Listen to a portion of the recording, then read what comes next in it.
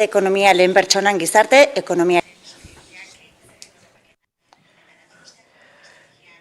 La oficina de la estrategia de San Sebastián quien impulsa este encuentro con la colaboración del Ayuntamiento de San Sebastián y con el Museo de San Telmo. Y es una jornada que se desarrolla en el contexto de la capitalidad de la economía.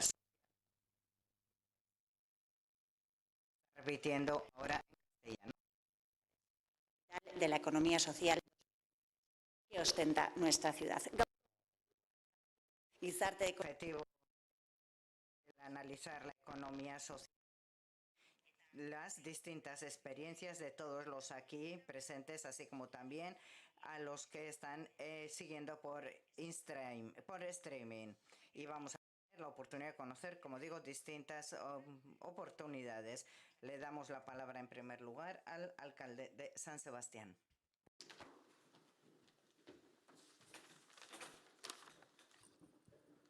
Jaun-Andreok, lagunok, egun on guztioi, eskerrik asko gaur San Telmo museoko jardunaldi honetara hurbildu zareten guztioi.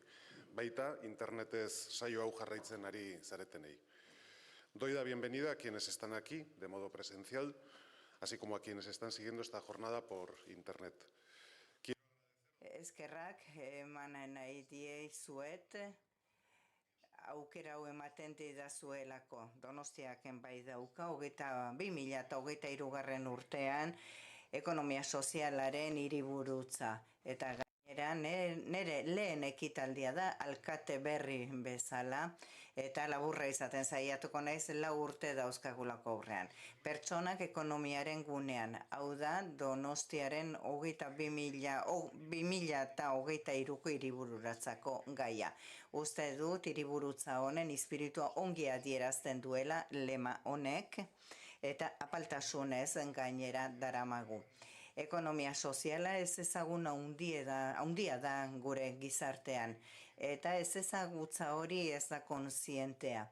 Izan ere, behin azaltzen dugunean ze iniziatiba edo enpresa kokatzen diren epigrafe honenpean, gehienak ohartzen dira ekonomia soziala gure gizartean daukan garrantziaz. Ausartuko nintzateke esatera gure gizartearen zati handienak daukala esperientziaren bat, mailaren batean ekonomia sozialaren alorrean. Eta segurazki, ariketa hori egin ondoren, aurkituko dugun balorazioa hiritar gehienen artean oso handia, oso ona izango da.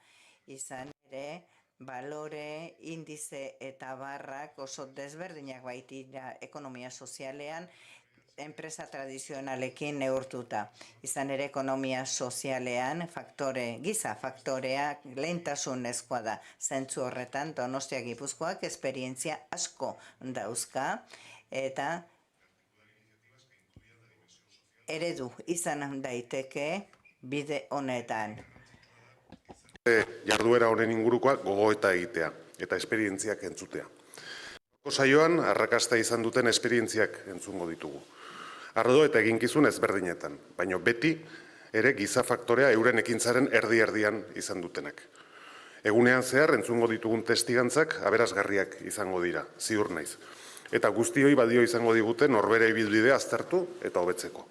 Espero que estas experiencias que a lo largo de esta dut gaur hemen azalduko diren esperientziak aberasgarriak izatea parteide guztientzat sendotzen joan gaitezen bakoitza bere eremu txikitik ekonomia sozialaren iniziatibak hainbeste balio ematen diotenak gure gizartean emankorra izan dezazuela.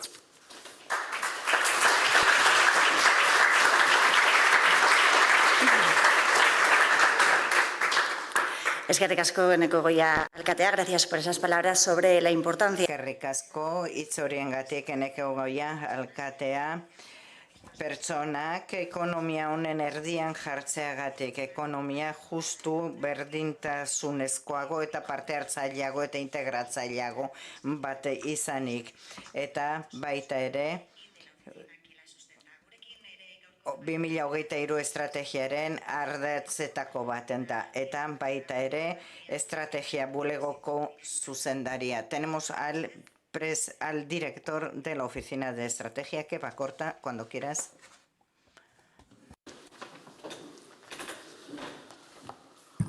Egunon guztioi, buenos días a quienes estáis viéndonos desde el Egunon guztioi. Talkateari ekitaldian harrera emateagatik.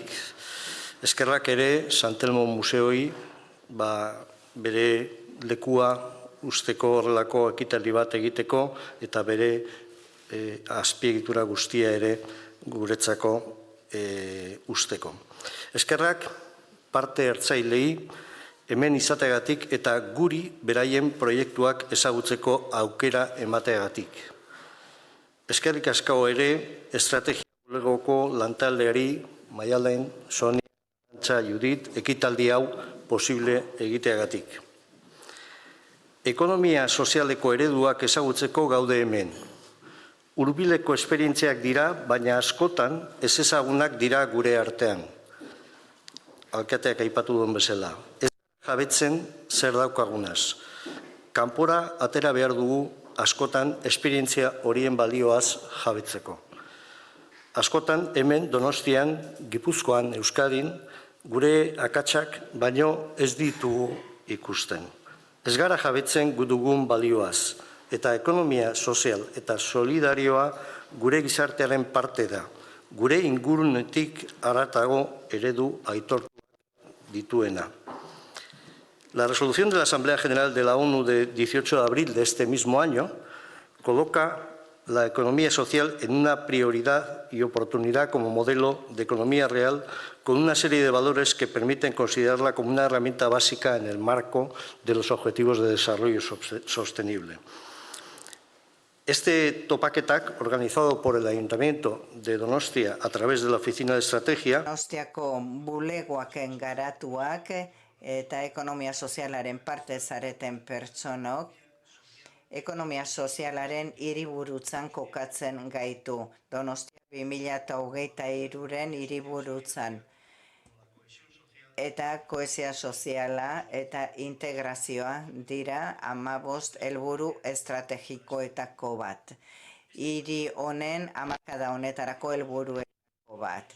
Ekonomia soziala zer den, ze eredu desberdin dauden, ze enprendimentu suponitzen duten aztertuko dugu. Eredu desberdinak, eremu desberdinak ikusiko ditugu. Donostian ekonomia sozialarekin lotutako sare bat daukagu ez askotan aitortua. Mundu kooperatibo tradizionala zen gain, enpresa finantziero, komertzialekin, edo unibertsitatearekin, baita ere, kasu honetan Mondragon taldeko moduak, aurkitzen ditugu beste struktura batzuk ere, sozietate laboralak, diskapazitate egoeran dauden pertsonen integrazioan lan egiten dutenak, edo insertzio edo ingurumenean lan egiten dutenak, elkartasun alorrean, edo fundazio eta elkarteak ere badauzkagu, kultur eremuan ezagunenak agian, baina beste batzuk hain ezagunak zientzian eta berrikuntzan. Zientzia berrikuntzako sistema guztia fundazio elkarteetan oinarritzen da, ikerketa berrikuntza eremu ikertzaileetan adibidez, hau da gizarte bezala daukagun balio handi bat. Eremu hau baita ere apostu estrategiko bada gure hiriak egiten duena, 2010ko helburua zuen plan estrategiko ura dut orain gogoan, eta ibilbide oso interesgarri bat egiten ari gara azken urteetan ekonomia sozialak beraz, desberdin hartzen ditu, baina guztiek pauta komunak dauzkate eta ekonomia sozial eta solidario honekin lotzen duten elkarteak dira guztiak. Beraz, datozen orduetan gai hau aztertuko dugu eta seguru ezagutza bikain bat ematen digutela. Eskerrik asko.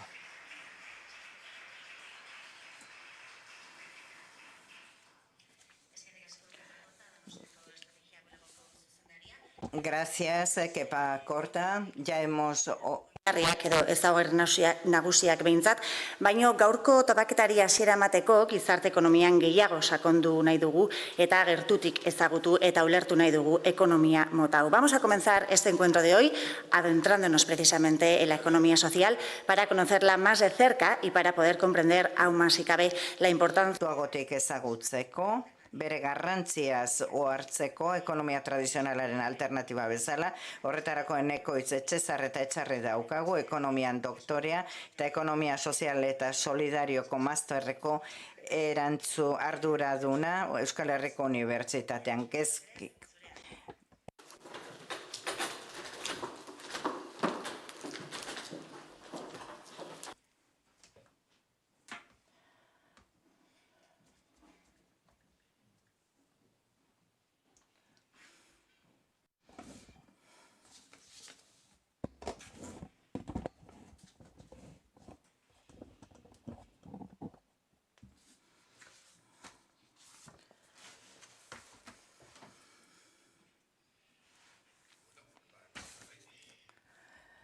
Ez dakit aurkezpena, bai. Egunon, da eskerrak ematen hasi nahi dut. Gezkiren partetik, jardunaldi hontan gonbidatu izanagatik, irekiera izaldi hontarak guretzako ore handi bada, holako hiriburutzai lotutako jardunaldi baten irekiera hau ematea. Ezagutzen ez gaituzunentzako, nik Gezki Institututik nator. Gezki Institutua Euskal Herriko Unibertsitateko institutu bat da, gizarte ekonomia eta zuzenbide kooperatiboan espezializatua. Eta, urte batzuk ja, 1987tik, formazioa, ikerketa, edapena, master bat ere badaukago espezializatua gaian, ikerketa lerro ezberdinak. Euskal Herriko Unibertsitatetik pixka gure ekarpena egiten saiatzen gea ekonomia sozial eta solidarioko ambito honi.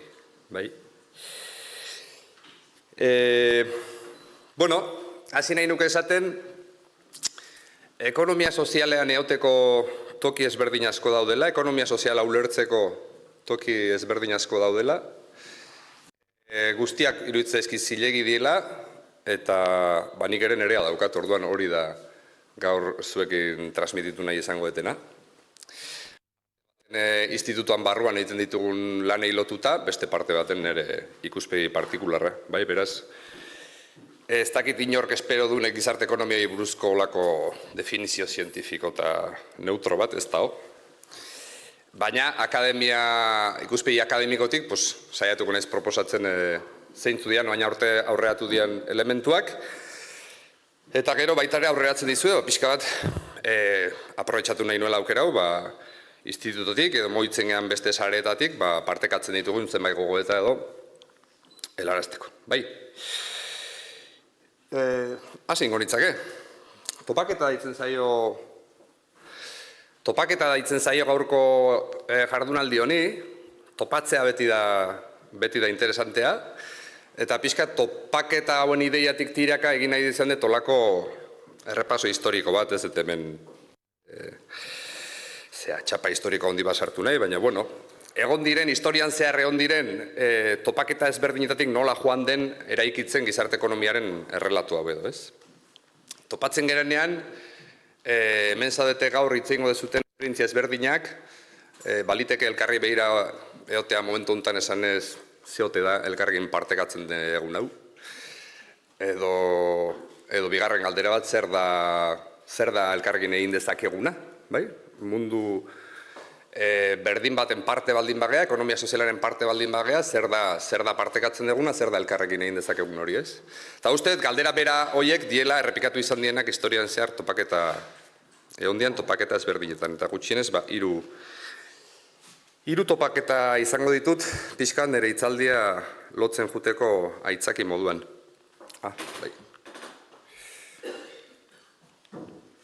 Aberaz matzeten honekin.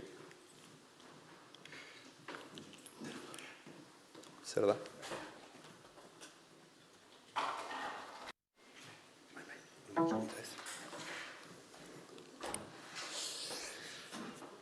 Bueno, 180 urte egin dut atzera. Gehiago ere egin itzaken, Duela 180 urte inguru, konsideratzen da, martxan jartzen dela lehenengo kooperatiba Rochdalen, Inglaterran, bai, 1854an.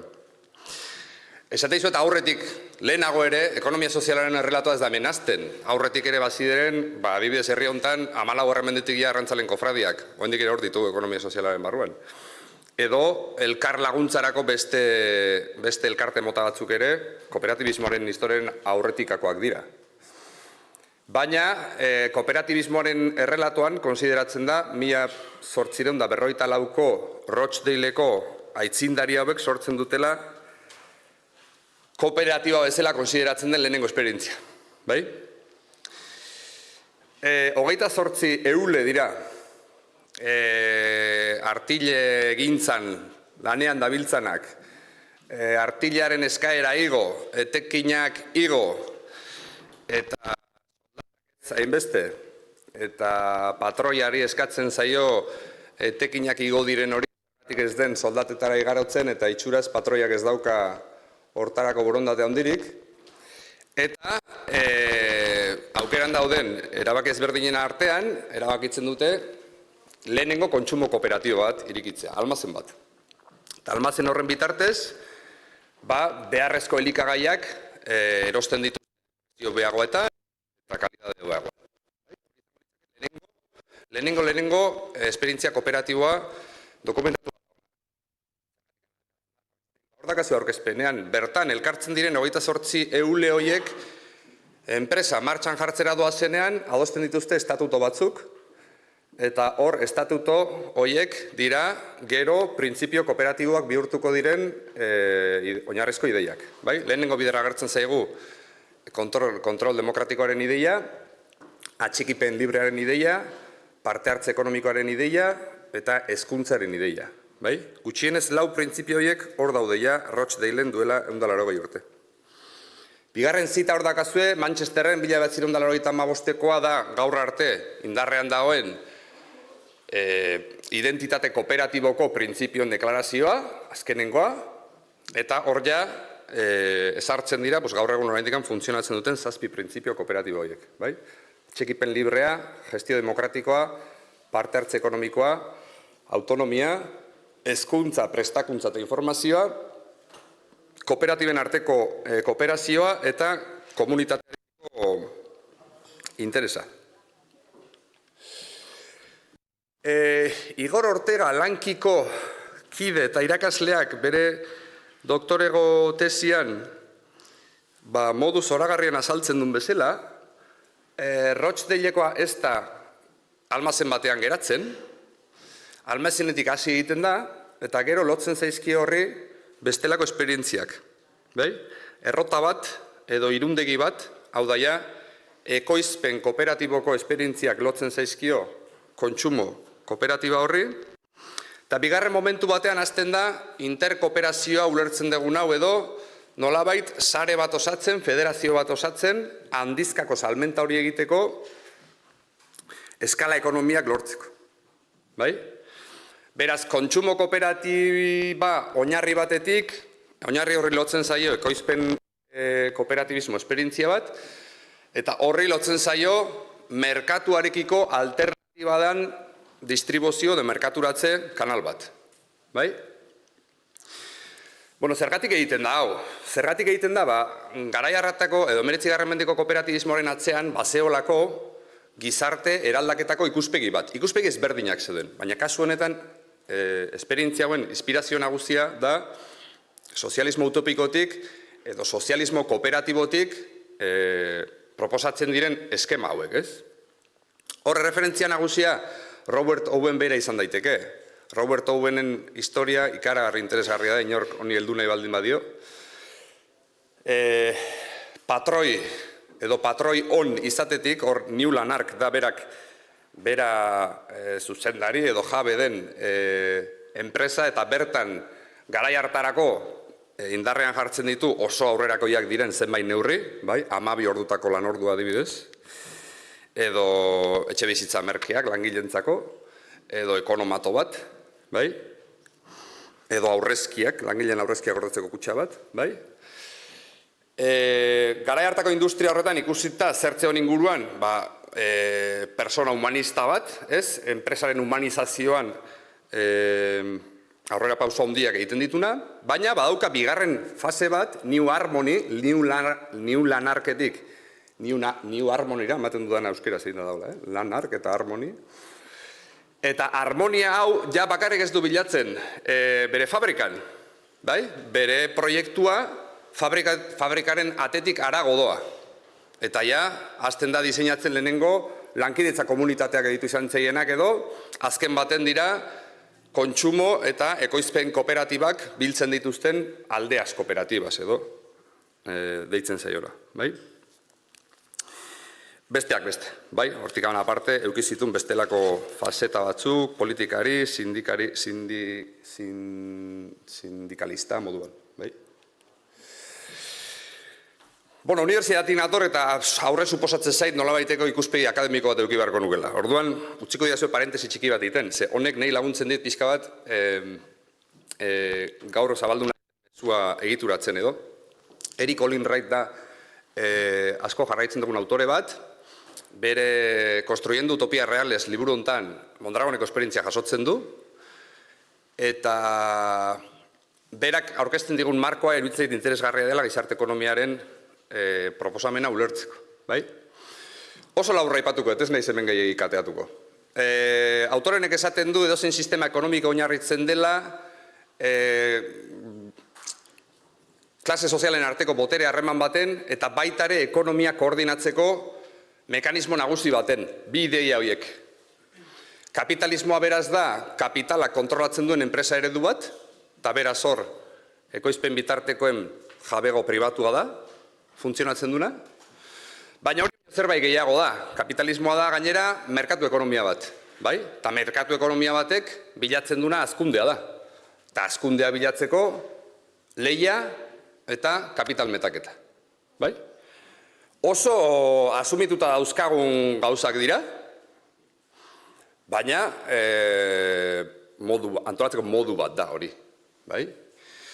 19. mendeko kooperatibismoak alternatiba proposatzen dio bi esparroietan, bi hankabietan, bai? Hor jarri dizuet arkeologia dela alternatiba, zeda, bueno, endala bi mende, alternatiba honek ze formartzen zuen. Alternatiba zen alde batetikan, ekoizpen bitartekoen jabego pribatuari alternatiba jartzen zitzaiolako, jabego kolektiboaren bitartez, fijatu hemen badago erantzun original bat, enpresa pribatua eta enpresa publikoaren artean badago hirugarren zirrikitu bat jabego kolektiboa dana, enpresa kolektiboa dana, eta gero, merkatuari ere erantzun original bat ematen zaio. Ze merkatu ekonomia mantentzen da, baina. Hor, merkatu ekonomia kooperatibo bat, bai? Eta nagusitzen dira bestelako logika batzuk. Lehiaren gainetik nagusitzen da kooperazioaren logika, eta mozkin asmoaren gainetik gailentzen da interes mutuo, edo elkar laguntzarako interesa, bai? Hori ondala bi mende.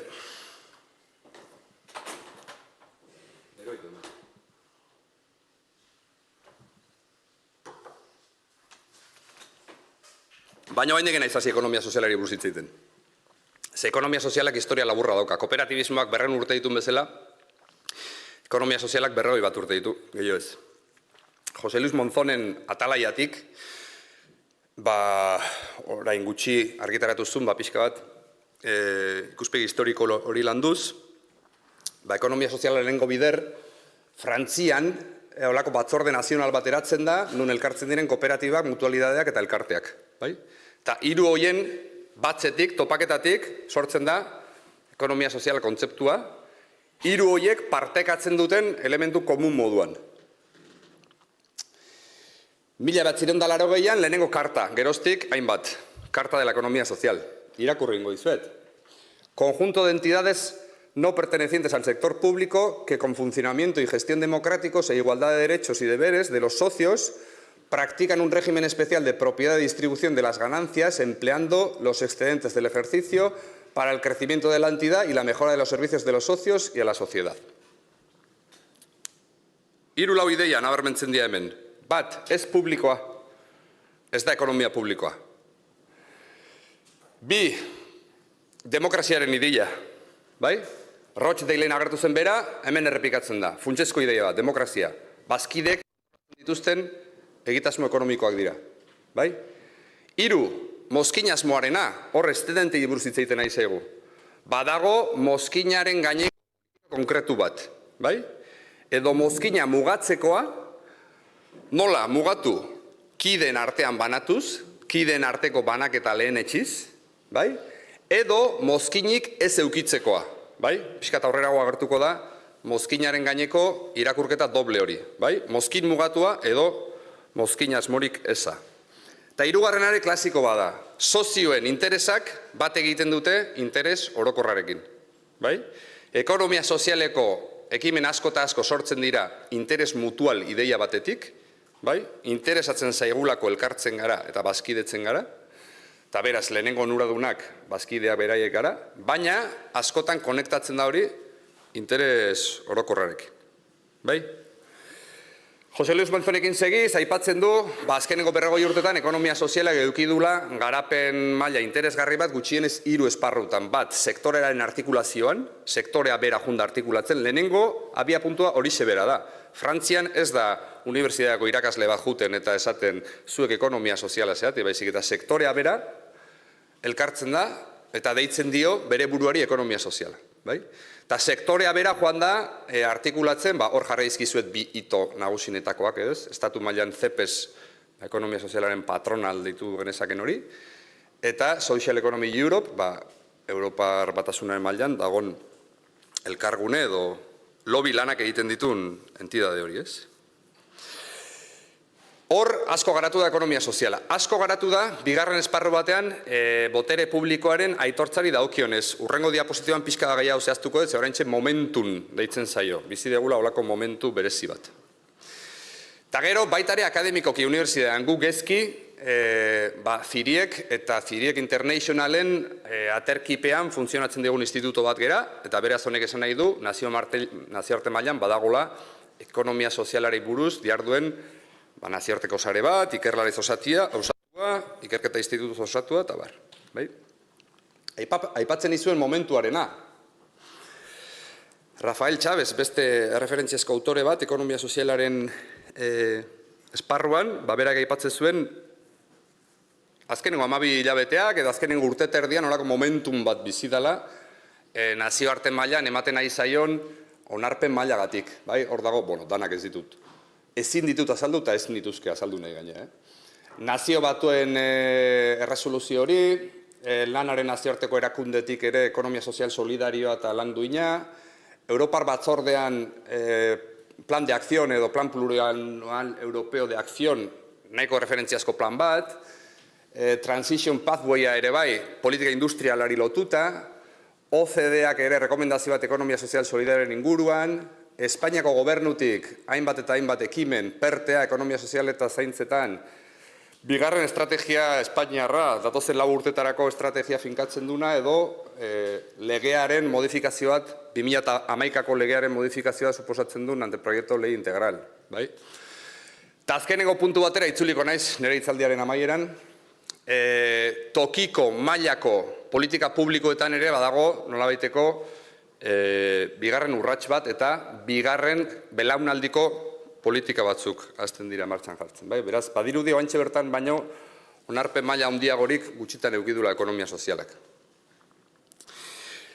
Esan dizuet, banaka sartzerik ez neukala, baina zer ematen digu aditzera nazioarte mailan daukan onarpen zabal honek, bi gauza gutxienez, bat, ekonomia sozial eta solidarioa nazioarte mailan bigarren abizenari jartzen zaio.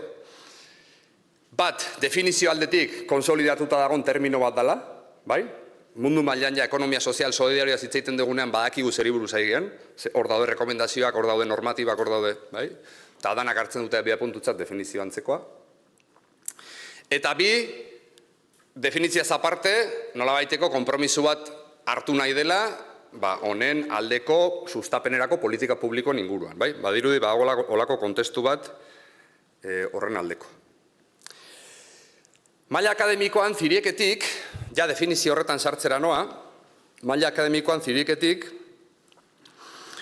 2011an Espainian lehenengo Europa mailako ekonomia sozialeko lehenengo legea onartu aurretik, ja, unibertsitatea mailan egin zen nolabaiteko lehenengo proposamen bat, eta hemen azten geha ja, ekonomia sozialaren barruan identifikatzen ditugun enpresa esperientzia nagusienak identifikatzen. Maila akademikoan bereizketa bat egiten da, merkatuko eta ez merkatuko esperientziak, hor gainean dituzuen merkatukoak, azpian daude ez merkatukoak esan nahi du, beraien sarreren 150% azpitik direla merkatu operaziotatik lortzen dituztenak, 150% gainetik izango lirateke merkatu eragileak, eta merkatu eragileen barruan daude erakunde finantziariak eta ez finantziariak. Kooperatibak, lan elkarteak, enplegu zentro bereziak, laneratze enpresak, arrantzaleko fradiak, nekazaritza elkarteak, eta entidade finantziaren barruan, kreditu kooperatibak edo gizarte aurreikuspenerako elkarteak. Eta azkenean, ez merkatuzkoetan, hor dauzkagu elkarteak eta fundazioak. Legeak, urrengo bi diapositiba hauek dira, 2011ko legeak, lege aurrekari lega itzindari bada, hau, Europa mailan, gerostikan lege desente gehiago egon dira ekonomia soziala definitu dutenak, ekonomia sozial eta solidarioa. Espainikoa da aitzindaria, esaten dizuen bezala, Europar mailan, eta hor legeak 4 printzipio nagusi finkatzen ditu, ez ditut irakurriko. Lehenengoak referentzia egiten dio demokraziaren ideiari. Pertsona dago kapitalaren gainetik, eta pertsona dagoen ez kapitalaren gainetik, pertsonarena, lan egitasmo horretan parte hartzen duten pertsonena da, erabakitzeko eskubidea. Bi, lukratibidadearen gaia, zer egiten da, egitasmo ekonomikoak lortzen ditun etekinekin. Bueno, pues, ikuspegi bikoitzau, edo bat, jarduera horretan parte hartu duten kideen artean banatzen da, edo bi, ezin da banatu eta beraz itzultzen da jarduerak bilatzen duen helburu sozialera. Lukratibidadearen edo ez lukratibidadearen ikuspegi bikoitzari. Hirugarren elementua elkartasunarena izango litzateke, barne elkartasuna eta kanpo elkartasuna. Barne elkartasuna ematen da enpresen barruko mekanismo ezberdinetan, kanpo elkartasuna ematen da komunitateari txertatuz, eta hor, tokiko garapena, aukera berdintasuna, gizarte kohesioa, pertsona baztertuen inklusioa, eta bar. Eta azkena, klasiko bat, bada independentzia, botere publikoekiko independentzia, nik uste, eta autogobernua deitzea egokiago izango litzatekela. Independentzia asko esatea da igual. Legeak egiten duna da, berdin, berriz, katalogo bat ezarri. Eta katalogo horrek ikusten baldin badezue, bat egiten duia guztiz, hasieran jarri dizuedan ziriekeko proposamen horrekin. Matiz bat sartzen da legean. Fundazioak eta elkarteak aipatzen direnean, hemen ezartzen dana da, jarduera ekonomiko bat justifikatu behar duten elkarte eta fundazioi buruz hitz egiten nahi gehala.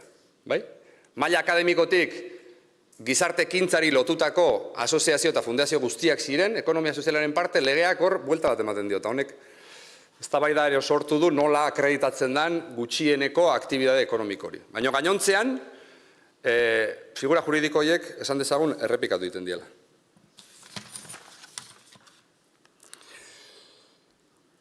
Bueltatzen naiz, oraingo kasu honetan historia dela alternatiba.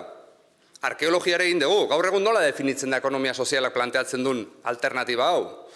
Ikusten nahi geha, azkeneko 40 urtetan, ekonomia sozialean tradizionalak jotzen diren entidade horietaz aparte, kooperatibak, mutualidadeak eta elkartetaz aparte, historian zehar jundirela gaitzen bestelako figura juridiko berri batzuk.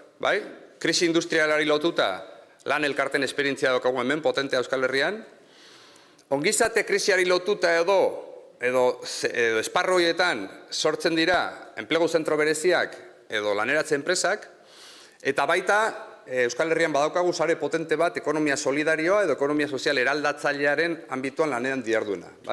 Finantza etikoen gaietan, bestelako dinamika batzuk planteatuz. Bai? Alternatiba gaur egun nola definitzen da? Hirugarren sektore bada, ez publiko, ez pribatua. Bai? Beraz, enpresa, eredu, ez publiko, ez pribatuei buruz hitz egiten dugu, ekonomia sozialari buruz hitz egiten nahi geanean. Ta gero, erabakidan estrategia da juridiko eta normatiboa, lehen aipatzen dizuen hori. Alde batetik, printzipio batzu jartzen dira, legeak ezartzen zituen 4 printzipio horiek, eta gero, juridikoki seinalatzen dira, zeintzuk diran figura juridiko nagusienak. Bai? Eta egiten den operazioa daulako pintza operazio moduko bada, edo esatea, figura juridikoak betetzen dituzten entidadeak ekonomia soziala dira, bai? Eta zalantza dagoen kasuan, printzipiotatik estutzen dugu. Bai? Paul ikusten dut hemen publikoan eta elabetik aspaldidanik egindan errebindikazio bat izan da, enplegu zentro berezietan, bazeudela enplegu zentro berezi eredu ezberdinak, eta batzuk, enpresa haundi lukratiboen kontrolpeko enplegu zentro bereziak ziela, eta horiek ez zituztela ekonomia sozialaren printzipioak betetzen.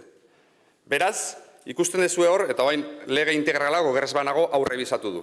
Aurretik kontratazio publikoaren legeak ere bai, eta orain lege integralak ere hortik bidea izten du, esaten du.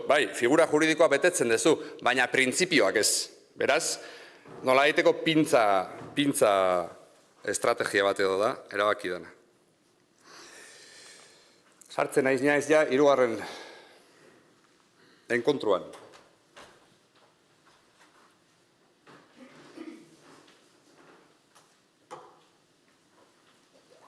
Liburua, ez naiz liburua aurkeztea torri, baina hau da genuen liburua. Eta hau ere, hirugarren topaketa bada. Gizarte ekonomiako zuzendaritzatik bultzatuta, elkartzen gaituzte Euskal Herriko 3 unibertsitate, Mondragon Unibertsitatea, Deustu Unibertsitatea eta Euskal Herriko Unibertsitatea, eta interesatzen dana da ekonomia sozialaren gaineko errelato bat. Errelato partekatu bat egitea. Bai? Eta beriz, saiatzen gea, ariketa hau egiten, baina kasu honetan, Euskal Herriari egokitua edo. Ez? Kapitulo ezberdinetan parte hartzen dugu unibertsitate ezberdinek, baina kapitulo guztien sorkuntzarako lan egin da eskuz esku sektorearekin. Bai? Orduan, pixka bat, kapitulo guztiak validazio hori dute, eta eduki hauek esan dezagun parte hortan adostutako edukiak diela. Bai? Zer da orduan ekonomia soziala? Utziko diazue, erantzun tonto bat ematen. Ekonomia soziala da ekonomia eta soziala. Ekonomia da, bai? Eta uste hemen nahi zalare bai, indargune bat jarri errelato hau eraikitzerako garaian. Euskal Herriko ekonomia soziala zerbaitetan baldin bada bereizgarri da daukan muskulo enpresarialean. Bai? Mundu mailan ezagutzen ditugun bestelako ekonomia sozialeko esperientziak oso lotuta daude kontsumo kooperatibismoari, bai? Edo nekazal kooperatibismoari, bai? Euskal Herria bereziki herri industriala izan da, esperio izateko ez dakitzen, baina ekonomia sozialak ere hartzen du lur eremu industrial hontan, bai? Eta finantzieroan eta ikerketakoan lehen aipatu den bezala, bai? Ekonomia da, eta orduan ekonomia hontan, badaukagu norabaiteko tradizio kooperatibo sakon bat, bai? Hor, mai gaineratu nahi izan dizuet 5. olatu kooperatiboaren hipotesia, olatu kopetik eta zenbait kide planteatzen duten revisio historiko hau. Ze Mondragoneko kide eta ikerlari izkerrak, Mondragoneko esperientzia kooperatiboak badauka bere relatoa eta ondo landutako esperientzia bada. Baina, jun egiten zaigu batzutan, Arizmendiarretaren aurretik, Toribio Etxeberria zegoela, Eibarren. Gerra aurreko kooperatibismoaz gutxi ikertu dugu, bai? Tradizio sozialistako kooperatibismo horretaz. Gerra ostekoan, Mondragoneko esperientziak pixka bat hartzen du erreferentzialtasun nagusia edo, ez? Badaude bestelako bi mugimendu interesgarriak, iparraldean gertatzen den mugimendu kooperatibista, eta baita kulturgintzari eta euskal kulturgintzari lotutako ekonomia soziala edo kooperatibismoa. Hauek ere dira gutxi landu ditugun esparruak. Gure neurrian saiatu gara pixka bat hortik ere inziditzen. Eta gaur egun 5. olatu kooperatibo baten aurrean ote gauden. Hau idatzi dutenek, 5. olatu kooperatibo hori definitzen dute bi esparrutan bat. 2008ko krisi finantzierotik sortu den lan prekarizazioako kontestu batean sortzen dira kooperatiba berri hauek, hasierako ideia horri lotuz lana duintzeko helburuarekin, baina aldi berean merkatu ekonomiak sortzen ditun krisien aurrean kontsumoari begirako erantzun berriak sortzen nahi dira energian, elikaduran, etxebizitzan, bai, itzuliko naiz, baina ikuste zuen bezala nik, ez dakit, buruan sartuta daukat Erik Olin Wrighten eskema hau, laguntzen didana ulertzen, ez dela bakarrik enpresa eredu alternatiboak egiten nahi gela, baizik eta enpresa eredu alternatiboien bitartez erantzun nahi zaiela merkatuak ondo asetzen ez ditun zenbait esparruri, bai? Bueno, tema hontan neon. Tradizio kooperatibo sakona daukagu herri hontan, 70. hamarkadetik aurrera lan elkarten esperientzia potentea Euskal Herrian, enplegu zentro berezien esperientzia ere bai, indartsua Euskal Herrian, 80. hamarkadetik aurrera, laneratze enpresak eta ekonomia solidarioko edo ekonomia sozial eraldatzaileko saren estandado, ez? Ekonomia da pisu industrial handikoa. Datu batzuk ekarri ditut, nire helburua etzan datuetan zentratzea, baina 10 kooperatibatetik 4 kooperatiba industrialak dira, Gipuzkoan enplegu industrialaren laurdenak hasi kooperatibetan dago, lan elkarteetan, sozial laboraletan, enpleguaren 75% eta balio erantzi gordinaren 70% industrian dago, eta baita enplegu zentro berezietan enpleguaren erdia industrian dago. Enpleguagatik neurtzen baldin baditugu ekonomia sozialeko esperientziak, kooperatibak, enplegu zentro bereziak eta lan elkarteak dira, 3 esperientziarik esanguratsuenak enpleguai dagokionez. 3 esperientzia hauek dute presentzia handi bat sektore industrialean. Eta beraz horrek egiten gaitu bereizgarri. Esan dut datuetan ez neukala gehiagi sartzeko gogorik, baina ikus dezazuen, enpleguaren, erkidegoko enpleguaren 9% bataz beste ekonomia sozialeko entidadeetan kokatuko litzateke, gehiago Gipuzkoan gainerako 2 herrialdetan baino, eta eskualdeka junezkero, beti aipatzen da, debagoienak suposatzen duen anomalia hontaz, kasi 2 enplegutik bat ekonomia sozialen daulako, 40%. Baina nik uste nahiko kontuan hartzekoak direlare bai, Durangaldea, Tolosaldea, 10%tik gora ekonomia sozialeko entidadetan dagoen enplegua da, edo baita Markina ondarro inguru hori ere 8% nik uste datu esanguratsuak diela. Badago lurralde mailan olako implantazio handi bat. Esan dizuet erantzun tontoa zala, ekonomia soziala zer da? Pues ekonomia eta soziala. Eta uste, hemen dagoela elementu importantea ekonomia soziala ezberdintzen duna bestelako proposamenetatik. Zeguk esaten dugunean ekonomia soziala dala, nik uste definitzea iritsi behar gehala zeri deitzen diogun sozial izatea. Zer ulertzen dugun sozial izate hortatik. Ze, claro, bestela izango litzateke actividades económicas con compromiso social. ¿Y quién no es? Zeinek esango dizu berak ez daukala kompromiso sozialek. Zein da orduan kompromiso hori eta nola egituratzen da? Egin dugun ariketan nola baiteko gogoeta bat egin dugu. Kompromiso hori gutxienez 3 mailatan hartzen dute ekonomia sozialeko entidadeek. Bat, maila mikroan, pertsona jartzen dutelako erdigunean. Eta esatetik ekintzara badaude nolabaiteko mekanismoak baimentzen dutenak pertsona jartzea erdigunean, benetan. Maila meso batean, ekonomia sozialeko esperientzia kolektiboak dira, ez gea lan autonomoari buruz hitz egiten ari. Ze lan autonomean ere norbera da bere lanaren jabe. Baina kasu hontan, enpresa kolektiboi buruz hitz egiten ari. Batzutan jabego kolektiboa dago, beste batzutan ez. Baina, lan taldei buruz hitz egiten ari. Eta 3. esparru batean dago, inguruarekiko konpromisua edo komunitatearekiko txertatuta egotearen ideia. Pixkat aurrerago jungo naiz sakontzen horietako bakoitza. Baina funtsean esaten nahi geana da lo colectivo puesto al servicio de las personas y al desarrollo de la comunidad. 3 esparru horietan hartzen da konpromiso sozial hori. Pertsona, erakunde kolektiboetan, komunitatearen garapenari lotuta. Baina hemen funtsezkoa dana, eta guri esparru akademikotan denbora gehien eramaten diguna da, zertan bereizten da bestelako adibidez gizarte erantzunkizuneko proposamena edo enpresa sozialeko proposamenen aurrean, bai? Ze horiek ere aipatzen dute badutela bokazio sozial bat, konpromiso sozial bat. Zertan bereizten da? Ekonomia sozialeko entidadetan konpromiso hau derrigorrezko egiteko mekanismoak sartzen dira. Edo estatutoetan dago, edo normatibetan dago, edo printzipioetan dago, nolabait bilatzen dira mekanismoak konpromiso hori derrigorrezko bihurtzeko. Eta uste elementu funtsezkoa dela, ze hitzeiten baldin badego adibidez gizarte erantzunkizunari buruz, gizarte erantzunkizun korporatiboari buruz, asko hitz egiten zen garai baten gaur egun gutxigo. Honek beste logika bat du. Honek daukan logika da, apostu voluntario bat da, entidade batek egin dezakena. Eta gero, bere informeetan justifikatuko du zertan izan den responsablea. Bai? Baina voluntarioa den neurrian, egin dezake urte baten da hurrengoan ez. Bai? Esaten duten bezala, ekonomia sozialeko entidadetan, honek badu derrigorrezko izaera bat. Bai? Enpresa sozialen kasuan, hau Europa mailan, enpresa sozialarena da kontzeptua ekonomia sozialarekin lehian dagoena, bai?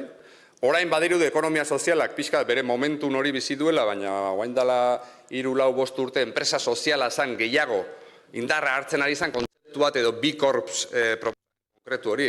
Eta hemen asko hitz egiten da, inpaktu soziala duten enpresei buruz. Bai? Enpresa soziala definitzen da, inpaktu soziala edo balio soziala sortzen duen enpresari buruz. Honek interrogante asko irekitzen ditu, balio sozial hori nola neurtzen da. Bai? Eta balio sozial hori neurtzen hasten geranean, kasualki topo egiten dugu beti ekonomia sozialeko printzipioekin. Bai? Asmatuta da. Eta gero, balio sozial hori deslotu dezakegu jabego egitura etekinen banaketetik, nik esan dezaket, ni naiz kapitalak kontrolatutako enpresa bat, perfectamente impactu sozial positiboa daukana. Hombre, ekonomia sozialak balio sozial hori barnera txertatzen du. Eta planteatzen ditu jabego kolektiboa, planteatzen ditu erabakitze prozesu demokratikoak, planteatzen ditu etekinen banaketa justuago bat, bai? Balio sozial hori lehenengo barruan sortzen da, eta gero kanpora eramaten da, bai? Beraz, hor uste dagola ekonomia sozialaren proposamen genuino hori, bai? Alde batetik definitzen du zertan dan soziala, zertan egikaritzen dan bere konpromiso soziala, baina ematen duen urratsa da, hori derrigorrezko bihurtzeko mekanismoak interiorizatzen ditula. Bai? Bai, enpresaren helburuan eta bai, enpresaren erabakitze organoetan eta banaketa politiketan. Bai? Aldi berean, orain arte ikusi dugun bezala, katalogoan ja identifikatzen dira figura juridiko ezberdinak eta beraz, nire hitzaldia honekin hasi dut, anitza da mundu hau, eta mundu hontara gerturatzeko eta mundu hontan egoteko posizio asko daude, eta bakoitzak bere ikuskera hori dauka. Eta, iruditzen zaigu, badagola lana nolabaiteko zoru komun hori, ekonomia sozialaren zoru komun hori, guztiok identifikatuko gaitun zoru komun hori indartzen jarraitzeko. Sektorearen strukturazioan, politika publikoetan, eta akademikoki ere bai. Bueno, hau zen guk proposatzen genuen zoru komun partekatu hori, ikusten dezuen bezala, hemen printzipioak ez dira asko aldatzen, pertsonak erdigunean, erakunde demokratikoen bitartez, dimentsio enpresarialari eman nahi izan zitzaion pixu importantea, eta gero komunitatearekiko konpromisu hori. Pixka gehiago sakonduz, pertsonaren zentraltasun hori zertan oinarritzen da. Alde batetik esango nuke, abia puntua bera dela. Hau da, interes mutualeko esperientziei buruz hitzeiten nahi baldin bagea, interes partekatu bat dago, ni esperientzia horretara bazkidetzeko. Beraz, esperientzia horrek nola egingo du nire interesen aurka. Interes mutualak, esan ezagu nolabait, ebitatzen duela pertsona erdigunean jarriko ez duten praktikak albidetzea.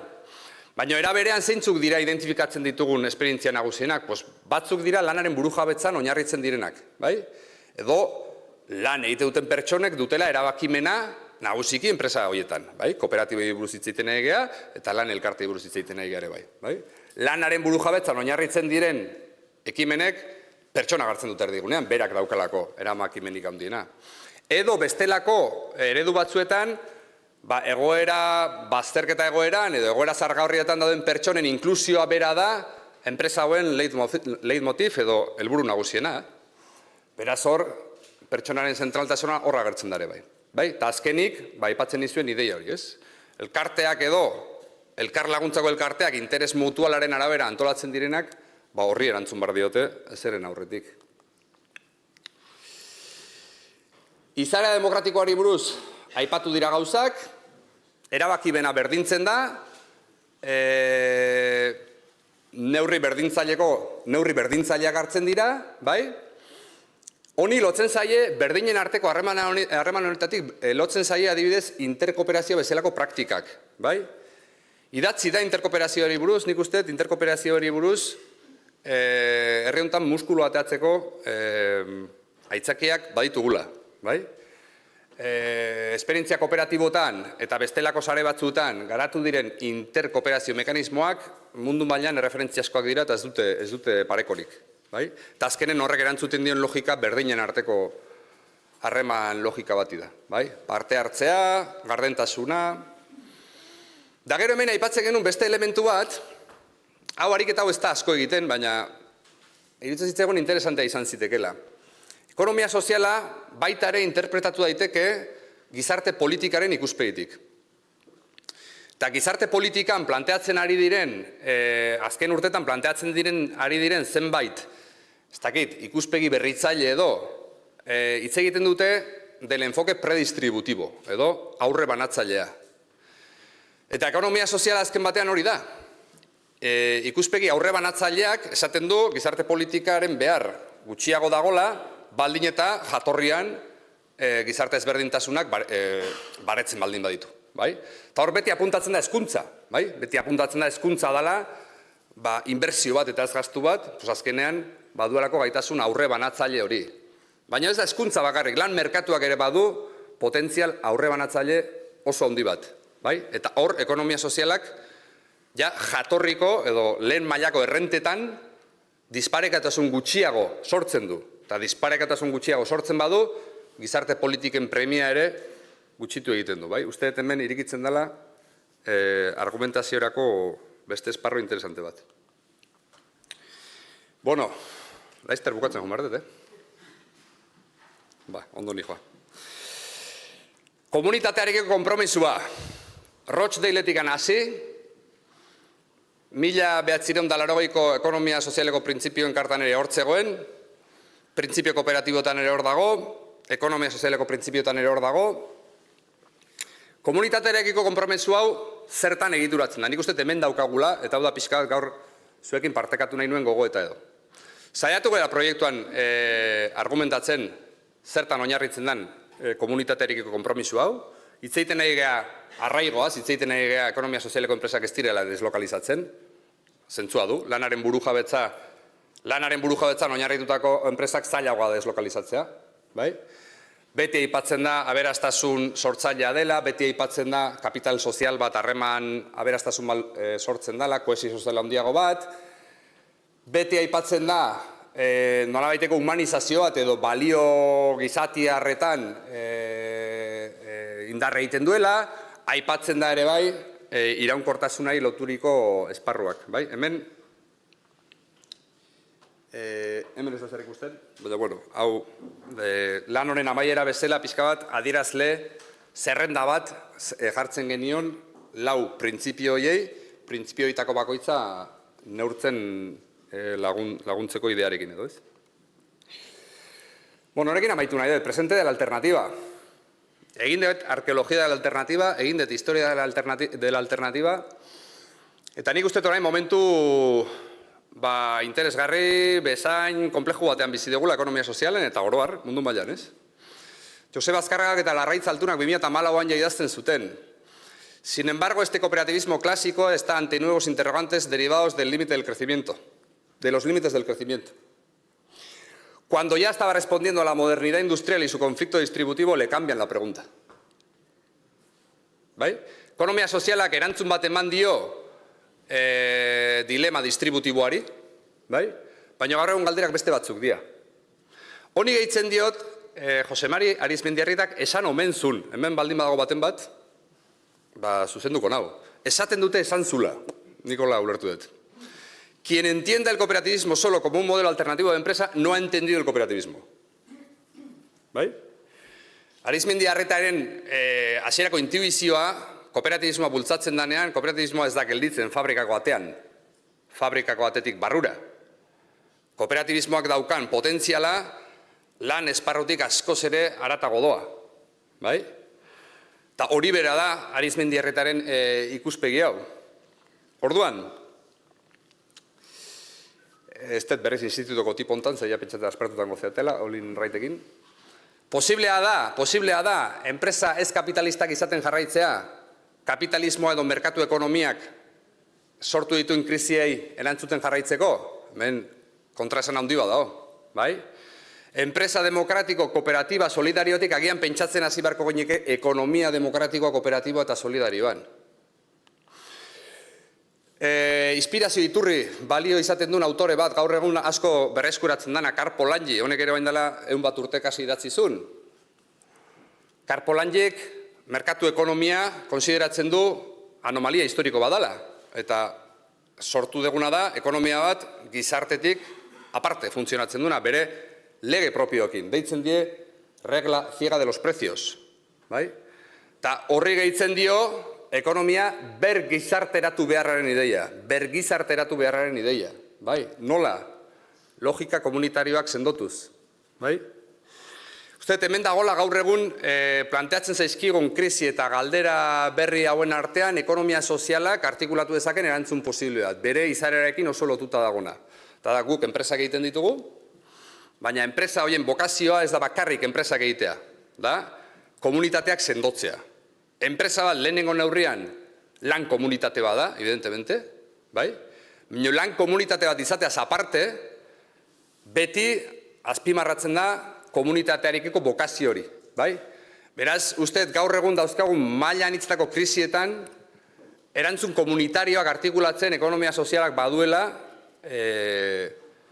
bere papela eta badauzkala alternatiba ezberdinak. Direla komunitate energetikoak, direla erabilera lagapeneko etxebizitza kooperatibak edo cohousing esperientziak, ekoizpen agroekologikoan planteatzen diren kontsumo taldeak, zaintzan esparruetan planteatu daitezken kooperatiba integralak, finantzetan espekulazioarekin, logikarekin amaitzeuten finantza etikoen proposamenak, kulturan, elkartrukean, rekonversio industrialean, hor zerrenda bat proposatu nahi izan dizuet. Uste dut, ekonomia solidarioko saretatik, ekonomia sozial eraldatzaileko saretatik, oinarritik, esperientzia interesgarri desente abian jartzen nahi dienak logika honetan funtzionatzen dutenak, ez da bakarrik aktibidade ekonomikoa sortzea, aktibidade ekonomikoa sortzen da komunidadeak sendotzeko, eta hor esparru ekonomikoaren kate ezberdinetan, ekoizpenean, elkartrukean, kontsumoan edo finantzetan, esperientzia interesgarri eta referentzialak martxan daudela iruditzen zait, eta honekin amaitu nahi dut, azkenengo gogoeta bat edo azalpen bat egite aldera. Komunitateak sendotze horretan, bat egiten du honek, ekonomia sozialak bizi duen momentun horrekin. Da momentun hori lotzen dugu, erakunde publikoetatik daukan aitorpen geroz eta handiago bat, beraz, komunitatea sendotze horretan, segurazki ekonomia soziala eta herri erakunden arteko lankidetza handiago bat, edo lankidetza berrietarako eskemak frogatzeko momentu hona dau. Txabez eta Gallego aipatzen dute gaur egun, bigarren belaunaldiko politika publikoetako momentu batean gaudela, politika horiek, bottom-up, logika bati, jarraitzen diote, beti gora eraikitzen dira. Lankidetzan eraikitzen dira sektorearekin, hori da lehenengo ideia. Bigarrena da, ikuspegi holistikoa mantentzen dute, saiatzen da, koherentzian egoten gainerako politika ekonomikoekin, industrialarekin, politika sozialarekin, politika energetikoarekin, ez da, aparteko departamendu bat bere sustapena egiten duna, baizik eta saiatzen da, beste politika orokorrekin koherentzian egon dadila. Transversala da, departamentu ezberdinak sartzen dituelako barnean, berdin etxe bizitza, berdin gizarte zerbitzuak, berdin promozio ekonomikoa, eta ekosistemikoak dira lurraldearekin txertatzea bilatzen dutelako. Bai? Lurraldean dauden eragile ezberdinekin artikulatzea eta beraz lurraldea dinamizatzea bilatzen dutelako. Eskema berri hontan tokiko esparruak indar berri bat hartzen du. Eta hor jarri dizkizue guretzako erreferentziazkoak diren zenbait esperientzia. Jake hiriburutza dan eta Donostian gauden, nik bota ditut, batematek hartu nahi baldin baditu. Ekonomia sozialaren sustapenerako udal sareak daude. Lehenengoa, okerrez banago Frantzian egin zen, baina Katalunian bada eta Valentzia orain dela gutxi egin dute. Ekonomia sozialeko mailak edo komisioak, erreferentziazkoa da Bartzelonan egon zen komisionat, hori, pixka bat interdepartamentala zalako eta saiatzen zelako ekonomia sozialaren ikuspegia presente egon zedila esparro ezberdinetan. Ekonomia sozialeko teknikariak eukitzen pentsatu dezakegu, horiek behar duten formazioarekin. Formazioa ekonomia sozialean, formazioa ekonomia sozialerako sustapenean egon daitezken norri ezberdinetan. Oso esperientzia interesgarria iruditzen zaigu beti, Kataluniako Ateneu kooperatiboetakoa. Amaitzen dut, guk hemen gezkitik pixka bat aurkeztu nahi nizkizuen, aurreratu ditugun pare bat proposamen zentzu honetan, tokiko esparrutik ze eskemen bidez egin daiteken sustapenerako politika publikoa, lehenengo lan bat egin genuen pixka bat, baitare lankidetzan, erkidegoan ikusten genitun praktika honen inguruan, 16 kasu dokumentatu genitun ikusiz nola sustatzen zen ekonomia soziala horietako bakoitzean, eta gero, bigarren ekarpen bat egin dugu, ekonomia tokiko garapenen aldatzailea deitu dioguna edo, gida bat politika publikoen sistematizaziorako.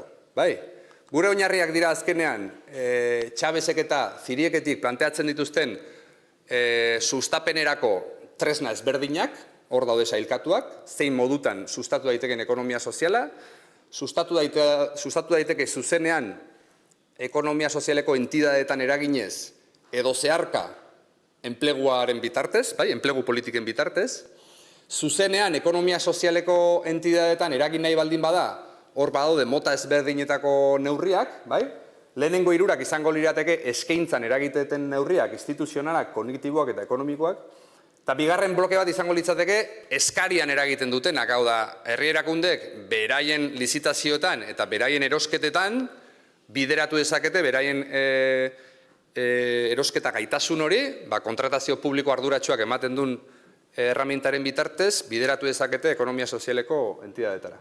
Eta, guk horren gainean egin dugu pixka bat, nolabaiteko proposamen bat, esaten izuen bezala, tipologia horiek ordenatzeko eta sailkatzeko 3 interbentzio eredutan. Deitu diegu ongarritu, erabili eta eraldatu. Eta orduan pixka bat hor gurutzatzen ditugu politika publikotan eragiteko neurri ezberdinak, gobernantza eredu ezberdinek. Ez dakit tema konkretuk interesatzen baldin bazaizue beste buelta bat, baina nik uste ja nire denborare agortu dela eta eskerrik asko zuen arretagatik.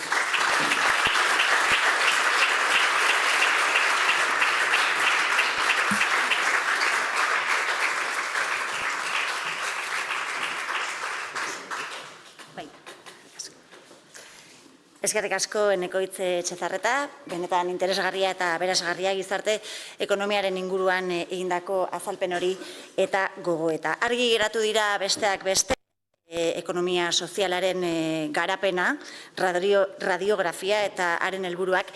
Horiek bat datoz laneko eta gizarte ekonomiako ministerioak sustatutako gizarte ekonomiaren hiriburua ekimenarekin. Lo decíamos al principio de este acto, a comienzos de este año, el de Fomento de la Economía Social del Ministerio de Trabajo y Economía Social del Gobierno otorgaba a Donostia San Sebastián la capitalidad de la Economía Social 2023. Esaten genuen, 2023 garren urteo ekonomia sozialaren hiriburutza Donostia eta horren bidetik zer nolako garrantzia dukan erakunde horien bultzaketak.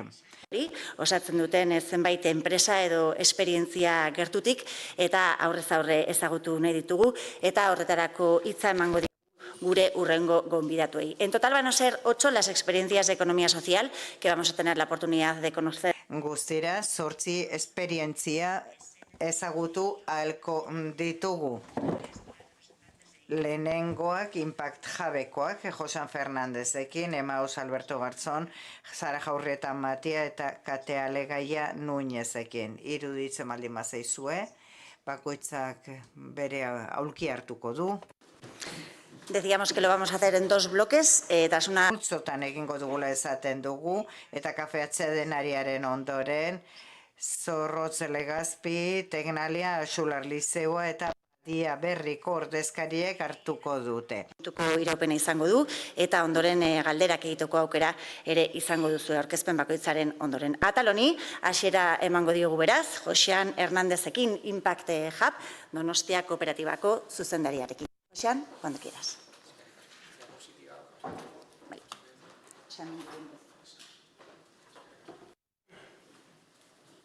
Bueno, egunon, ez dakit entzutetan edo... Bai, ondo, vale.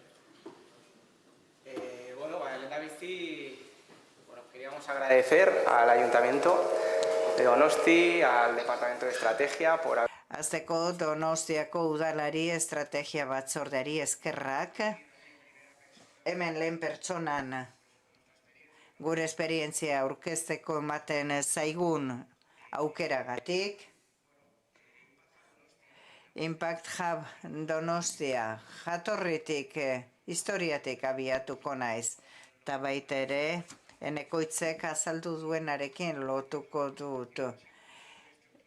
Ez zait gustatzen aurkezpena oso estrukturatu edukitzea, bizirik dagoena partekatzea gustatzen zaidalako, eta Enekoitzek ekarri duenak mozongi balio dit gure zergatia azaltzeko. Guzti hau, hasi zen,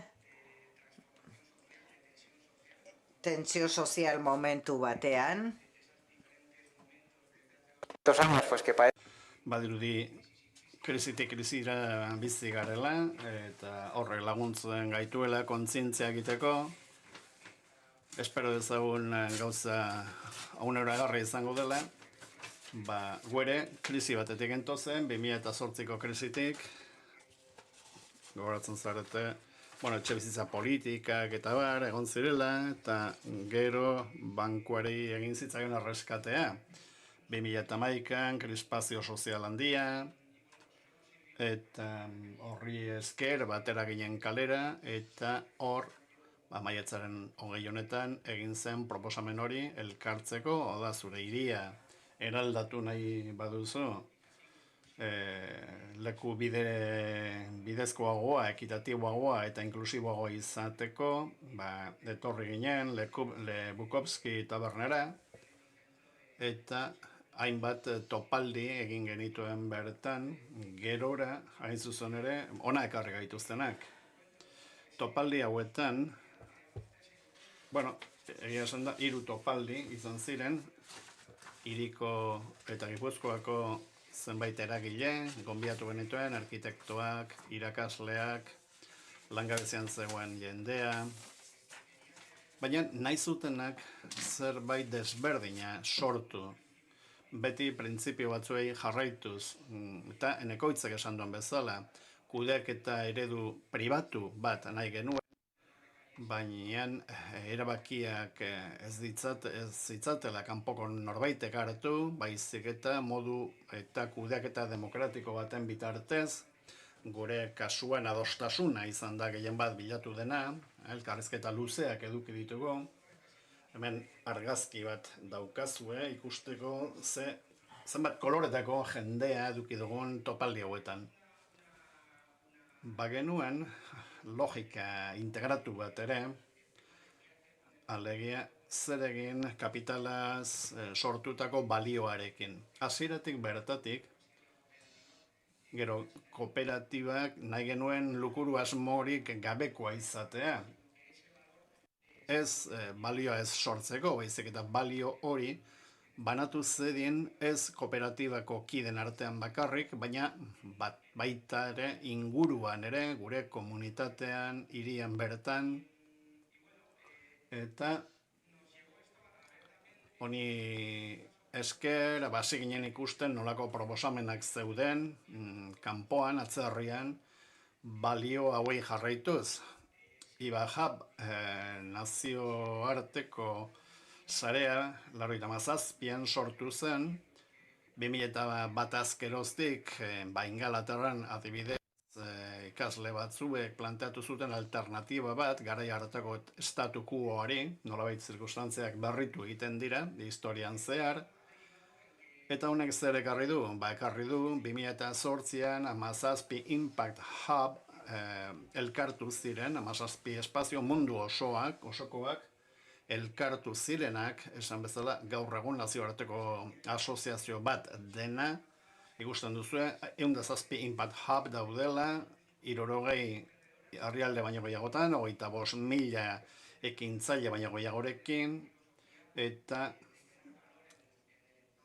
inguruan balioa sortzearen filosofia horrekin bat datozenak, bai personentzat, bai erakundentzat eta bai ingurunarentzat. Gu 2013an sartu ginen nazioarteko sare honetan, hemen duzue argazki bat, gure topaldi batean, ateratakoa.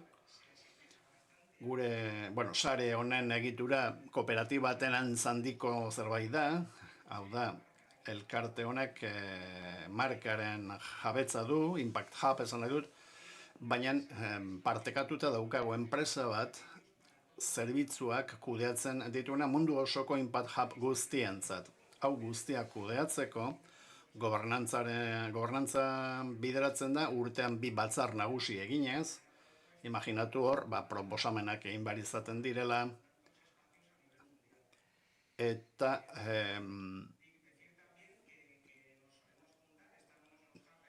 hubak noski eskualdeka gaude banatuta, bat da Europakoa, beste bat Afrika, beste bat Hego Amerika, eta beste bat Ipar Amerika, eta beste bat Asia aldean. Beraz, hub edo agrupazio hauetako bakoitzak bere tresnak ditu, adibidez, Europan cluster bat daukagu, Europa mailako proiektuak prestatzeko, lankidetzan, eta espazio hauetan elkartzen gara, gutxienez urtean behin, bai Europan eta bai mundu mailan. Gure lantaldeari dagokionez, esan behar dugu, 10 bazkideek osatu zutela kooperatiban, gerora 20ra iritsi ginen, baina gaur egun 17 gara, 3 atera direlako, horietatik, 17 horietatik 6 lanean ari gara, hau da, liberatuta gaude proiektuan lan egiteko. Gure kooperatiba, horrela erabaki genuen osatzea, gure ustez filosofia honetan bat zetorren formula bat zelako, esan bezala, kooperatiba bat osatu dugu, konsumo kooperatiba bat, eta lan egiten ez duten bazkideek, halako konsumo bat egite dute, baliabide fisikoekin lotutakoa, tabakalaren gaude bestalde, baina baita ere parte hartzen dute sortutako balioan, hainbat proiektutan parte hartu dezakeelako zera bakoitzak, bazkide bakoitzak modu antolatu batean. Eman genuen salto nagusia 16an izan zen, berez ireki genuen Urdaneta kalean, egoitza fisiko bat, 15ean egunen urtebete eta erdi prototipoak egiten, etorkizunean hasi genitzakeen zerbitzuak prestatzeko, eta 2016ean tabakalera proiektuak eman zigun aukera haien proiektuan parte hartzeko, haien eraikinean esan behar dugu, alokatu egin dugula, espazio bat bertan, eta 2016 azkeroztik gaur egun arte, gure proiektuak garapen egoki bat eduki duela. Gauza praktikoetara baldin bagatoz, badugu espazio bat, eco-working bat, zuetako batzuek ezagutuko duzue, seguru aski, Tabakalerako 3. solairuan dago, Eta bertan tokia dago personentzat, proiektuentzat, enpresentzat edo gobernuz kanpoko erakundeentzat, era guztietako proiektuak aurrera ateratzeko. Baina gehienetan maila sozial edo ingurumen mailako inpaktu positiboak edukitzeko helburuarekin. Gero, berrikuntza zerbitzuak ere eskaintzen ditugu, eta ez dakit kasualitatea den ala ez, baina ditugun 4 edo 3 lan ardatzak oso bat datozen ekoitzak esan duenarekin. Alegia, mikro, meso eta makro ikuspegi horrekin edo 3 ardatz horiekin. Zer esan nahi dugu? Inpaktuko ekintzailetzak bilatzen duela jendearen talentuak eta prestakuntza hobetzeko, ekonomia zirkularra konektatuta dago ingurumenaren zainketarekin, eta baita gure produktu eta zerbitzuak garatzen diren moduarekin, eta antolakuntza batez ere bideratuta dago erakundeek erantzun kontzienteagoa emateko beraien barne kudeaketako lanari, erabakiak hartzeari dagokionez, gobernantzari dagokionez, eta abar, eta abar. Eta horretarako hainbat proposamen ditugu, hainbat programa, duela gutxi, adibidez, bizita bat eduki dugu, 18 emakume ekintzaile etorri zaizkigu, Europako programa baten eskutik, eta beste 25 antolakunde estatal egon dira, eta guk ostatua eman diegu 18 emakume hauei, eta mentoria prozesu batekin lagundu diegu, estrategia departamentuaren lankidetzarekin. Eta, esan beharko nuke, programa hori gainera enfokatuta dagoela genero berdintasuna lantzera edo lan esparruko genero arrakala betetzera. Beste programa bat badugu, Zelaia izenekoa, eta kasu honetan bilatzen da startupek daukaten hazkunde masiboaren ikuspegi hori austera.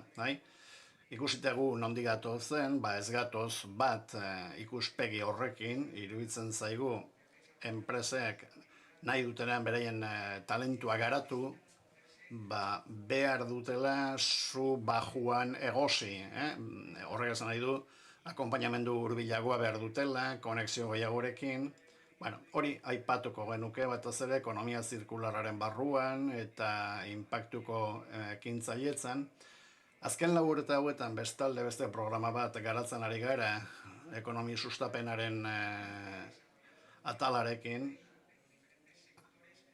sektore desberdinetan, industrian bultzatzeko zenbait proiektu horrela, lan egin dugu eraikuntza sektorearekin, moda sektorearekin ere bai, eta hainbat enpresa konektatu zaizkigu, berrikuntzarako aukerak identifikatzeko, beti ere berrikuntza zirkularraren ikuspegi horrekin.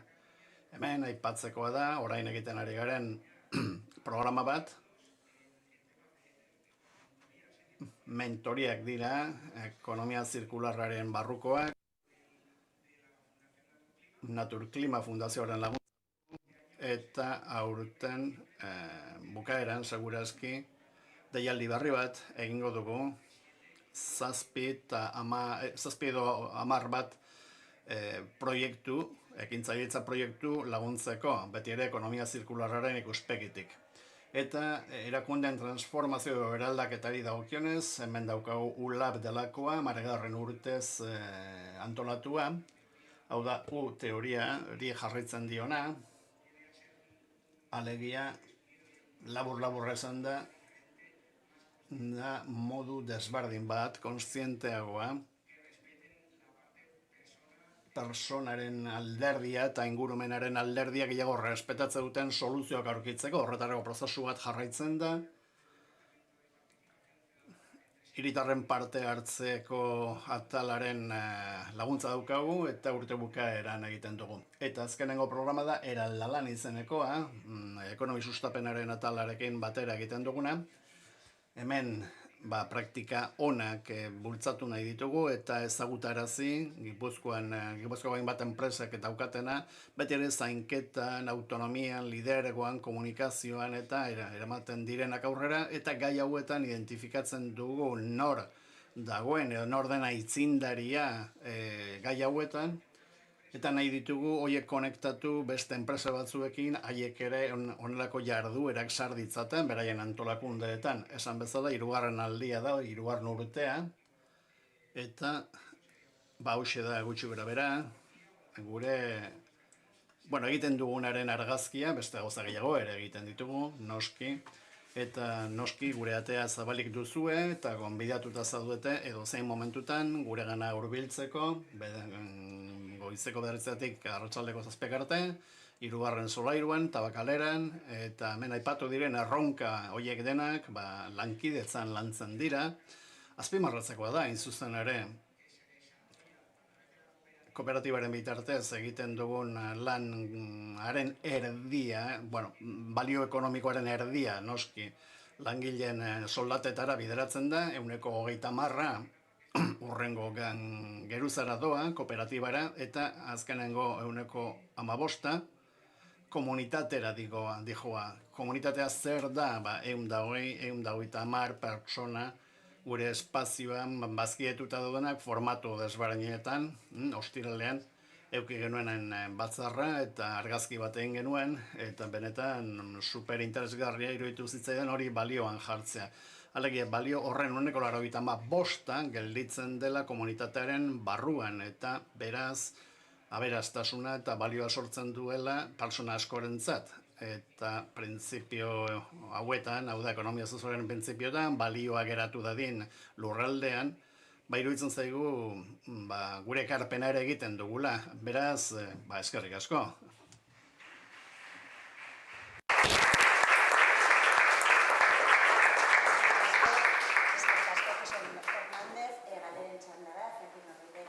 Galderaren bat eduen, bai? ¿Alguna pregunta? Os pediremos, por favor, que en caso de que alguien tenga alguna pregunta... Zedes, galderaren bat, egin nahi izan ezkero mikrofono eskuan daukazuenean egin, streaming bidez jarraitzen dutenek entzun dezaten. Ederki galderarik ez baldin badago jarraitu. Fundazioaren gizarte eraldaketarako hezkuntza zerbitzuaren koordinatzailea. Alberto Gastón, coordinador del Servicio de Educación para la Transformación Social del Grupo Emaús Fundación Social. Cuando quieras. Bueno, como ha dicho Josean, eskerrik asko. Joseanek esan duen bezala, eskerrik asko, gonbidapenagatik, barkatu, ez zaio entzuten. Barkatu, ez diogu entzuten.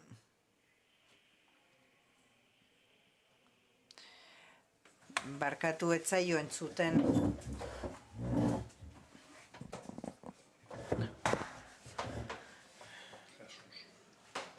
Barkatu, arazoak dauzkagu, ez diogu entzuten. De la sociedad, pues está como muy instaurada, pero sí que me gusta. Arazo teknikoak daude eta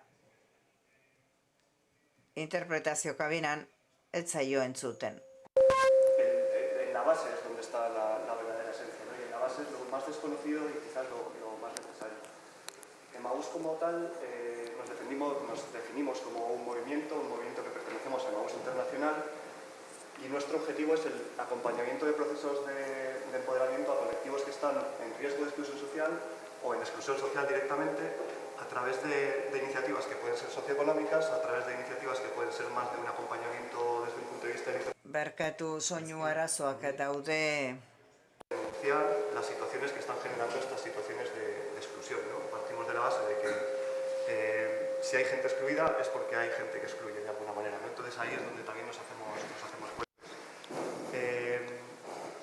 Comentado anteriormente que Emaús es un movimiento internacional, es un movimiento que tiene presencia en...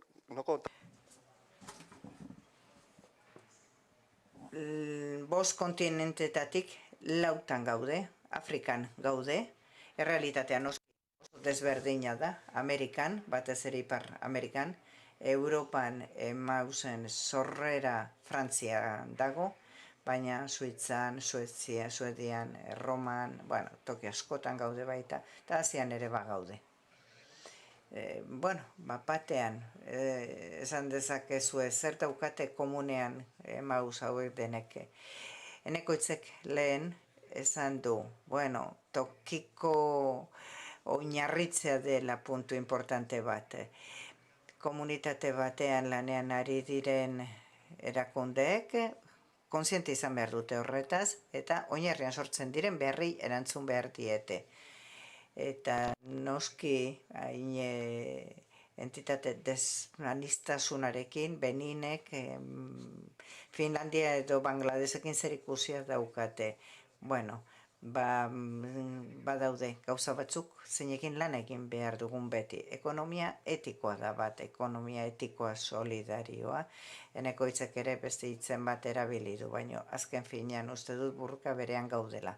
Alegia da alternatiba ekonomikoak duinak sortzea pertsonai duintasuna emango dienak eta giza eskubide oinarrizkoenak sustatuko dituztenak. Eta joan etorri horretan gu kokatzen gaituzten zereginarekin Bangladesen ez dauka zer ikusirik edo India, baino merkataritza justuak badauka zer ikusia Indian, adibidez. Lurralde bakoitzak bere esperientziak garatzen ditu, beti bazterkeriarik handiena jasaten duten entzako balioa sortzeko, helburuarekin beti ere. Beste elementua funtsezkoa guretzat, justizia sozial eta ingurumen justiziarekin lotuta dago. Galeanok esaten zuen herrialde azpigaratua baldin badaude, herrialde azpigaratzaileak daudelako dela. Alegia, testu inguru neoliberala, kontu politikoa da, eta guk errebindikatzen dugu baliabideen banaketa justuago bat, orain aldaketa klimatikoaren testu inguruan gaude, eta neurriak hartu behar ditugu, eramango gaituztenak iparraldeko herrialdeetan zenbait privilegio hori uko egitera. Hirugarren elementua partekatzen duguna lotuta dago. Giza eskubideekin oroar, baina giza eskubideen zirkulazio librerako eskubidearen artikuluarekin lotuta dago. Gero eta pluralagoak, anitzagoak dire herrialdeak. Gero eta emigrante gehiago datoz, ez da ezin diegu harrera egin. Eta Emausentzat hori oso funtsezkoa da. Eta, gure gizartetan bizi ditugun elkar bizitza arazoak horren lekuko. Gure testu ingurua, gizarte ongizate indartsuagoa daukagu agian, baina hemen bai ariketa bat aipatu nahi dut, Arantzazun 2022an egin genuen ariketa bat. Lau larrialdi aipatu genituen gizarte bezala erantzun beharko genizkienak. Eta hor kokatzen dugu Emaus, alde batetik ultraeskuindarren gorakada gure erakundeetan, eta oso kezkaturik ari gara hori jarraitzen, aurre egin behar diogu transizio ekosozialari, ekonomia zirkularra horretarako interesgarria da, ekonomia zirkular eta solidarioa esango nuke. Feminismoaren gaiak tratatu behar ditugu, eta feminismoa, eta migrazioena, hori da, laugarren emergentzia dolarrialdia hori litzateke, eta nola egiten dugu, eta hemen gatoz gu. Lehenago izebergaren metafora erabili baldin badugu, niri asko gustatzen zaizkit, hau tximeletarena da. Bi egal dauzka tximeleta da Emaus, alde batean eskuartze soziala dago, zerbitzu publikoagoak, Gipuzkoako aldundiarekin eta udalarekin lankidetzan, eta hemen baditugu prozesuak, proiektuak, toki bat ematea kalean bizi direnentzat, eguneko zentroak, emantzipazio edo burujabetza pisuak, komunitatearen garrantzia hemen azpimarratu nahi dut, aktibazio inklusiboaren alde bai gaude, komunitatea inklusioaren alde jarduteko ez bakarrik lan ikuspegiti, baizik sare komunitarioen aldetik ere.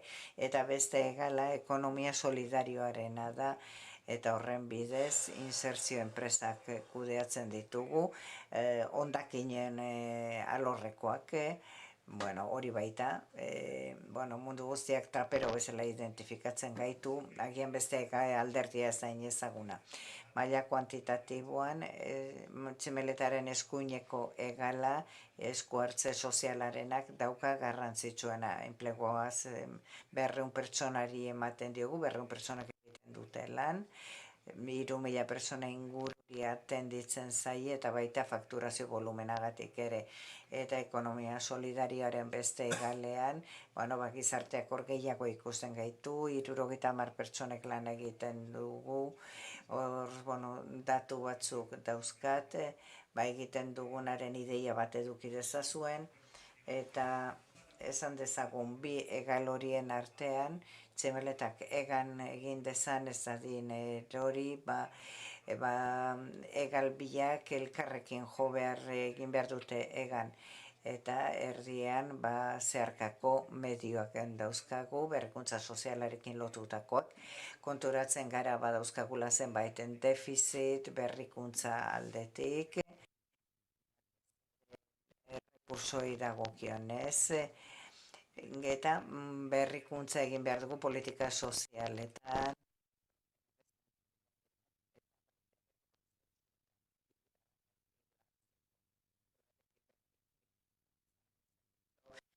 Dago eraldaketa sozialerako bidea, pertsonak pixka bat mugiarazten dituena. Puntu honetan ez naiz gehi luzatuko, nekoitzak ja aipatu duelako, egia da, ekonomia sozialaren hiriburutzan gaude, nik ekonomia sozial eta solidario aipatzen dut baita ere. Erakunde bezala, struktura ekonomikoak aldatzea da gure helburua, eta dauzkagun printzipioak nekoitzek aipatu ditu, eta hemen ez naiz gehiegi geratuko.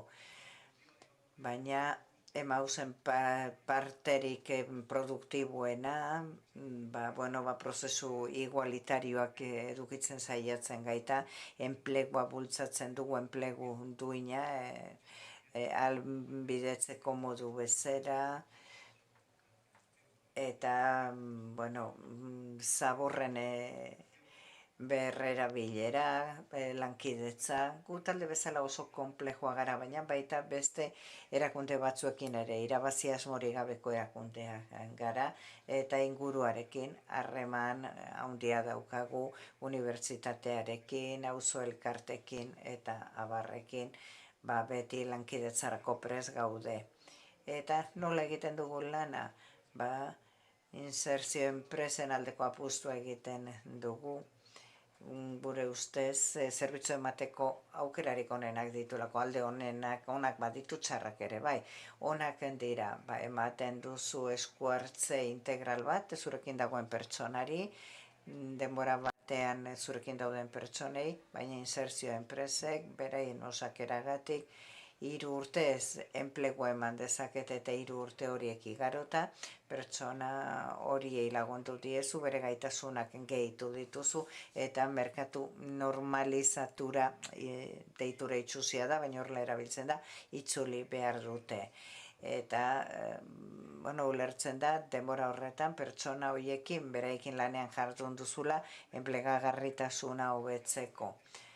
Eta horretarako protokolo oso garbiak barneratuta eduki behar dira, oreka bat edukitzeko helburu ekonomiko eta sozialen artean. Pertsona bat sartzen denean, insertzio bilbide bat planeatu behar diozu, ze gaitasun garatu behar dituen zehaztu, eta bere lanean zehar tutoretzak egin behar dizkiogu, eta horiek banakakoak izan daitezke edo kolektiboak, edo taldekoak eta ekonomikoki jasangarriak izan behar dugun ezkero hor konfliktoak sortzen dira. Insertzio enpresa bezala, esan dut, 70 bat pertsonari ematen diogu lana, gure plantilaren 3 eren inklusio sozial prozesuetan daude, baita ere hautsi beharko litzateke, zeratako perfiletakoak diren gure enpresetan daudenak, zeren hasieran pentsatzen genuen bazterkerian bizi ziren pertsonek perfil jakin bazeukatela ia denok egon gaitezke, sare irabazi eta barriken gabe. Eta zer egiten dugun, zer ikusia dauka, hondakinen kudeaketarekin. Hondakinen kudeaketa horretan, berrerabilpenean zentratzen gara, berziklaketara revalorizaziora pasa aurretik, eta hor gaude oinarrian biltzen, hiritarrek erabiliko ez dutena, bigarren bizitza bat emateko. Ez dakit konturatzen zaten, zer nolako despilfarro gizartean bizigaren zemat, zaborra sortzen den gehiago Gipuzkoan, maila logistiko eta azpiegitura aldetik Gipuzkoan dituen ezaugarriengatik. Gaur egun ekonomia zirkularra hitz egiten da, jende guztiak ulertzen du, eta pozten gara industriak ekonomia zirkularra behar bezala hartzen duelako, amaiera dun planeta batean bizi garelako, eta amaiera gabeko produktuak nahi baldin baditugu, ekonomia zirkularrean sartu behar ditugu Irunen, Arrasaten, eta beste hiri batzuetan dauzkagu tokiak baita Bizkaian ere baten batzuk, eta volumenari dagokionez, hau argazki bada, agian asko esan dezake, agian ez, nik badakit lantegietara joaten garenean izugarria dela, gure tratamentu zentroetan egunero sartzen diren hondakinak, eta ez gara zentzu horretan entitate handia, adibidez, Kooperanek guk baino askoz gehiago kudeatzen du, azpiegitura askoz handiagoak dauzkate 3.000, 4.000 testil sartzen dira, eta gure atzean daude esan ez, hauta nazazu, zebezela burrengo egunerako pilatzen dira muebleak, testilak, zenbait eman komunitatetan kudeatzen ditugu edukinontziak eta baita aparailu elektrikoak ere, edo elektronikoak ere. Horiek dira jaten ematen digutenak eta bukatzeko, ezakit denbora ongi edo gaizki noan, baina, desberdintasuna non dago egia da ekonomia zirkularrea gero eta eragile gehiagorik gara egiten, baina ezakit zenbateraino ekonomia zirkularra modu eraldaketa eta kritiko batetik egiten ari garen. Eta hori oso garbi eduki behar da. Uste dugu transformazio sozialerako heziketa, kontzientziak astintzea, erosotasun tokitik ateratzea, gauza interesgarria dela, ez dugu bakarrik egiten, mugimendu sozial, erakunde sozial, unibertsitatearekin, auzo elkartekin oso lotuta gaude, harrera sarekin, agian hain instituzionalizatuak ez daudenekin, baina planteamendu interesgarriak dauzkate baita ere, berrikuntzan asko pentsatzen dugu, sormenean, askotan kristalezko harrezin kontra jotzen dugu, baina beti aurrera jotzen dugu. Eta garrantzia handia ematen diogu komunikatzeari, komunikatu eta sensibilizatzeari, ezitzeari. Eta honetarako baita ere erabili behar ditugu, kode batzuk, eragile batzuengana, babestuta bizi direnengana iristeko. Hezkuntza lorrean eraldaketa sozialeko proiektu baten adibidean dau, pertsona etorkinekin lana egiteko, Sahararrekin, ingurumen heziketan lan egiteko, beraien ondoan jartzen gara, ez diegu errezeta magikoa eramaten, beharrak entzuten dizkiegu, beraien prozesuetan laguntzen saiatzen gara. Joseanek ez zioen bezala, gure ateak beti zabalik daude, bizita gaitza zuen, eta benetan zinez esaten dizuet, nahi duzuenean etor zaitezkete egiten duguna ezagutzera, gure jendearekin egotera, eta ojala gaurko eguna ongi amaitzen bada eta hiriburutza arrakastatxoa izaten bada. Eskerrik asko.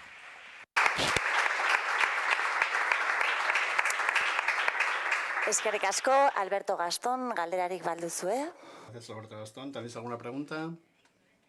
Vale, pues seguidamente es el turno de Sara Jaurrita, directora del Desarrollo Organizacional de Matia Fundazioa. De Desarrollo Organizacional de Matia Fundazioa. Eskerrik asko, y esker por invitar a Matia. Perdón, volvemos a tener problemas de sonido. Se pone un poco transparencia, porque bueno, creo que la primera, algo que... Bai. Matien gauden guztion ezaugarria da, guretzat zentzuarekin bizitzea dela garrantzitsuena dela. Eta nik uste dut hemen zaudeten guztiok partekatzen duzuen helburua dela. Guretzat da, gurekin bizi eta lan egiten duen jendeak zentzuarekin bizitzea.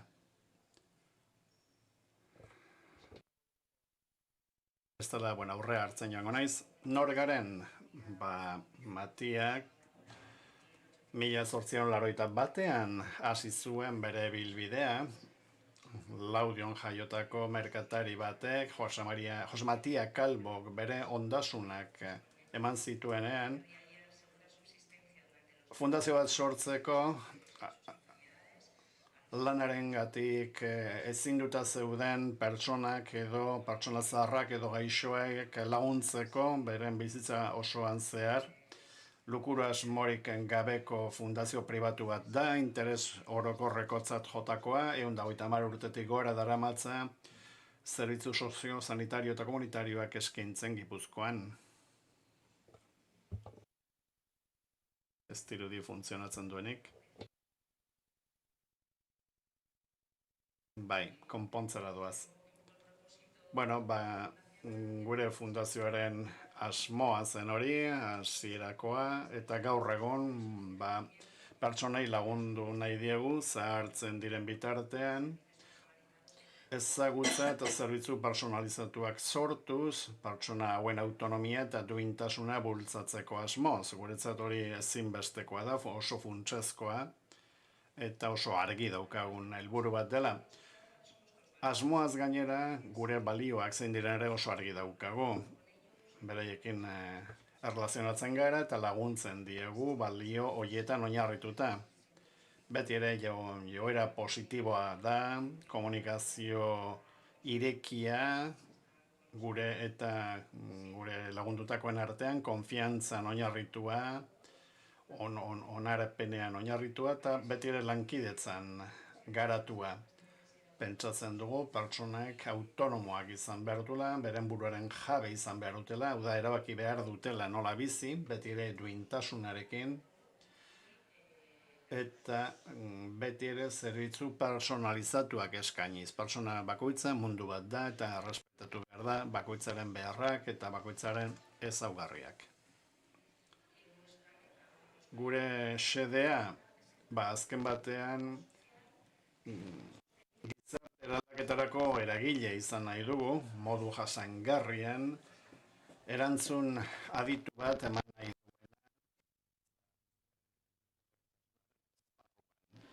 Beti ere eraldatzaileak izan nahi dugu, zainketaren mundu honetan, beti saiatzen gera mundu guztiarentzat egin zerbait gehiago pertsona hauen zainketari dagokionez. Ze esparrutan lan egiten dugu, 4 esparrutan nagusiki. Osasun esparruan, bizitegi esparruan, komunitate esparruan eta ikerkuntza esparruan. Osasungintzari dagokionez, badugu ospitale bat, 120 OE dituena, egonaldi ertainetarako, 25 egunetarako, kanpo kontsultak ere baditugu, eta rehabilitaziorako 7 zentro Gipuzkoa osoan.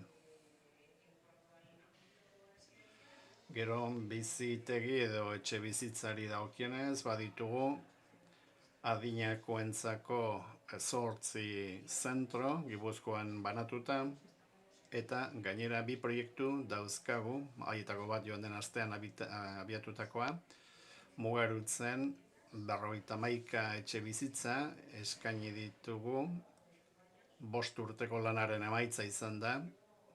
Helburua zein da? Denok nahi izaten dugu geure etxean ahalik eta gehien iraun, eta auzo horretan aukera ematen zaie beraien etxean bizitzen jarraitzeko, eta momentu bakoitzean erabakitzen duzu zein laguntza behar dituzun etxe bizitza hauetan, beraz jendea bizi daiteke, familiarekin ere bai, 2 gela izan ditzakete, Antiguon, Mugaritzen eta Lorean, beraz jendeak jarraitu dezake bere ingurunean bizitzen. Proiektua, esan bezala, joan den astean inauguratu zen. Beste bat datorren hilean abiatuko dugu.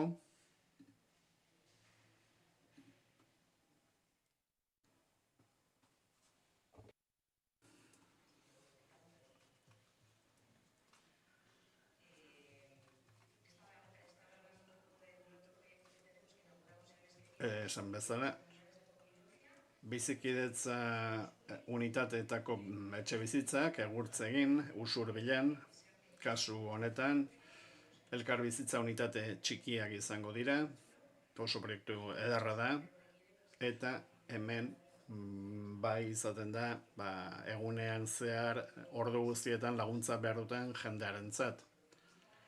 Optimista izan da, nahi genuke egoitza kontzeptu alde batera utzi eta etxe bizitza kontzeptua bultzatzea gehiago, hau da, zahartzaroa pasatu alizatea etxe bizitza batean eta ez egoitza batean. Gero, dibertsitate funtzionala duten personentzako etxe bizitzak ere bultzatzen ditugu. Komunitate esparruan, 6 udalerritan etxez etxeko arreta daukago, 9 eguneko zentro ditugu, Aldundiarekin kontratatuta badaukagu adinekoen eta desgaituen pertsonen balorazioa, informazio orientazio zerbitzu bat eskaintzen dugu, zaurgarritasun egoeran dauden pertsonentzat, Matia Orienta izena du, voluntariotza ere badugu, Matia Zaleak taldean, eta gero laguntza duen etxe bizitzak, lehenago aipatu ditudanak, hemen sartu ditugu helburu hori duelako hain zuzen ere. Gero ikerketan ere badiar dugu, hau 2005an sortu zen Matia Institutua, unitate honetan ezagutza aplikagarria sortu nahi izaten dugu gizartean gero edatzeko I baditugu bulegoak Donostian eta Madrilen, guztiera 35 pertsona lanean, ezagutza sortzen dutenak esparru honetan. Ze esparrutan konkretuki, gizarte politiketan, zainketarekin zerikusiaren gauza guztietan, pertsonen ingurune eta giroetan, eta gero zahartze aktiboan eta lagunkoitasuna. Beraz, hauek dira, lantzen ditugun esparruak eta danak noski elkar lotuta daude. Zertarako, pertsonalizatuta egon daitezen. Pertsona bakoitzak aukeratzeko modua izan dezan, esparru desberdinetako laguntzaileekin, eta lehenago esan bezala, pertsona guztiek auke izaten aukera norbere etxe bizitzen jarraitzeko. Matian gutxi gora bera 1500 pertsonak lan egiten dugu, 4 esparru hauetan, zerbitzua eskaini diegu 2002an adibidez 30.000 pertsona ingururentzat zerbitzuak eskaini dizkiegu. Gizarte esparruan ehuneko 4an, osasungintzan ehuneko 78an eta komunitate esparruan ehuneko 18an. Eta ekonomiari dagokionez 61.000 milioi inguru dira, erakundeen diru iturria dugu batez ere, Aldundia, Jaurlaritza, pribatuak, aseguruak, Europa, Espainiako gobernua, udalak, eta helburu norako barkatu, diru horien norako izaten da gehiena, pertsonala lantzeko, erosketa eta zerbitzuak ordaintzeko, eta bar. Matias Zaleak taldeari daukionez, oraindik COVID-en garaiaren eraginarekin bizi gara, baina 1915 pertsona voluntario ditugu, 180 entitate kolaboratzaile dauzkagu, 7 bide dauzkagu, eta 15.000 ordu inguru egin dira voluntariotzan. Zer nolako inpaktua daukagu gure ingurunean, zainketak eskaintzen ditugu, baina beti ere berrikuntzan eta ikaskuntzan oinarritua ezagutza sortzeko asmoz eta parte hartzea bultzatuz. Beti ere pertsonan zentratutako arreta eskainiz. Nik ustut, batez ere Matiak, etengabe ezagutza hori sortzen duen ezkero, baditugula gure zentroak eta zerbitzuak praktikan jartzeko, eta beti ere pertsonan zentratuta. Horregatik etengabe gaude pentsatzen zer nahi dugun eta nondik lortu nahi dugun hori. Bukatzeko, bideo pare bat ipiniko ditut.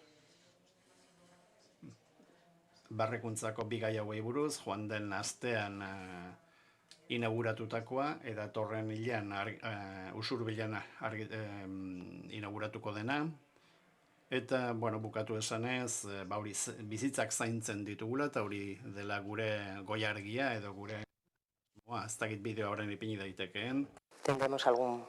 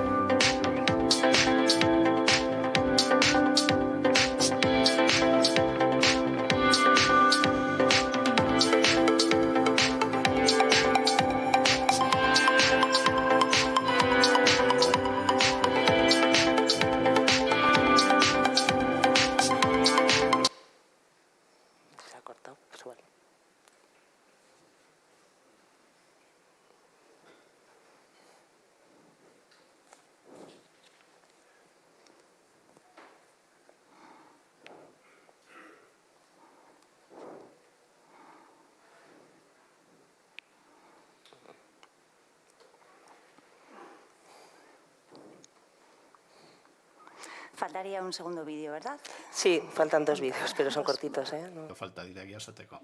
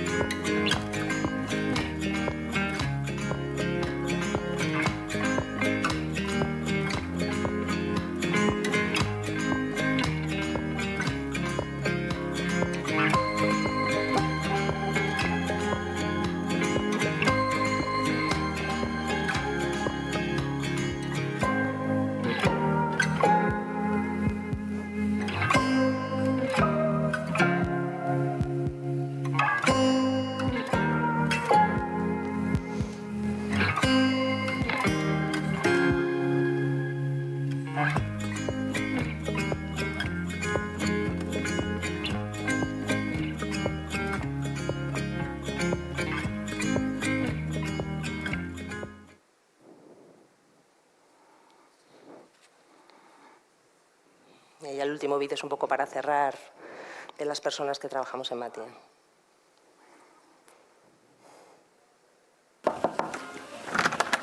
¿Ya estás, Pepa? Pues venga, vamos a ello. Yo no trabajo cuidando cuerpos. Vamos a poner el termómetro, a ver si tienes fiebre. Esta profesión no va de cuidar enfermedades. ¿Que estás cansadita un poco? No. ¿No? ¿Estás bien? Ah, bueno. Sí, sí. Bueno, este no es solamente un trabajo físico. Hola, Isidro. Te traigo la maquinilla de afeitar. Hala, venga, heldu. Perfecto. Jazten diegu, gosaria ematen diogu, beraiekin hizketan egoten gea, edo zer gauza egiten diegu beraiengatikan. Y si hay que hacer más, pues también lo hacemos. Así, y vamos, 1, 2 y 3. Claro que trabajamos con las manos. Con el corazón en las manos. Oye, te voy a dar una sorpresa. ¿Ya sabes lo que tenemos para merendar hoy? Chocolate con churros. Nosotros lo que realmente hacemos es cuidar personas.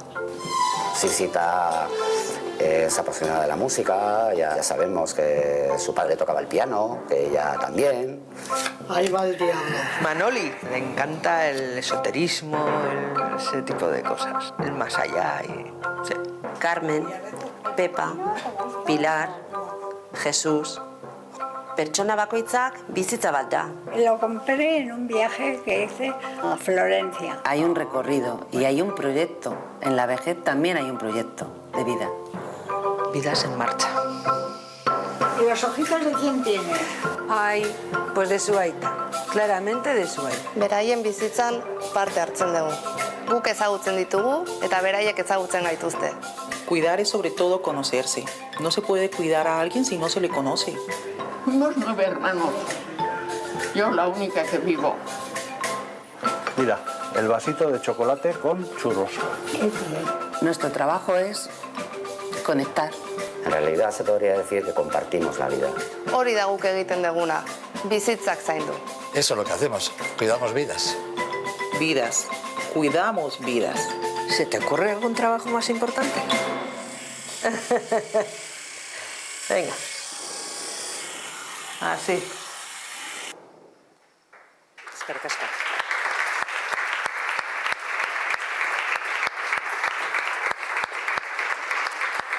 Muchas gracias, Sara Zaureta. Excelente exposición a pesar de esas pequeñas incidencias tecnológicas.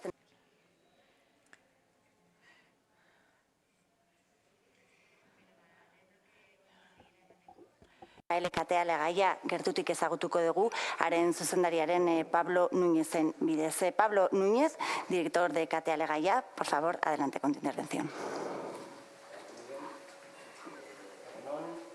Eskerrik asko, siempre estamos encantados de compartir y aprender de proyectos que pelean por una sociedad más justa y mejor. Katea legaia, nosotros somos una sociedad laboral reconocida de interés. Gu elkarte laboral bat gara irabazi asmorik gabea, baina hori ez da gure lehen mezua. Gure lehen mezua da erakundearen izateko arrazoia. Eta gure helburua da enplegu aukerak, lan aukerak eskaintzea, ematea, Gipuzkoan behar duten pertsonei. Gure izateko arrazoia da kalitatezko enplegua, gaitasun desberdineko pertsonentzat, elbarritasun aitorpen batekin edo bazterkeria arriskuan daudenentzat. Helburu hau beti presente daukagu, hazten ditugun lan guztietan.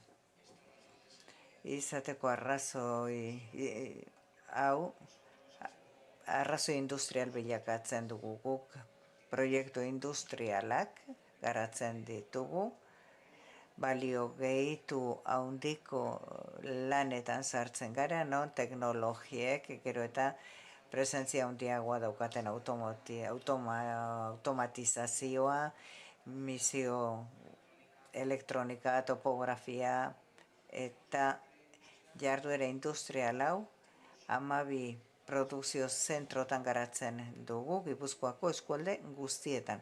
Gipuzkoako eskualde guztietan gaude lan hauek, lan industrial.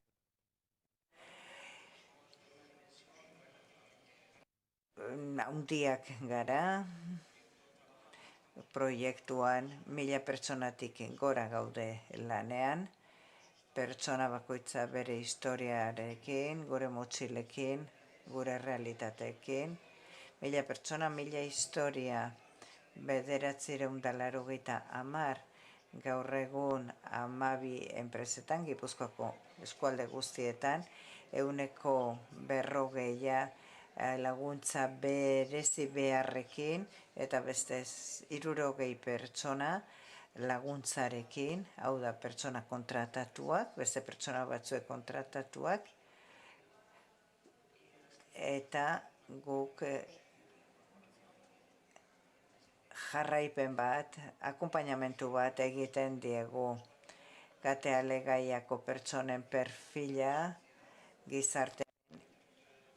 Gipuzkoako gizartearen isla da. Ez ditut datu guztiak emango, bakarrik mezua bidali nahi dizuet. Enplegagarritasuna lantzen dugu programa desberdinen bitartez, lan orientaziotik hasita, jarraipen pertsonalizatua egiten diegu proiektuko parteide guztiei, pertsonako horrentzat, osasun mentaleko arazo dituzten pertsonentzat osakidetzarekin lankidetzan, bazterkeria arriskua daukaten pertsonekin lan egiten dugu, landuz programa, adibidez, non lupa emakumeengan jartzen dugun, lan esperientzia industriala dutenentzat, apoio de incorpora programen bidez, eta local ability programarekin lan egiten dugu, etorkizunari begira, etorkizunerako lan posibleen bila eta abar. Esan dut, guk industria lorrean lan egiten dugula, lor sektore auxiliarrean, gero eta exigentzia handiagoarekin, teknologiaren implikazioarekin lan egiten dugu, beti proiektu kartera oso banatu edukitzen saiatu gara. Bi arrazoirengatik jarduera eta negozio osasunagatik, gure irabazi gehienak merkatutik datoz, ez datoz instituzioetatik, nahiz eta hauek parte importante bat izan, eta baita ere fokoa pertsonengan jartzen dugu. Enplegagarritasun ibilbideak askoz aberatsagoak dira proiektu industrialak baldin badauzkazu exigentzia desberdinekin. 8 sektoretan egiten dugu lana, automozioa, energia, elektronika, elebazioa, mugikortasuna eta bar. Eta gure bezeroak dira enpresa liderrak, oroar inguruan daudenak, eta aipatu egiten ditugu guk denbora asko daramagulako lanean, ez da bezero hornitzaile harremana bakarrik, eta Kate Alegaiaken bidez gizarte hobeago bat lan egiten dugulako elkarrekin, eta beti aniztasun irizpide horrekin. Kate Alegaiak denon proiektua da. Alegia esan dut hasieran, elkarte bat garela, 8 denok parte hartze berdina daukagu, Kate Alegaia bazkide da, esan dudan bezala, 8 pertsonona, eta baitere erakundek parte hartzen dute, Aldundia, 11 Union eta gureak taldeak ere. Gure parte hartze eredua,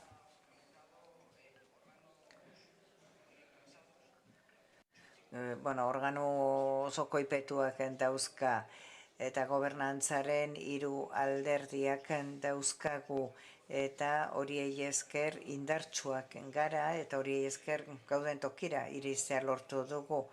Alderdi bat zuzendaritza taldea da, dozein erakundeetan bezala, lan komiteak, gero zentru arteko komite bat daukagu, 70 ordezkari sindikal baino gehiago, administrazio organoa 10 pertsonaz osatua, 5 bazkideen ordezkariak, bide sindikaletik, hauteskunden ondoren, sindikatuek izendatuak, gehi erakundeak, Union 12, gureak eta Aldundia.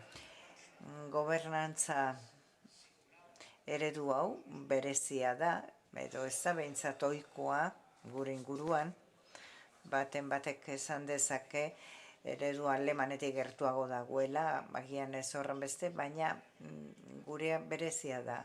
Eta esan bezala horri esker gara indartsuak eta lortu dugu horrela iristea gauden tokira.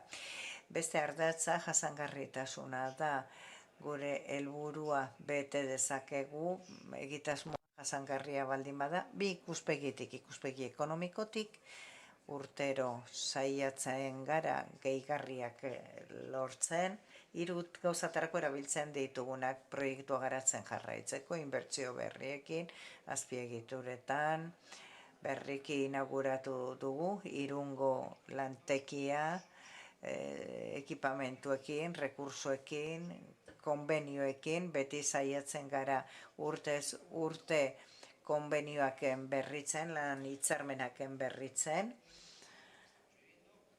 eta gero sendotasuna momentu krisi egoerak datozen erako, 2008ko krisia edo COVID-arena edukiz gero, lasai egoteko eta erronkei aurre egiteko.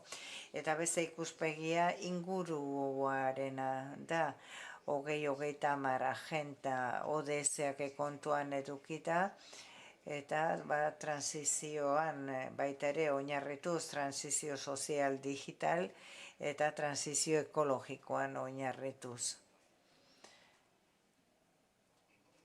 Eta azken mezu bezala esan nahiko nuke, hau ez dugula egiten bakarrik, baizik komunitatean egiten dugu, Gipuzkoako eran esango nukenik, denok elkarrartuta, era proaktiboan, erakundekin, Eusko Jaurlaritza, Lanbide, Aldundi, formazio zentroekin, elkartekin baitere, zinetako parte garen, hemen daude, batzuk, Elabe, Azle, Adegin, ere bagaude, Zatea, eta elkarterekin lotutako edozein elkartetan, bezeroak, guretza proiektu honetan gakoa dira, eta baita ere tokikoari oso lotuak, tokikotik datozen iniziatibak, garapen agentzietatik eta oso kontuan izanik. Eta beti lurraldea, kohesioa eta guztien ongizatea kontuan izan da. Gogoratuz hasi dudan bezala. Enplegua behar duten pertsonak, katalegaiak zarea baliatu daitezke, enplegurik alik eta duinena lortzeko. Eskerrik asko.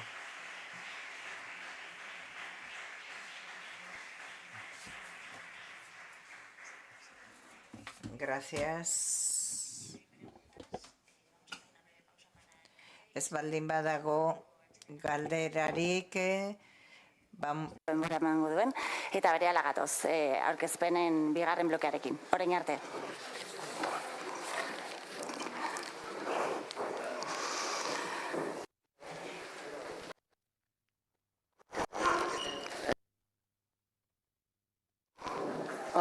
Yo ya como ya me lo sé. Casi. A veces me pasa que tanto sabértelo ya queda como muy... ¿Cómo le metes un poquito de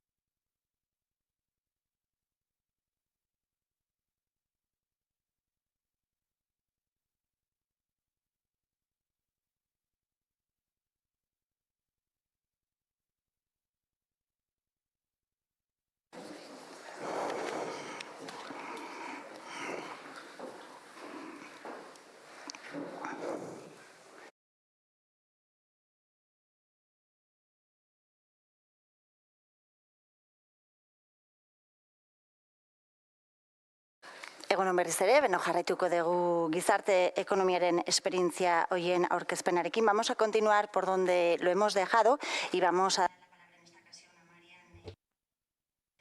Kasu honetan, Marian Tapia edukiko dugu Zorrotz Legazpiren izenean hitz egiteko. Marian, nahi zunean. Bueno, yo voy a empezar Bueno, hasiko naiz azaltzen nondik gatozen eta zer egiten dugun. Zorrotz Legazpi duela 70 urte jaio zen, enpresa familiarra zen. Hainbat materialetako ebakuntzara dedikatzen zen. 2008-2011 bitartean krisiaren eraginez eta belaunaldi arrebo faltarengatik hainbat langilek erabaki genuen lan elkarte bat egitea. Ikusten genuelako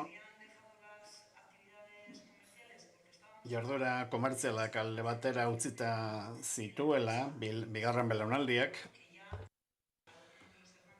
anaietako bat jubilatuta zegoen, eta ez zeukagan arreleborik, eta 2008-2011 bitartean, gauzak nola zegoen ikusita, pixkat baztertuta zegoen. Eta langileen artean ikusi genuen produktua onarpen handia zuela merkatuan, eta une hartan hasi ginen ikusten zaukera zegoen langileek bere esku hartzeko enpresa, voluntarioki izan behar zen. Ikusi behar da, garai hartan egiten genuen fakturazioa aurreko urteetako erdia zela, baina ezagutu genuen Euskadiko lan elkarteen sareak, eta berak gidatu gintuen egin beharreko pausoetan. Gauza bada zuk jakitea zure lan egiten, inork ez zekien enpresa bat nola sortu eta nola eraldatu. Beraz, zailtasunak eduki genituen, baina asoziazioaren laguntzari esker osatu genuen enpresa. Hasteko, nik orain arte ikusi ditugun enpresak ez bezala, gurea ekonomia sozialeko enpresa dela, baina lukurru asmoa badugula, irabazi asmoa ditugula, eta gure helburuetako bat ez bakarra, da errentagarritasuna izatea. Zergatik eduki behar dugu errentagarritasuna? Azken batean, makina erremintarako lanak egiten ditugulako, mendauzkazu argazki batzuk, hau neurrira egin behar izaten da, planoaren bitartez, eta bukaerako produktua egiten dugu, altzairoa erosten dugu, egiten dugu tenplatu eta bar, baina neurrira egindako lanak diren ezkero, ez ditugu serie handiak egiten. Baizik eta eskariaren arabera. Eta hor dugun balio erantzia gure pertsonak dira. Hau da, produktu baritate handia dugu, zehaztasuneko produktuak dira, eta guretzat beharrezkoa da langilek garbi izatea zein den gure merkatua, zein behar dituen merkatu horrek eta produktu horiek ateratzea. Beraz, esan bezala, 2011an sortu ginen, 12 urte bete ditugu beraz, eta hasierako momentuan gure enpresa, esan bezala, hiltzen ari zen enpresa familiar bat zen, egon ziren aukera desberdinak, kanpoko lehiatzailei saltzeko, baina gure Zurrotz Legazpi lan elkartearen ernamuina sortuta zegoenez, aukera izan genuen langileok erosteko, eta lehen esan bezala uste dut oso garrantzitsua dela sustraitzerako, lurralde honetan enpresa txikiak asko dira, eta langileek beren esku hartzeko aukerarik ez badago enpresa horietako asko desagertu egiten dira. Hasi ginen beraz gure jardueran,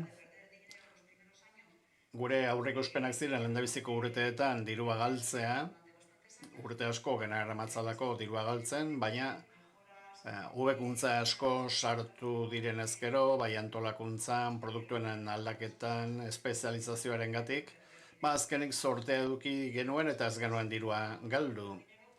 Eta hori beharrezkoa zen, geneukan makineria, ez zelako teknologia punta edo puntakoa, baina bai zehaztasunekoa, eta ezin genuen dirua galdu.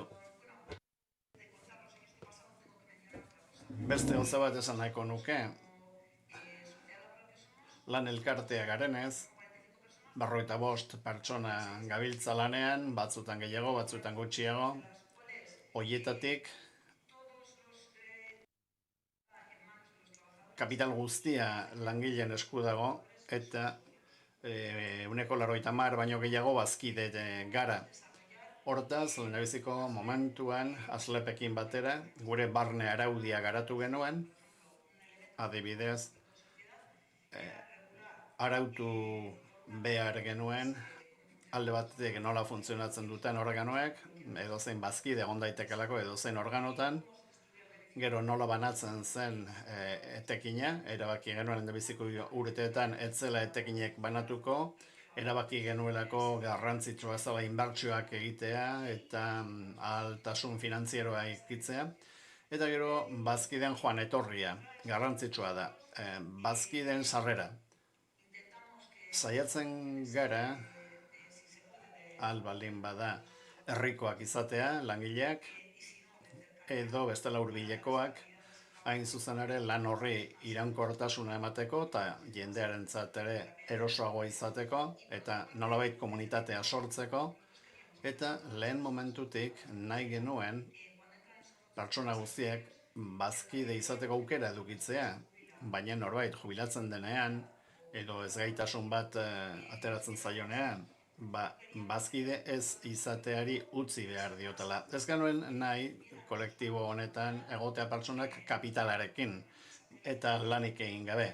Oso garbi geneukan bazkide langileak izan behar zirela denak. Horregatik, 2015 urtean, lehendabiziko tramiteak pasatu eta gero, eta hainbat inbertsio egin eta gero, gure tamainagatik inbertsio guztiak ezin ditugu kolpetik egin, eta banaka egiten ditugu, pixkanaka, ireki genuen barne gogoeta bat, non geunden ikusteko, zein bide jarraitu behar genuen, eta egin beharreko programaren barruan, maila guztietan, bazegoen proiektu bat oso garrantzitsua, proiektu partekatu bat hain zuzen ere. Ikusten dugulako parte hartze aktiboa izatea oso onuragarria eta zaila den bezala,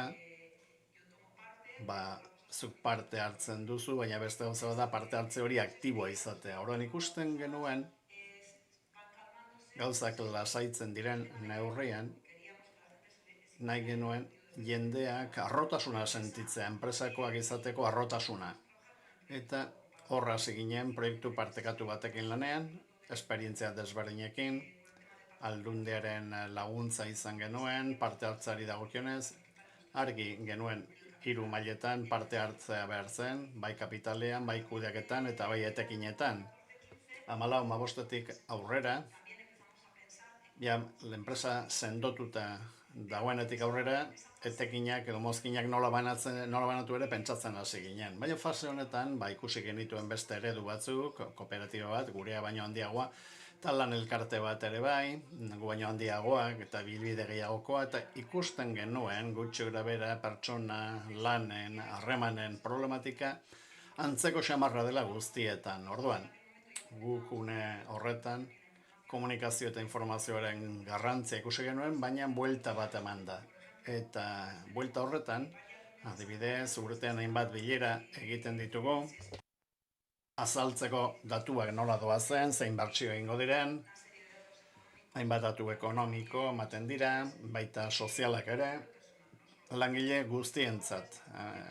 Ez bakarri bazkidentzat, baita aldi baterako langileentzat ere bai, edo eskolentzat ere bai, eskola askorekin lankidetzan gabiltza, eta etorri daitezke gure bilaitera. Pentsatu genuen, beraz beste maila batera iritsi behar genuela, ez bakarrik bilerak, eginaz, gauzak azaldu eta beste entzuteko, baizik eta asteroko bilerak egiten hasi ginen, kolektibo txikiagoekin, jendeak galderak egin ahal izateko, beren kezkak bideratu eta entzun ahal izateko.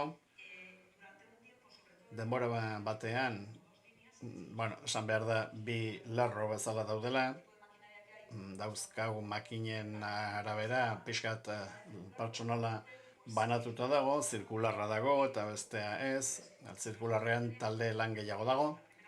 Ikusi genuen lehendabiziko fasean gauzak ondo joan direla, baina pixka bat interesa gutxitzen ari zela. Horregatik nahi genuen lantalde hori gehiago garatu nahi genuen. Horretarako martxan jarri genuen programa bat, Aslaren eskutik, Aldundia bultzatzen ari zen programa hau, etorkizuneko lanaren zentzua lantzeko. Hor pasatu 2 urte, unibertsitateko zenbait aditurekin, bileretan parte hartzen zuten, eta joan den otsaila eta martxotik hasi gara hori aplikatzen, eta oraingoz emaitzak nahiko interesgarriak lortzen ari gara, eta benetan pentsatzen dugu pertsonak erdigunean dauzkagula pertsonagoaz, eta hori da gure baliorik garrantzitsuenetako bat, eta orain batez ere pertsonan burujabetza edo autonomia ari gara lantzen, jendeari satisfazio gehien ematen diona delako, eta gero lantaldea. Oda, gai izatea lantaldean lan egiteko, elkarri laguntzeko, eta ikusten ari gara ondo ari dela funtzionatzen. Beraz, al dugu merkatu guztietan gaude, baina mundu osoan saltzen dugu, nagusiki Europan, 150 inguru esportatzen dugu, eta zorrotzan sartzen den edozeinek eduki dezake aukera bazkide izateko, eta bazkide izan ondoren jubilatzeko aukera izan dezan bertan. Izan ere, jaio ginenean, esperientzia geneukan aurreko enpresan, ibilbide gutxiko esperientzia geneukan, 6 urte, baina gurekin batera sartu ziren 25 urteko esperientzia zaukan jendea. Orduan, esaten genuen, peluzera pentsatu behar genuela, ez bakarrik epe motzera. Eta gure helburuaren artean, garrantzitsuena hori da, hain zuzen ere. Errentagarritasuna lortzea, inbertitu ahal izateko, errentagarritasuna eduki gure langileek eraman ahal ditzaten dividendo batzuk, beraz aberastasuna banatzeko, eta errentagarritasuna lortu, muskulu finantziero da giar finantzieroa ere edukitzeko, eta gertatzen denari aurre egin ahal izateko. Eta ez daukat besterik esateko.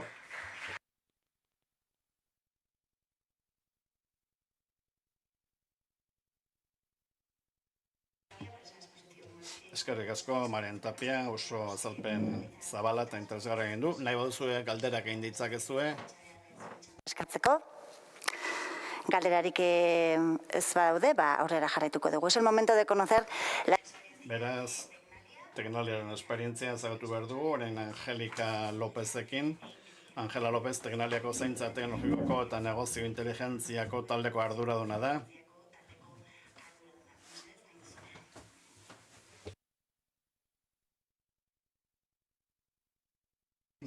Eskerrik asko ematen diguzuen aukerarengatik. Guretzat garrantzitsua da gizarteari erakustea zer balio ematen diogun teknologiaren garapenaren eskutik itxaron dezagun, aurkezpen ateratzen da. Denbora txobat aramagu frogatzen inpaktua lortzen dugula, berez negozioaren inteligentzia taldeko kidea izateaz gainera, informazioa biltzen dugu, erabakiak hartzeko, baina baita ere aztertzen dut nolako inpaktu ekonomiko, sozioekonomiko eta soziala daukan teknaliak. Orain bizi garen garai honetan, garrantzia handia ematen diogu inpaktuaren neurketa horri. Inpaktua sortzen dugula erakutzeko eta inpaktu hori handitzeko. Horregatik, ari gara metodologia bat garatzen, lagunduko diguten ekintzak diseinatzeko, inpaktu hori handitzeko helburu horren barruan. Beraz, lukuru asmorik gabeko enpresa bat gara, ikerketa eta garapen teknologikoko zentro nagusienetako bat da Espainian, eta referentzia gara Europan, Alemanian, Finlandian, Holandan, Frantzian ere bai, eta Basque Research taldeko kideak gara.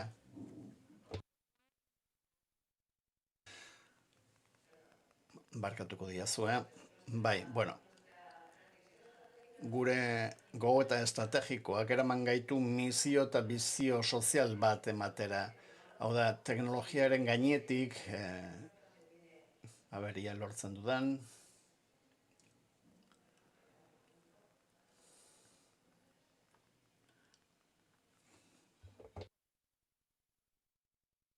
Berdin da, aterako da.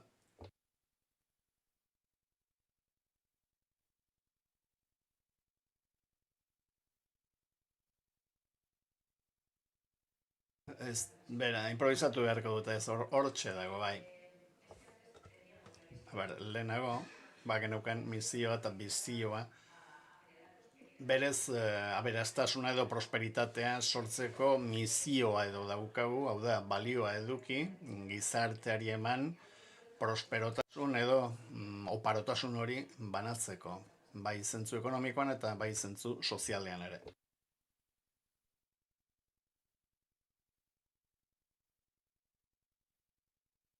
Eta gure misioaren barruan,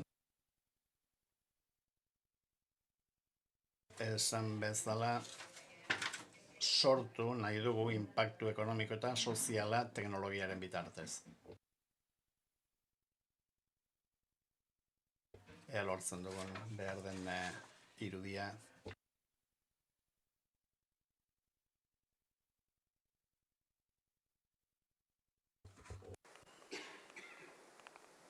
Bueno, pues no funciona muy bien. Bueno, no pasa nada, os lo cuento igualmente. Zer gertatzen, berdin kontatuko dizuet. Batez ere, esan nahi nuen, garai estrategiko honetan,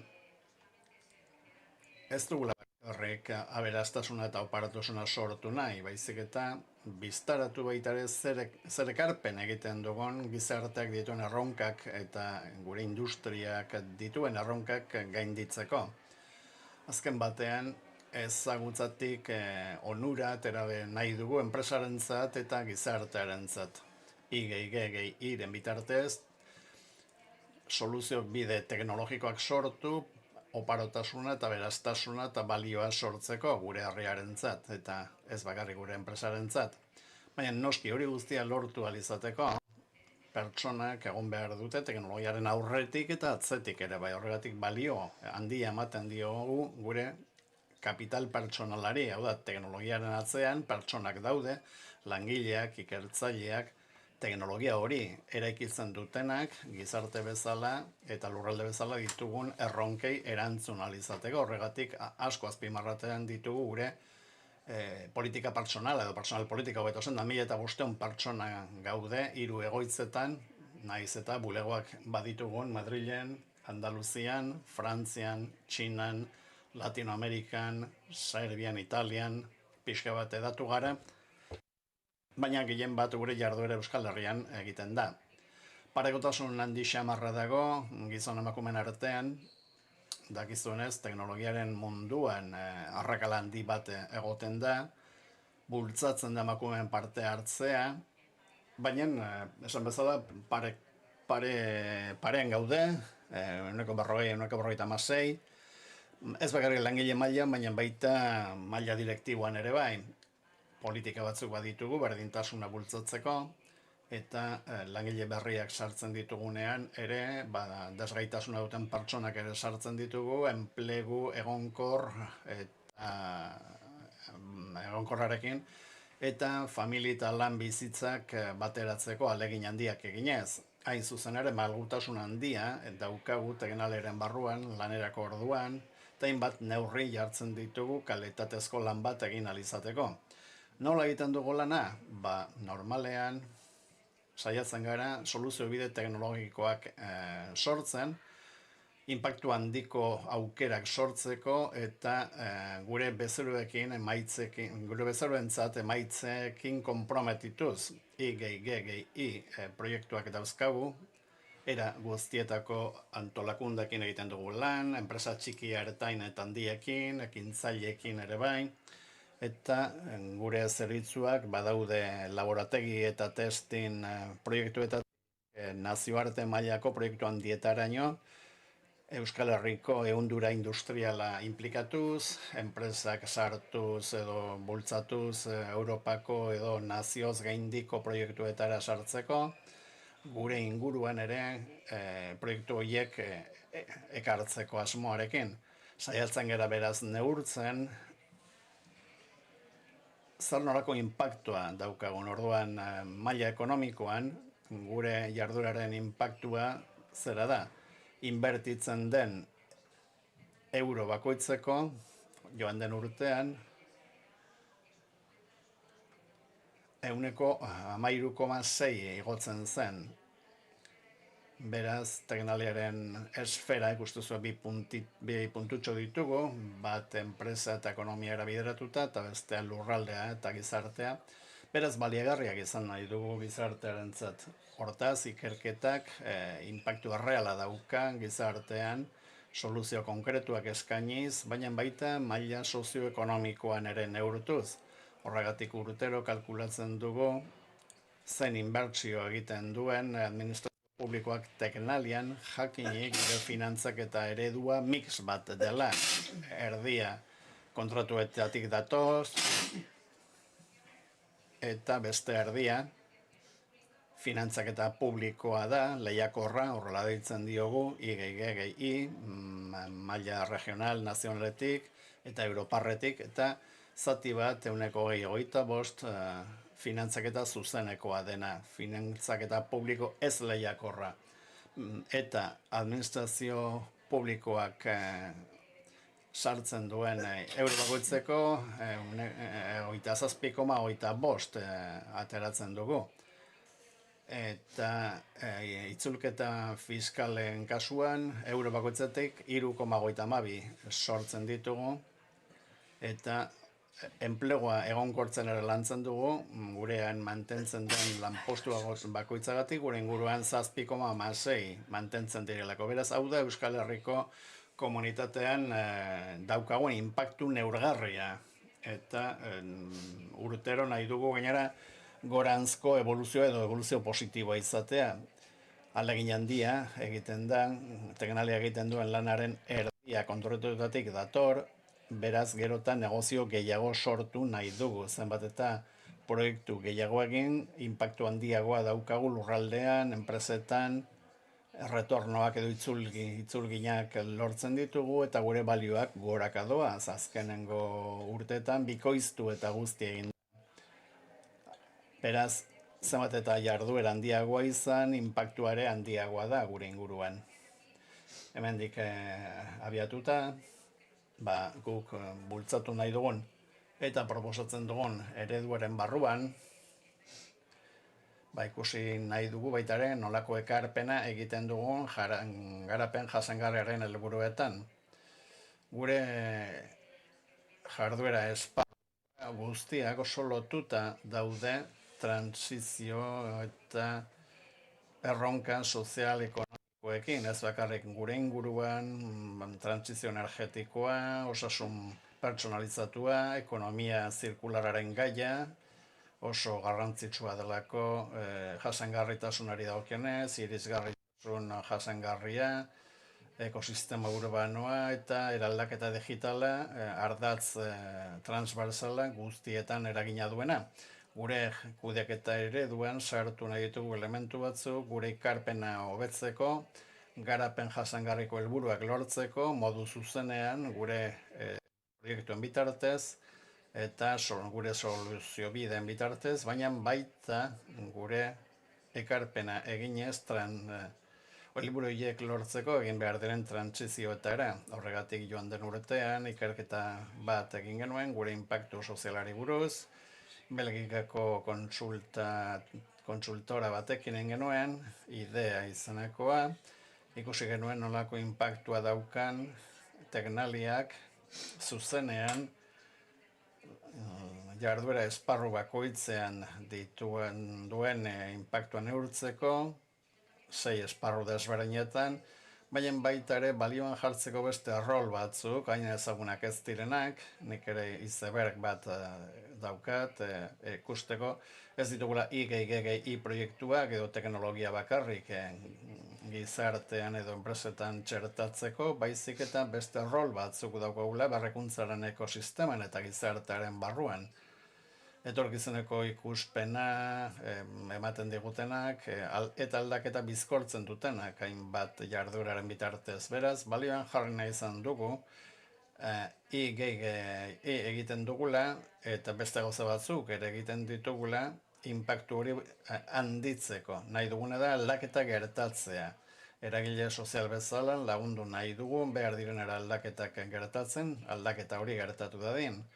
Eta zentzu horretan referentzia bezala hartzen ditugu, eredu baten bitartez definituta dauden 6 eraldaketak, nazio batuek baliotu dutenak, osasun eta ongizate demografikoa, deskarbonizazioa, industria jasangarria, elikadura jasangarria, komunitate jasangarriak eta evoluzio digitala.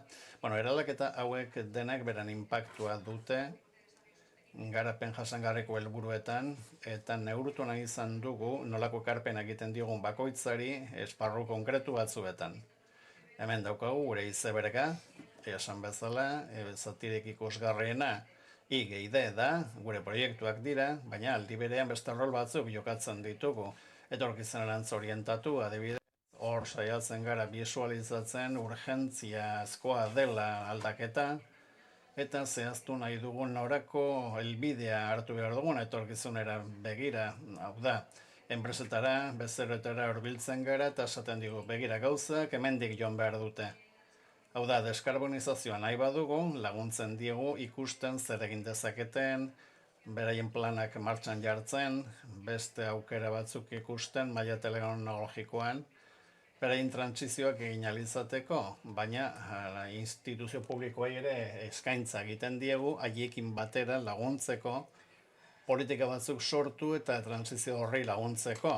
Bestalde, bizualizatu nahi dugunean, norantz joan behar dugun, lorpen hauek, trantsizio hauek lortzeko eta aldaketa lortzeko, saiatzen gara aldaketa hori ere bultzatzen. Orduan, egiten diren inbertsioetako asko eta asko, ez onuretan, ez dugulako etekinik lortzen fundazio bezala, baina dauzkagun soberakinekin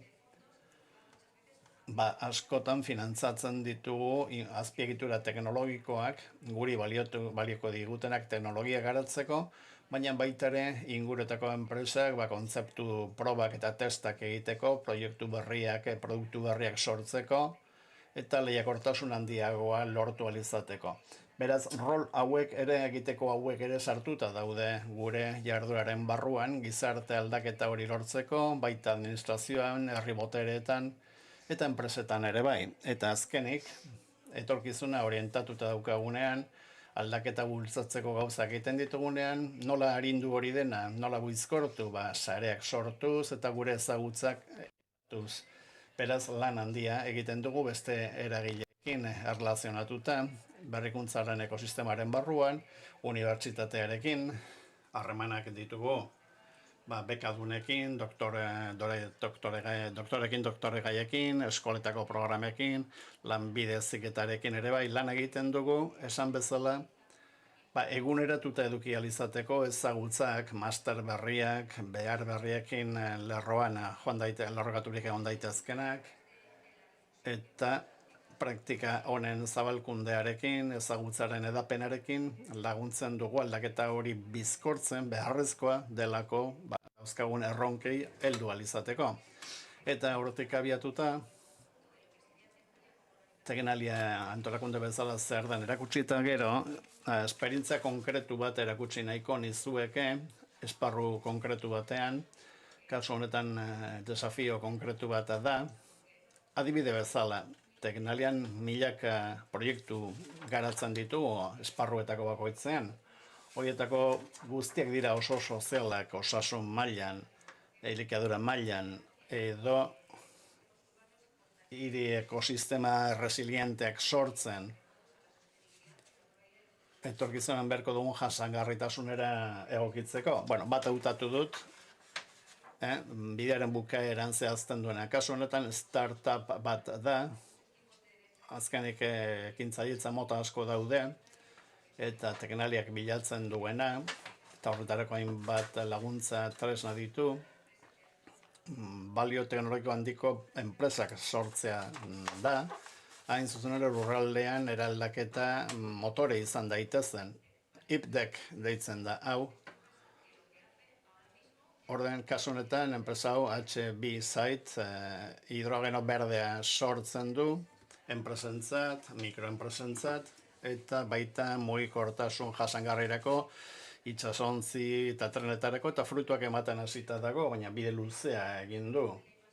Igeikideren bidea oso luzea izan daiteke, baliokate osoa abarkatzen dugunean, oinarrizko ikerkuntzatik hasita, hori ez da gure korea, baina egiten dugu, gure misioan ere, egon behar dugulako adi, zer nolako teknologiak beharko ditugun gure lurraldean, dakizuenez teknologia prosperitate motore bat da, eta gaur egun borroka geopolitiko oso gorrantzitsuak eragiten ditu. Alegia, teknologia driver are prosperitatea eta gizartearen hobekuntza lortzeko. Baina, batzuetan hasten da, hemen bezala, desafio batekin, desafio industrial eta sozial bat, ingurumena laketa, deskarbonizazioaren bitartez lortzeko. Hori, erronka edo desafio handietako bat da. Teknaliak aukera izaten du, adin goiztarreko teknologiak, membranen teknologia sortzea. Eta Holandako unibertsitate batekin egon ginen lanean, Technology University of Eindhoven, eta haiek daukaten korea da erreaktoreetan. Honelako lankidetzak oso ohikoak dira igeigen, hau da, sarean lan egiten dugu, gaitasunak bateratuz, 10 urtetik gora egon ginen proiektuak egiten, negozio aukera bat izan zitekenarekin, hortik aurrera, sartu genuen programa bat, Omega deitzen dena, gure proiektuen ondorioz lortzen ditugun emaitzen arabera, baloratzen dugun nolako inpaktua eduki dezakeen merkatuan, eta ikusi genuen aukera honek eduki dezakela inpaktua merkatuan, eta postua egin zen. Ondoko urteetan, hori 2016-17 izan zen, 18-19, hasi ginen lan egiten, negozio planea sortzen eta inbertsoriak bilatzen. Horeidi, kaptatu genuen, AG Venture, MD Frantziakoa, inoiz ez zuen inbertsiorik egin Espainian, inongo jardueratan, baina guk lortu genuen, beraien arreta, eta txertatu genuen gure proiektuetan, aurrera jarraitu alizateko, gure negozio ereduan eta teknologiarekin baitare. Hortik aurrera, bizkortzen hasi ginen abiadura, zer behar genuen, eta industrializazioa hasi 2 pilotorekin.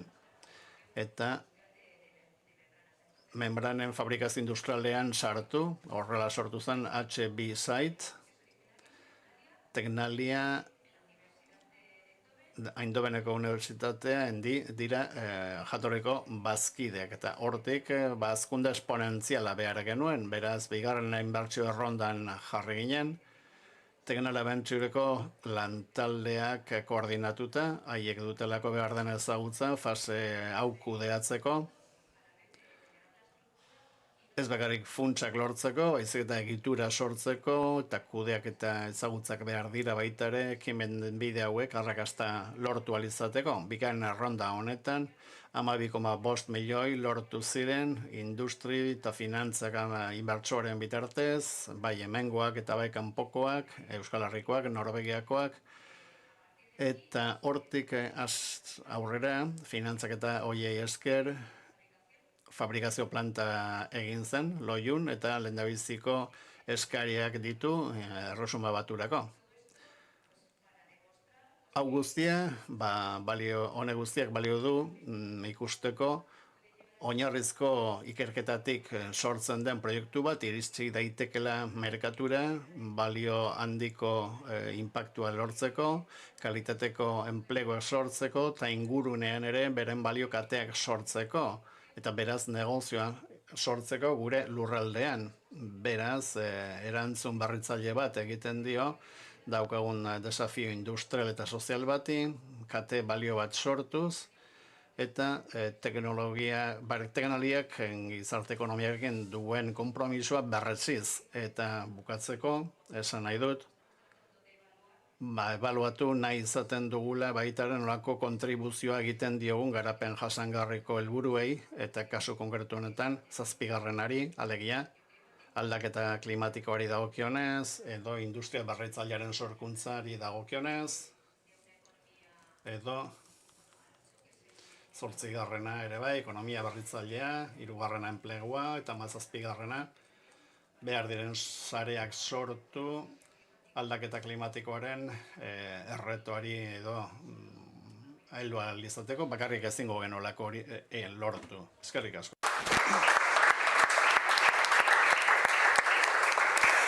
Eskerrik asko zuri, Angelika López, primerako adibidea Tecnaliaren abitare, aurkezpen bloke honetan, zalantzarik. Turno ahora para Xular Liceba, con su director Aitor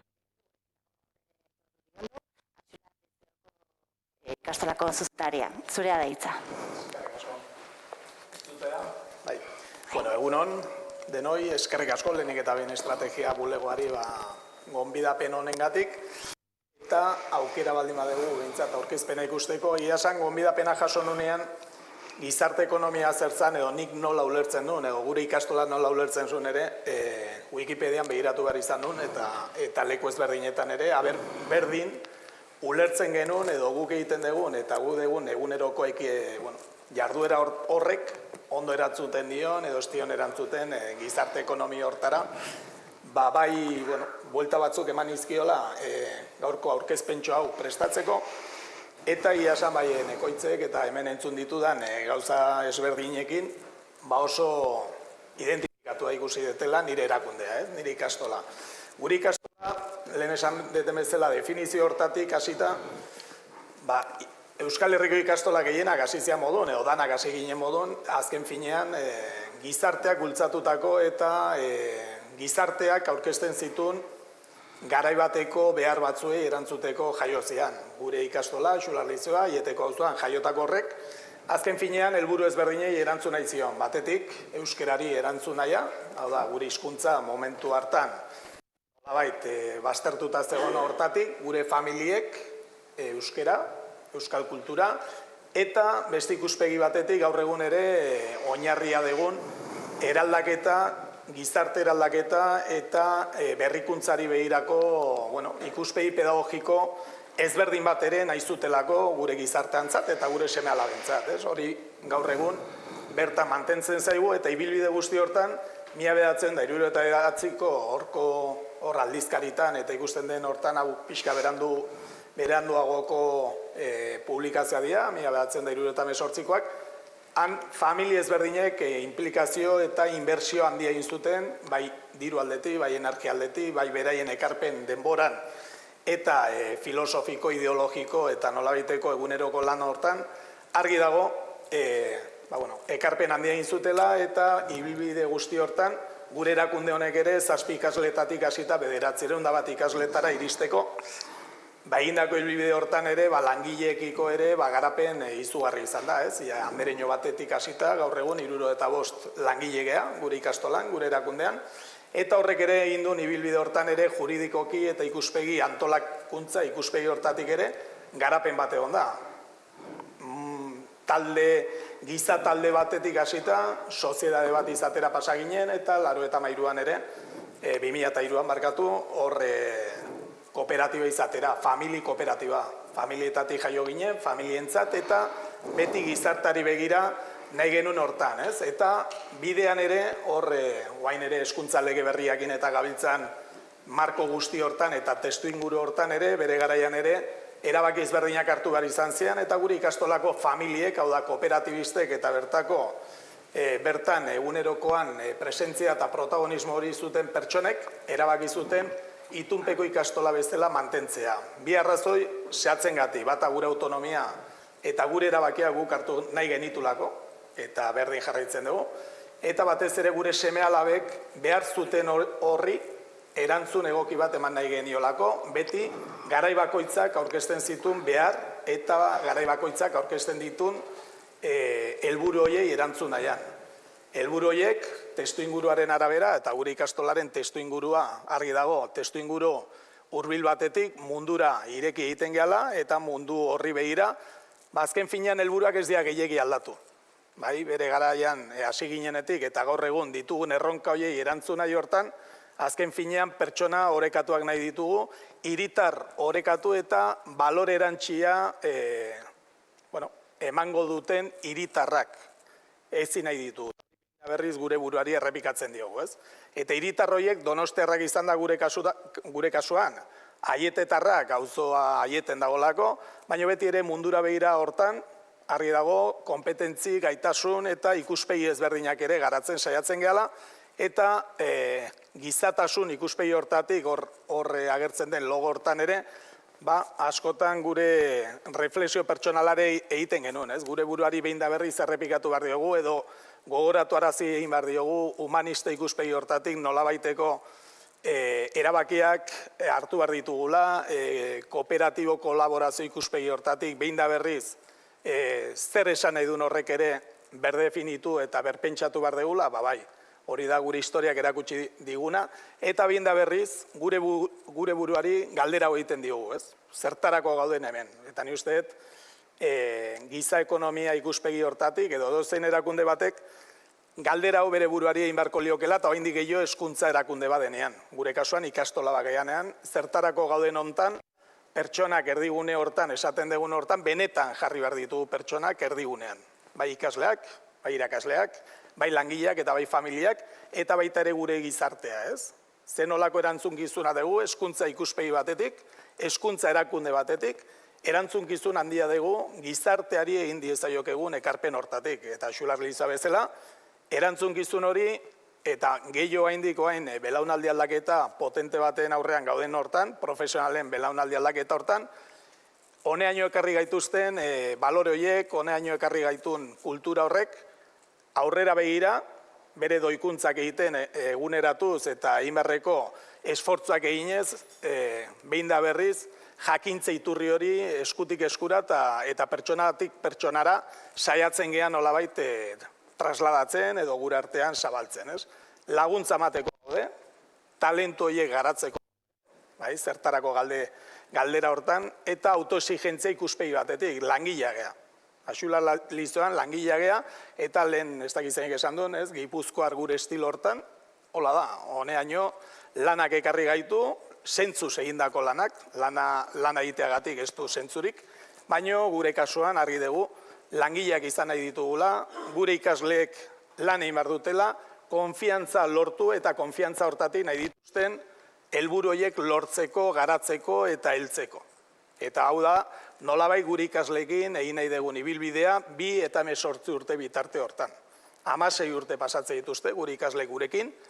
Gaur egun 2003an sartutako 2 urteko umetxo batek Axularreko atea irtetzeko hartzen du momentun 2040 izango da. Nola izango da, garai hortako gizartea, zenolako beharrak egongo dien, zenolako errealidadea topatuko duten, zaila da aurrikustea, baina argi duguna da, zer nolako kompetentziak, zer nolako pertsona eredua garatzen lagundu nahi dugu. Guk ez dugu pertsona hori garatzen, baina bai lagundu egiten dugula.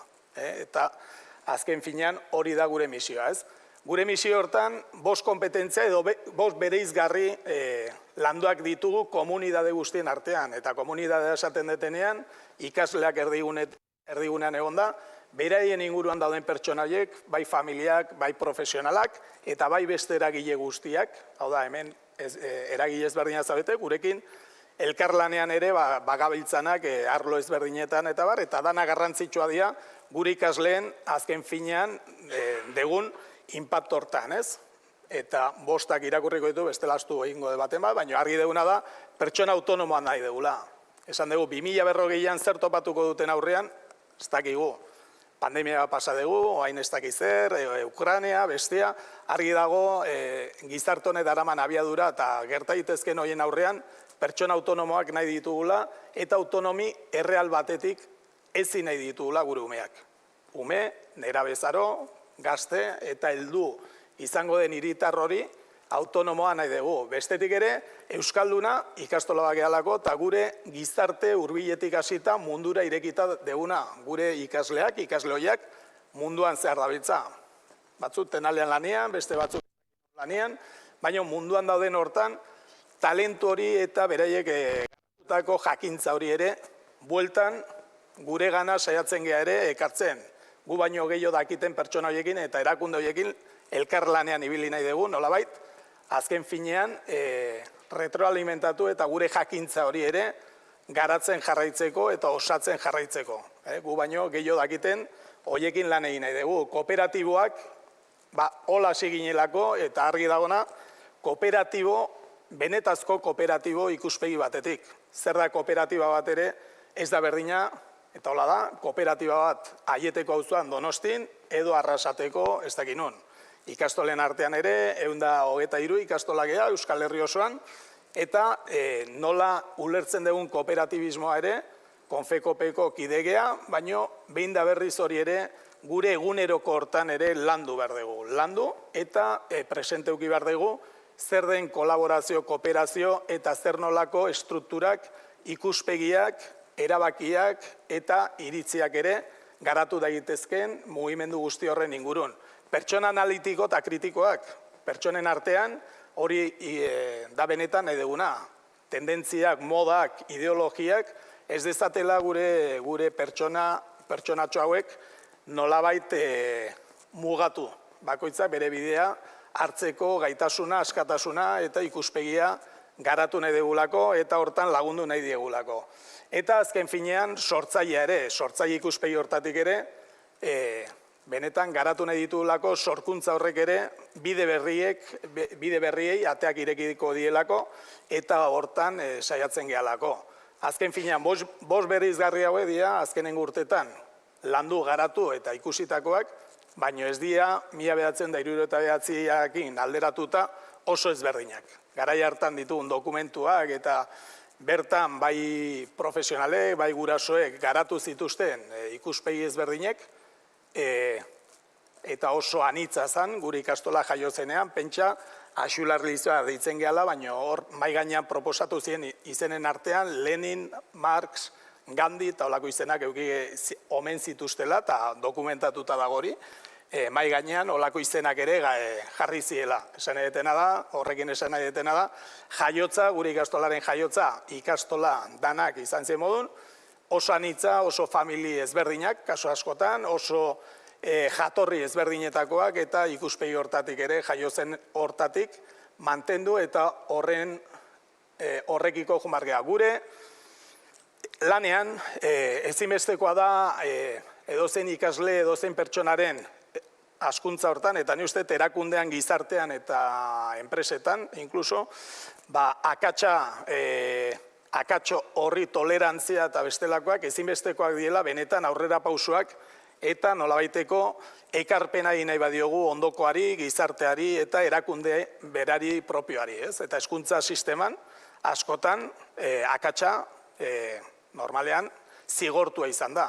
Hortan, badago barne refleksioa inberrekoa gure artean lehenik eta behin hezkuntza munduan gabitzanentzat, baina hau ere argi eta garbi presente dugu eguneroko ibilbide hortan. Ibilbide hortan gauza asko berpentsatu egin behar ditugu. Hezkuntza hortan eta axulalizioan saiatzen gea gure akatsekin eta gure prueba errorrekin, baina argi dagoena da gauza asko edo gauza ezberdinei erantzuna eman behar diogula gure eguneroko hortatik. Eta gure eguneroko hortan saiatzen geanana azken finean ikasleari protagonismo hori ematia. Hau esatea erresa da, baina egunerokoan hezkuntza sisteman irakaslea egon da erdigunean askotan eta ikaslea da erdigunean eduki behar deguna. Eta imarreko dana hori ikasleari begira eta ikasleari eman behar diogu esan dezagun hezkuntza prozesu horren timoia noski hezkuntza sistemak eta gure profesionalek, hortako dira profesionalak, bideratutako eta proposatutako nolabaiteko eszenatoki hortan. Baina ikaslea izango da gure kasuan protagonista. Hortan, pertsona bakoitza, lehen ere norbaitek hemen esan du, pertsona bakoitza ezberdinak gehala, bakarra gehala, eta hola da. Eta prozesu hori ez da errepikatzen. Ikuspegi industrializatu batetik etorritako hezkuntza sistema batek denontza kafe para todos hortatik aldentzen saiatu beharko ginake eta aldentzen saiatzen gea, ez dugu lortzen. Eta hortan gure buruari ere askotan trampak egiten dizkiogu, baina egia da ikasle bakoitzaren ibilbidea bakarra izan beharko litzakela eta hortan lanean gabiltzala hori lortu nahian. Burokrazia sistemak ekartzen dizkigun kurrikulunak eta bestelakoak azken finean tresnak dira gure kasuan eta ez dira helburu. Tresna da eta tresna hori, tresna hortan doikuntzak egin behar dira, argi dago legea bete behar dela eta gauza guzti horiek, baina tresnak izan behar dira eta ezin dira izan inolaz ere azken finean helburu bakarra, ez? Prozesu guzti hortan inguruakin elkarlanean egonez, zuen erakundeekin eta gure ateak beti irekita, zuen erakundeekin lan egiteko. Hemen Emaus pasadamendik, Emausekin lan egiten dugu, Tenaleakin proiektu ezberdinak izan ditugu, gureak ere irakurri den, Matia Fundazioakin 25 urte daramazkigu proiektu ezberdinak aurrera ematen. Hau da, ezinbestekoa da ikasleentzat jakintza eta garapen hortako kontaktu zuzena eta errealidadean gertatzen den hori ezagutzen, baina ez bakarrik ikasleantzat, irakasleantzat. Irakasle gehienak, 90%ko irakasle gehienen ibilbidea, aurre hezkuntzatik lehen hezkuntzara, bigarren hezkuntza, batxiller, unibertsitatera eta bueltan ikastetxera bueltatutako profesionalak izan dira gehienak kasu askotan. Horrek perspektiba behar bada ez digu benetazko perspektiba edo benetazko errealidadearen kontaktu hori edo jakintza hori ematen. Eta inguruko erakunde eta inguruko errealidade horiekin ere kontaktu zuzena eukitze horrek ez da bakarrik ikaslei begira, baizik eta gure profesionalei begira ere ezinbesteko bidea. Horrekin ebaluazioaren ingurun, honek monografiko bat beharko luke bera bakarrik, ebaluazioak zer nolako inpaktua eduki beharko lukeen jakintza garapen hortan eta hezkuntza garapen hortan. Ebaluazioa nondik plantatzen dugu gure erakundean. Ebaluazio horrek ekarri dezaken motivazio, desmotivazio, ikasketa prozesu hortan positibo edo negatibo izate horrek. Nire gana guraso ezberdinak datorkizkidanean, beraien beldurrekin, beraien batxierra, beraien selektibidadea, ni beti berdina esatea lasa egon zaitezte aurrean, 8. maila errepikatu zuen zuzendari badezue eta 5 suspenso ateratzen zituen zuzendaria. Ibilbideak oso luzeak diela eta unibertsitatean gero matrikula donorrak. Bueno, behar bada motivazioa, behar bada kontestu zehatza eta esperientzia horietatik ere, guk ere ikasi eta ibilbide horiek ere malguagoak sortu behar ditu eta bultzatu behar ditugu. Lehen esan deten bezala ikastola euskaldun batetik hasita mundura irekitako eta hortan ere gure erantzunkizun zehatza ere badegu. Gu zerbaitetako jaio ginen eta zerbaitetako mantentzen gea mundu hontan ikastola bezala, ez?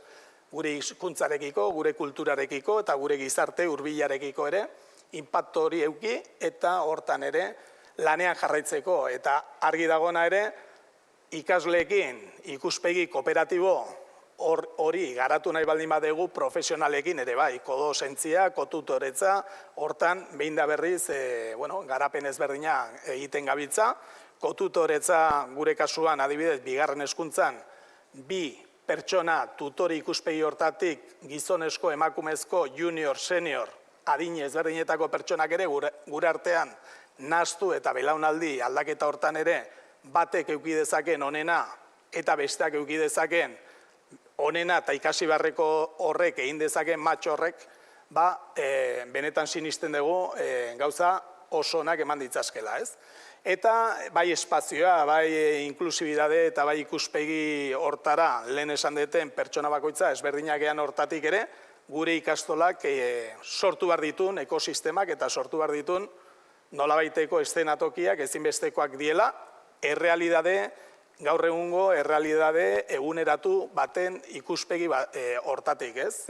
Bai mundu digitala, bai heziketa digital eta bestelako berrikuntza ikuspegi hortatik, guretzat garrantzitsua dien horiek. Gure garapen hortan antolakuntzan ere ez naiz gehiago sartuko, baina kooperatiba familia gehala esan dugu, batzar nagusi badago, artezkaritza kontseilu badago, guraso osatutakoa, bai, berdintasun ikuspegi hortan ere beti saiatzen gea lau ama eta lau aita hortan eukitzen, zuzendaritza talde bat, zuzendaritza talde hortan 8 pertsona gaude, 6 emakumezko, 2 gizonezko, eta hortik gero egiten den despliego hortan ere, taldean eta ekipo ikuspegi hori presente dago gure garapen eta desarroi hortan. Urteadia, gure ikastola erakundea antolatuta behar den modun izateko, kalidade, bere garaian kalidade eta batez ere kudeaketa aurreratu ikuspegi batetik ikastola antolatzen eta kudeatzen saiatzen garena. Kudeaketa estilo eta sistema horiek gehienetan emaitzak erdigunean jartzen zituen. Gure kasuan honi buelta eman genion eta emaitza garrantzitsuak izan da eta emaitzak esaten ditudanean emaitza pertsonengan duen garapena, emaitza akademiko batzuk ere badaude eta gure erakundea egonkor eta jasangarria izan dadin ere badaude emaitza ekonomiko batzuk. Gure kasuan, sota kabaiorrei izaten diena, gure uneko 88 azken finean, Eusko Jaurlaritzatik eta bestelakotatik iristen zaigu eta bestia dira familiek ematen duten kuota oso zehatza eta txikia hori orekatzeko.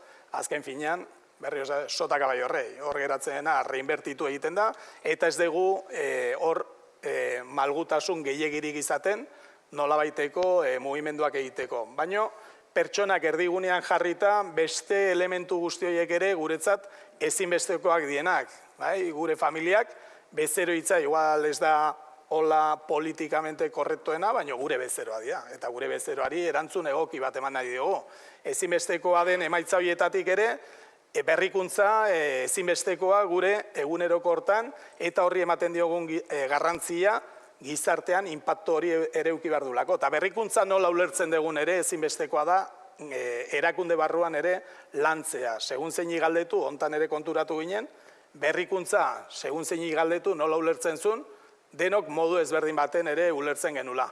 Hortan ere refleksio sakon bat egin zen, eta hau ere visualizatzen saiatzen gea, 4 elementu argietatik, kultura ireki batetik, hau da, azkenean, parte hartzaile eta sortzaile ikuspegi batetik, gizarte ekonomiaren oinarritako bat izan daiteken hori, ideia berriak modu ausartaz ere mahai gainean jarri, eta barnean definitutako hietatik, elkarlanaren bitartez garatu nahi ditugu berriro ere prozesuaren edapen hortatik, behin da berriz berrikuntza elikatu nahian.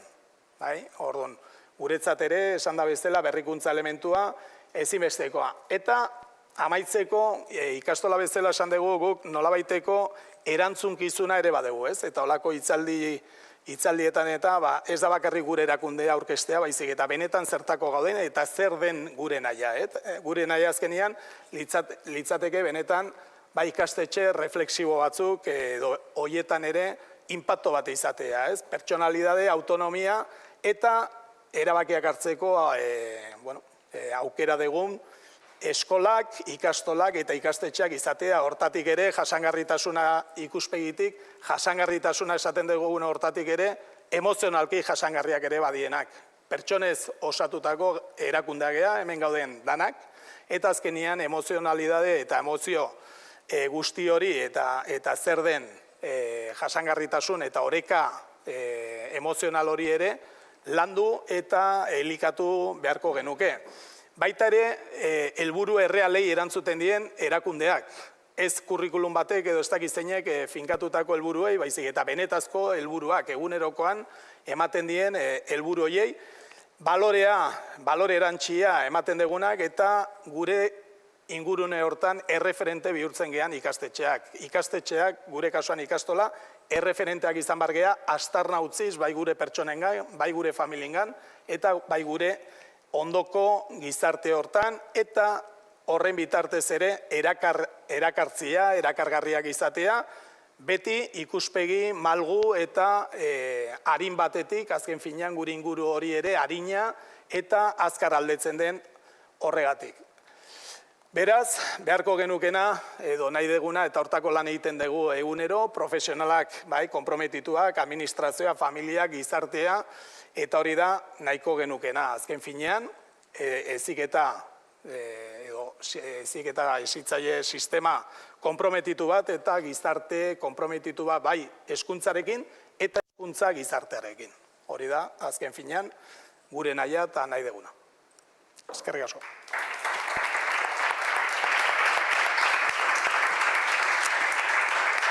Eskerrik asko, Aitor Uriondo, Lizeoko zuzendaria, esan behar dut ikaslei bezala eta hori guraso bezala oso lasai geratu nintzela, eta asko eskertu. Gure amatxoa da eta ikasloia.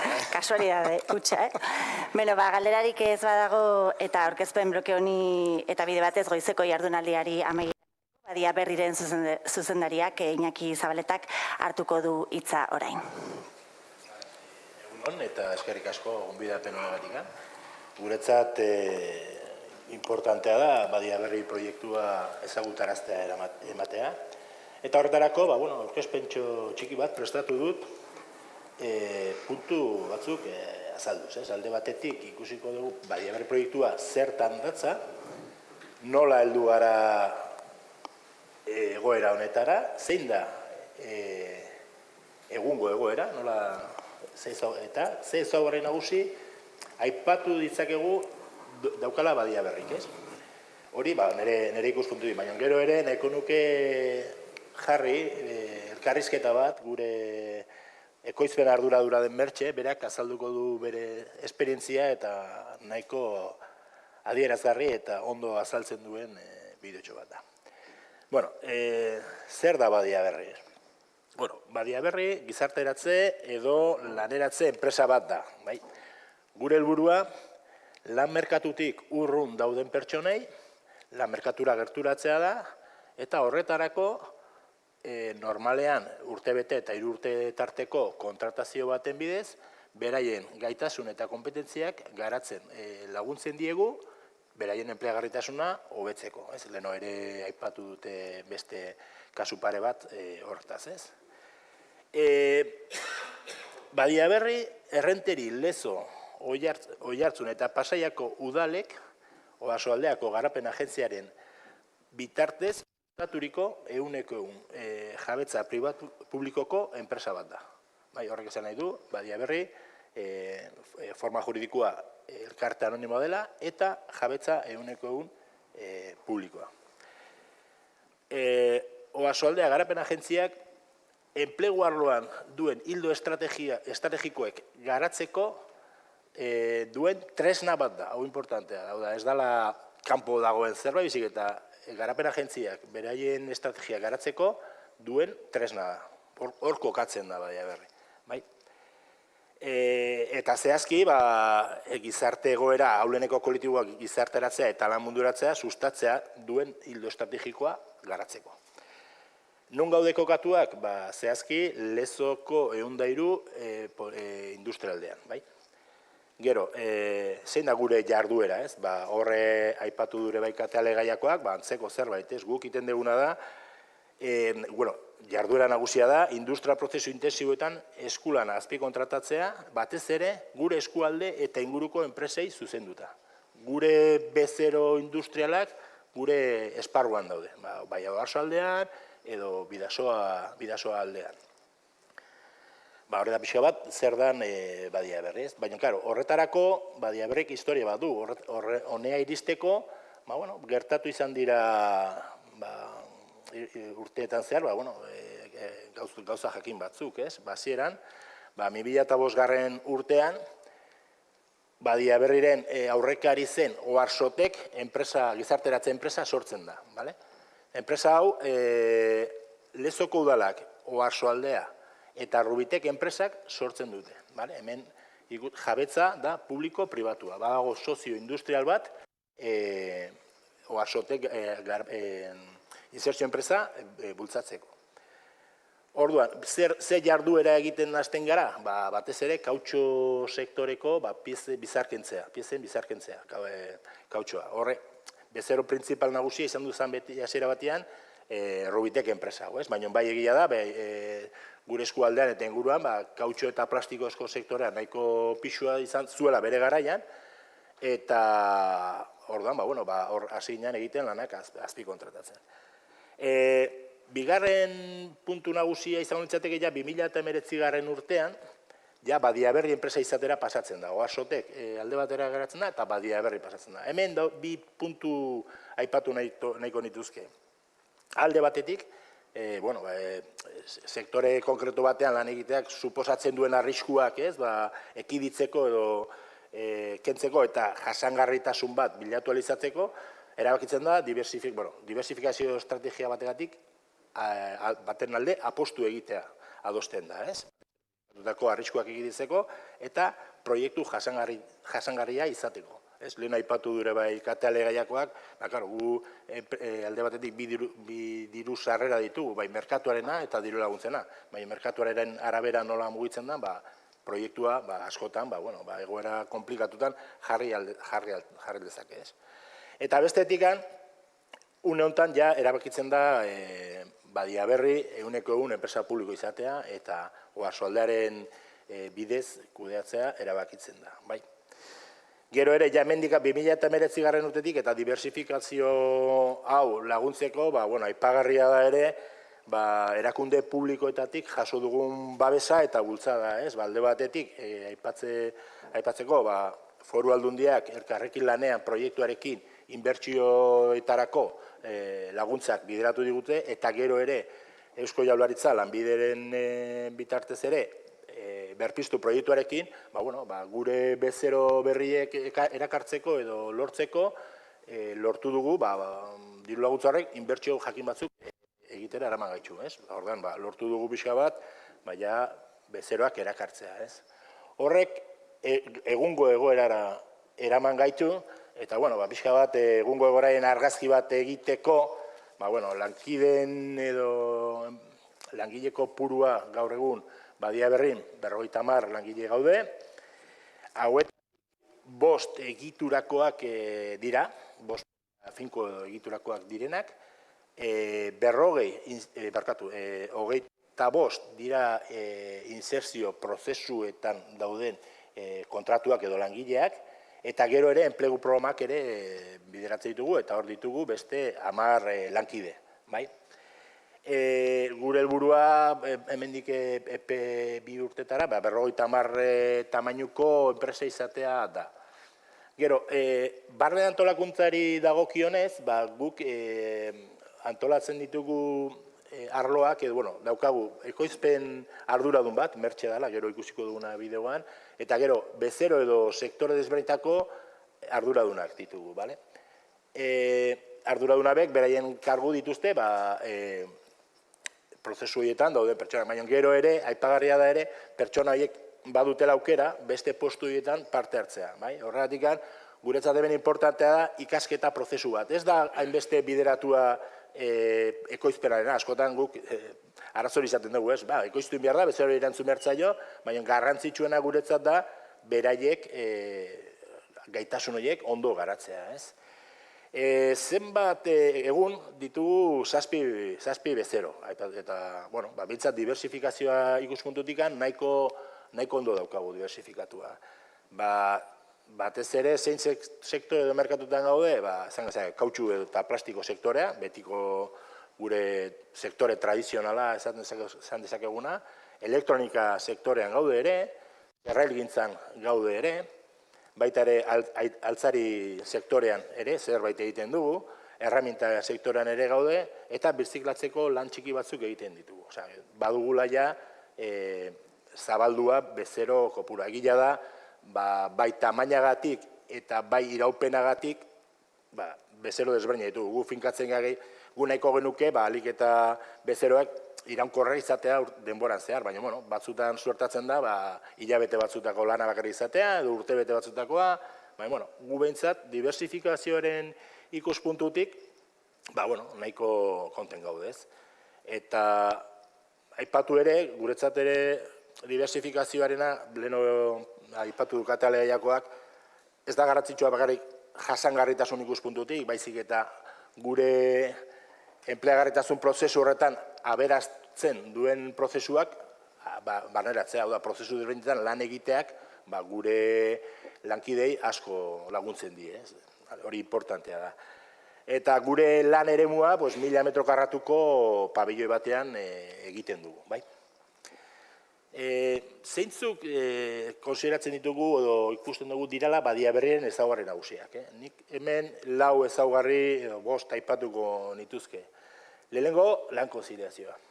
Gure lankideen ehuneko 89 emakumeak dira. Eta emakumeak, kasu honetan, zailtasunak dituzte lan eta pertsonaleko konziliazio arazo dituztelako.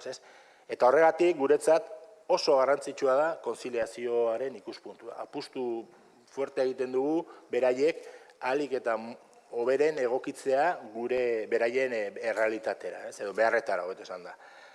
Orduan, guk erraminta edo baliabide desberdinak jartzen ditugu horretarako. Batez ere, lan ordutegia, lan jardunaldiaren inguruan baditugu, beraiek erabaki dezakete, edo 5, 6, behiten ordutegi kopuruak. Beti ere, beraiei ondo datorkien edo ez. Baita ere, lan ordu desberdina ditugu. Gu daukagu jardunaldi bat dala 8 hasten dana, 5 ordutakoa bada ordu batean bukatzen du, eta gero ordu batetik 6. Hor, beraiek jokatu dezakete beraien beharretara. Bai, egia da horrek ere, guri arazoak edo komplikatzen zaizgula lana bezeroari erantzuteko orduan, ez? Baina, behintzat saiatzen gara beraiei hori eskaintzen. Gero ere, gu poligonan gaudenez, garraioa, ez dago garraio publikorik gure lantokira gerturatzeko. Badaukagu furgoneta bat beraiei lezotik lantokira gerturatzeko. Eta hori beti guretzat garrantzitsua da. Bigarren ezaugarri nagusitzat edo aipatu dezaket kultura aniztasuna. Gure lankideak kultur eta hizkuntz desberdinak dituzte, eta hau kudeatzea, guretzat erronka bada. Eta egungo realitatea ikusita, ikusten dugu gero eta kultura eta hizkuntz desberdin gehiago elkartzen dela gure esparruan, eta hori guk kudeatin behar dugu, eta soluzio bat eman behar dugu. Bai horretarako, guk beti esaten dugu, Badiaberriko egituran parte izateko aukeratu nahi ditugun lankideak, insertzio prozesua pasa duten lankideak izan behar dutela. Ez hori argi daukago. Eta orduan, guk nahi deguna da, eta oasoaldea, gaur egun, oindikan, garatzen nahi dan enean, Badiaberri, garatzen handan enean, pertsona behar ditugu egiturako postu betetzeko. Eta guretzat garrantzitsua da, sortuko dugun egitura alik eta dibertsitate hori hobeto jasotzen duena, ez? Baina, horrek suposatzen dizu, beste zailtasun gehiago edo erronka gehiago, ez? Baina, bueno, guk hortan apustu hori egiten dugu eta garrantzitsua da guretzat. Bestalde ere, aipagarria da edo ezaugarri garrantzitsua da, Oarsoaldea garapen agentziatik jasotzen dugun babesa. Alde batetikan, Oarsoaldeak ditun zail desberdinetan, batez ere enplegu eta enpresa zailetikan, Badia Berri kudeatzeko behar ditugun baliabideak eta ezagutzak erresten ditulako. Horregatik aipatu deleno oso garrantzitsua dela, Oarsoaldearen estrategiarako tresna bat garela, gu ez gaude kanpo, gu hor barruan gaude.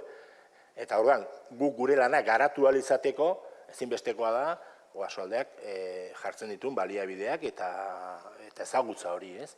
Alde batetik, bai, gure prozesuan sartzen diren erabiltzailei hasiera batean entrevistak jarraipen bat egiteko orientazio ikuspuntutik, eta bestalde ere, gure eskualdeko enpresei gerturatzeko, proiektua azaltzeko, eta zirkuloa izteko ere, ez? Hau da, gure helburua ez da bakari, da, enpleagarritasuna lortzea, eta alba da, gurekin lan egiten duten enpresetan sartu ahal izatea gure erabiltzaile edo lankideak, ez? Hori guretzat oso importantea da, figura hori klabea da. Eta gero ere, aipatu dut ere diversifikazioa, baina diversifikazioa ikasketa ikuspuntutik. Hau da, guri interesatzen zaizkigun prozesuak dira, prozesu desberdinak izatea, eta baita ere,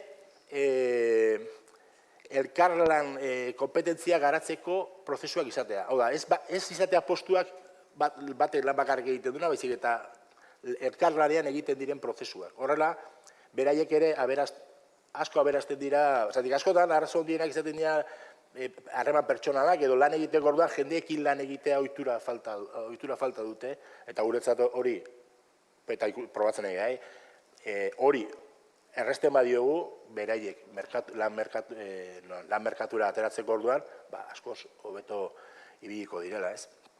Eta hori da pixka bat Badia Berriren argazki bat edo pixka konpetatzeko, baina, bai egia da, eta nik agian ez ditut hainbeste gaitasun ondo azaltzeko, baina daukagun bideoan, argi nik uste oso ondo azaltzen dula gure ekoizpen ardura duren bertxek, bere esperientzia eta bere gauza, ez? Jarri mesedez.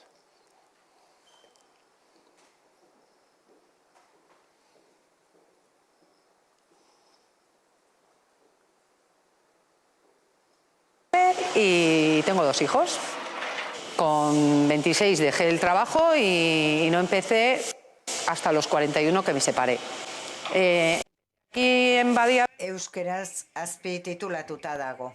Y una orientadora de Lanbide y empecé, pues voy a hacer 9 años. Empecé trabajando, aprendiendo, y de ahí pues vieron que necesitaban una ayudante de la que era antes la encargada, y bueno, en una selección pues decidieron que yo fuera la ayudante de esa encargada, y ahí empezó mi historia en Badia Berri. Yo en mi caso, yo entré muy mal. Yo entré recién separada, con 2 hijos a mi cargo. Piensas que solo sirves para ser ama de casa, empiezas desde cero. Y es complicado.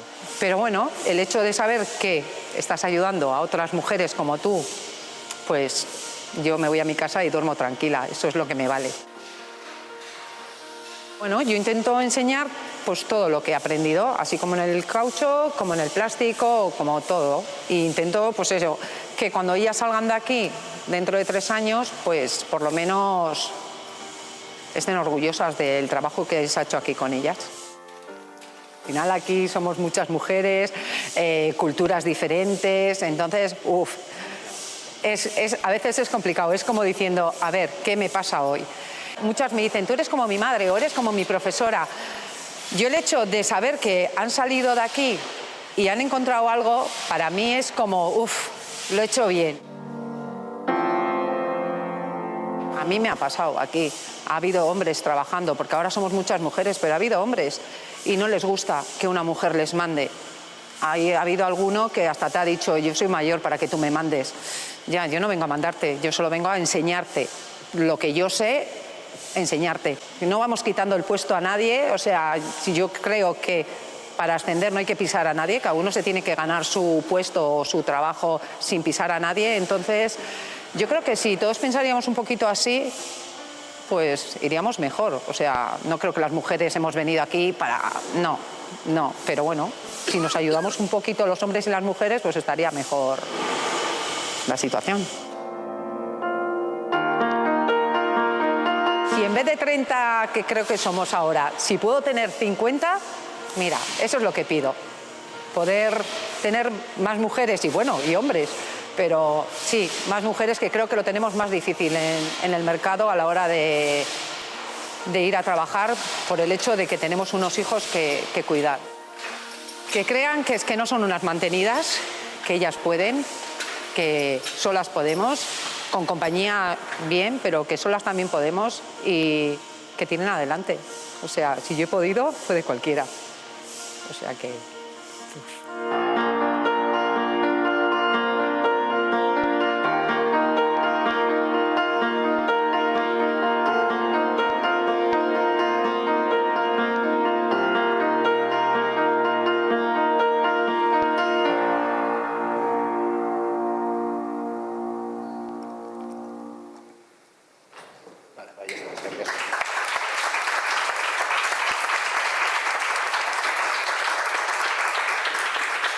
Eskerrik asko, Iñaki Zabaleta, Badia Berriko.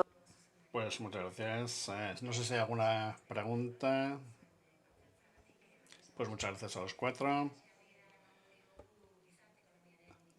Itzortu ni baino gogoratu, arratzaldean jarrituko dugula eta kasu hortan etorkizunera begiratuko dugula. Finalizamos esta primera parte del encuentro de hoy, pero os recordamos que esta tarde... Gogoratu, arratsaldean ere beste saio bat, beste eztabaida bat, edo debate bat edukiko dugula, etorkizunari buruz, eta gurekin egongo dira Iñigo Albizuri, Korporazio Mondragoneko harreman instituzionaleko zuzendaria, Asier Vitoria, gureakeko zuzendari nagusia, Ester Irigaray, Akuarium Donostiako zuzendaria, eta Patxi Olabarria, Euskadiko Kooperatiben Kontseiluko burua, eta Konfekoopeko lehendakari ordea.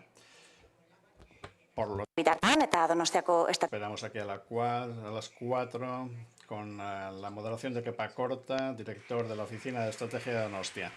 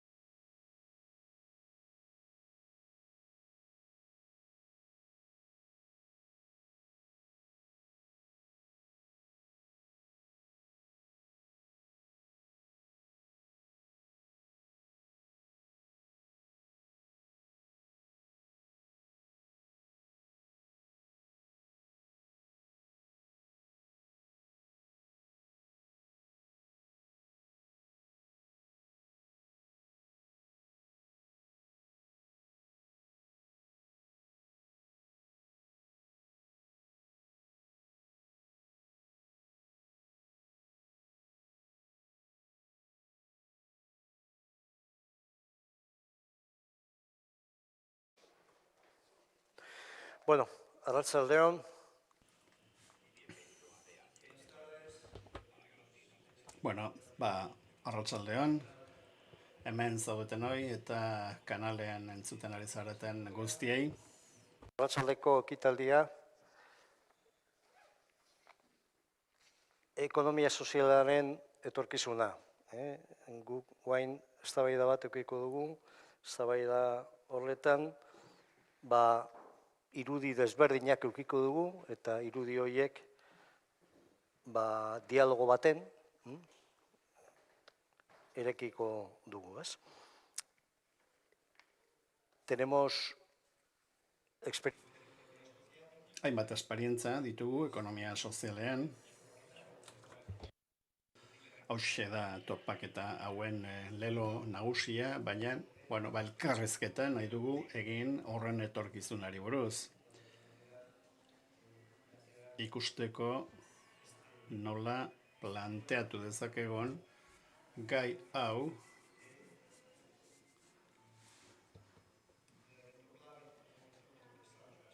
oraingo momentuan garrantzi berezia duelako. Horretarako 4 hizlari edukiko ditugu, 4 aditu gurekin. Iñigo Albizuri hasteko, Mondragon Korporazioko arduraduna. Bigarrenik Asier Vitoria, gureak taldeko zuzendaria. Ester Irigarai, Donostiako Akuariumeko zuzendari eta Funko Fundazioen zuzendaria ere badena. Eta amaitzeko Patxi Olabarria, Euskadiko Kooperatiben Kontseiluko presidentea dena, eta oro bat Koopeko lehendakari ordea.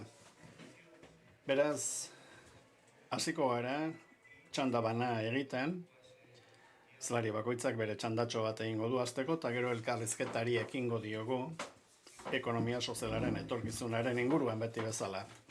Gonbidapenengatik. Pues gracias, encantado de estar aquí con vos. Eskerrik asko, oso pozik nago hemen egoteagatik, gure ikuspegia partekatzeko, lagun artean gaude hemen neurri batean, baina publikoarekin. Eta nik benuen bideo bat proiektatu nahi nuena, baina behar bada orain ikusi genezakena.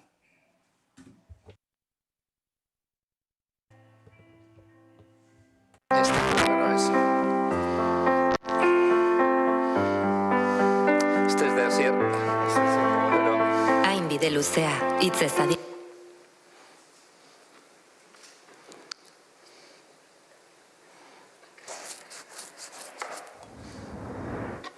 Este sí.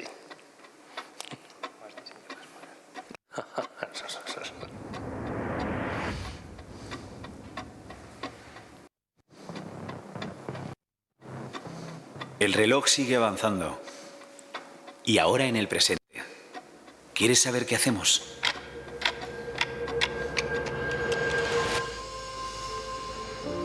En Mondragón hacemos sonreír a tus coches. Generamos tu energía y calentamos tu hogar. Cocinamos para ti. Te protegemos. Cuidamos de ti y de los tuyos.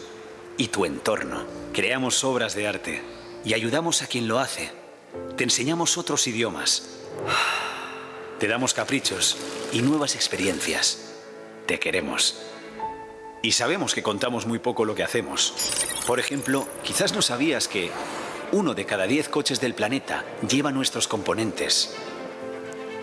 Millones de electrodomésticos de los hogares en todo el mundo incorporan nuestras piezas. Tenemos empresas líderes mundiales en su sector.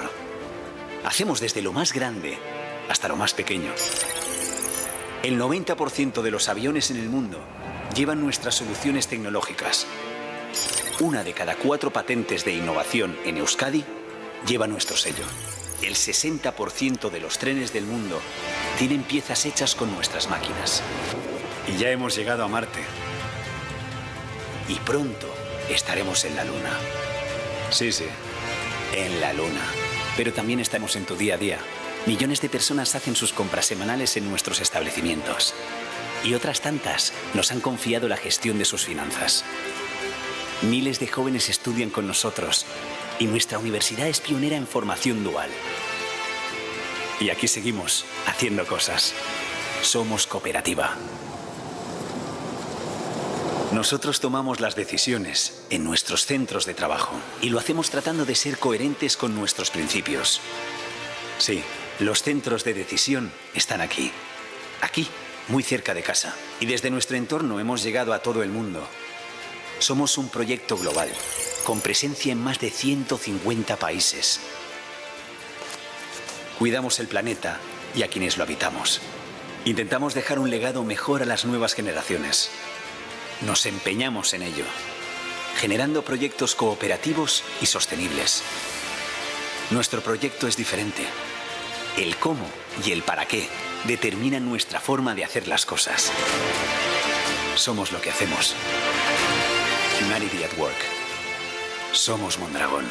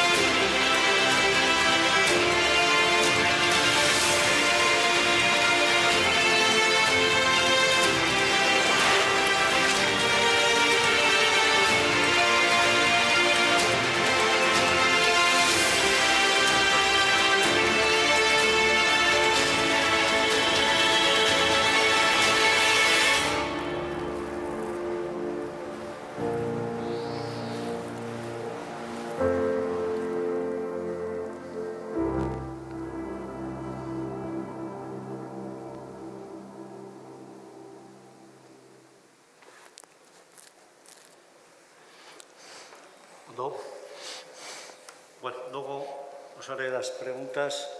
Luego charlamos. Bueno, gero ingo ditu galderak.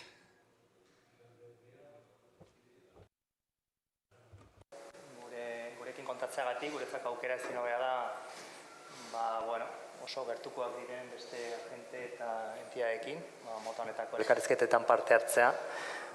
Gure eredua eta gure izaera ere, ekonomia sozialaren parte gerala aldarrikatzeko, eta gure misioa zaratago ere, ekonomia gerala azalerazteko, ez da. En nuestro caso también... Gure kasuan, laburtu nahi izan dugu, gure realitatea bideo batean, eta aurkezpena egingo dugu.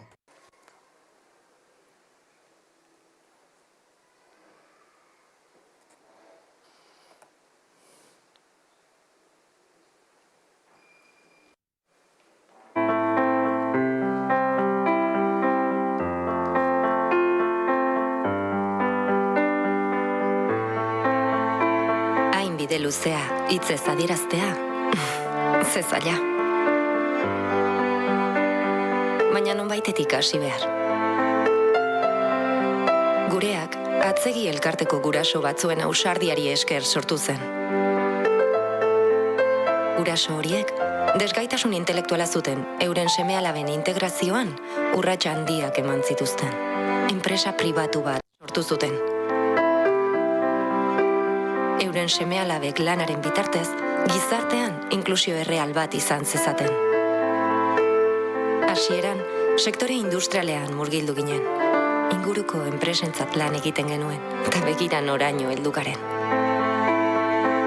Gipuzkoarentzat, eredu bilakatuta.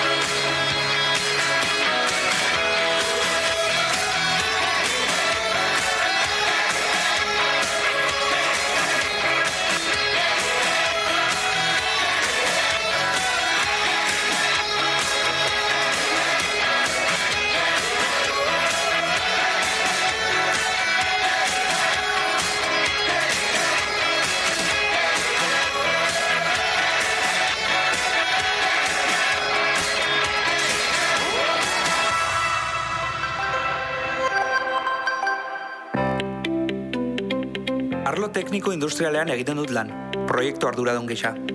Gureakeko berrikuntzako eta garapeneko taldea gara. Bi helburu nagusi ditugu. Gureaken desgaitasuna duten pertsonen beharrei erantzun bat ematea, lan prozesuak egokituz. Honi esker, laguntza behar handienak dituzten pertsonek sektore oso lehiakor batean lan egiteko aukera izango dute.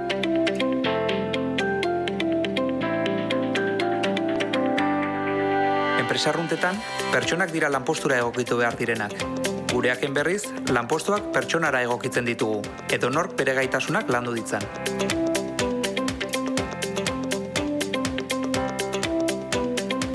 Horrez gain, bezeroen beharrei erantzuna ematen diegu. Soluzio integralen bitartez.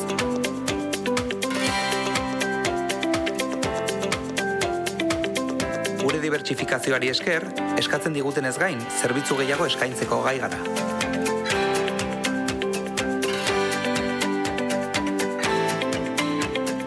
Euren partnerra gara.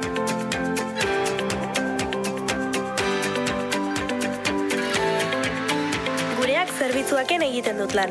Gure dibisioak zerbitzu ezberdinak eskaintzen dizkie beste enpresei.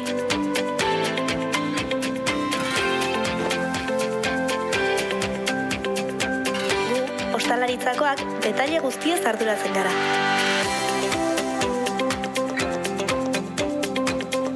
Beti gustatu izan zait ostalaritza, zerbitzari izateko prestatu ninduten gureaken. Bertan, lanpostu honetarako behar nuen prestakuntza jaso nuen, lagundu ninduten. Nire lanpostua egokitu zuten, autonomia eta profesionaltasun osoz egin nezan. Horri esker, gureak zerbitzuaken egiten dut lan, eta ikaragarri gustoko dut. Garbitasunako lankideek ere bertan egiten dute lan, baita berdeakoek ere. Zugandik oso gertu gaude.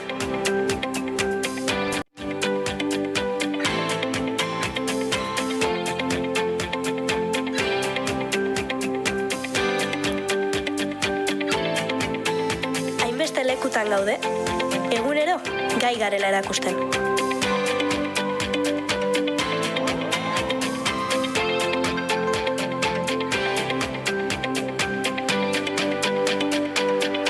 Gureaken egon aurretik beste lan bat baneukan arren, ikusita desgaitasun fisikoa neukala gureakeko aukera aprobetxatzea erabaki nun. Gureak marketingen lan egiten hasteak suposatu du nere karrera profesionalean beste aurrera pauso bat.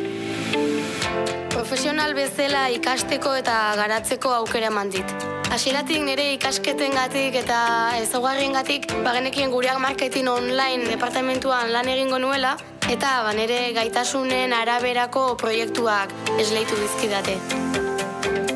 Gureak marketingen zerbitzu integralak eskaintzen ditugu, beste departamentuekin batera elkarlanean lan egiten dugu, proiektu horiek aurrera atera daitezen eta inpresioa, banaketa eta bestelako komunikazio lan horiek ere egin ahal izateko.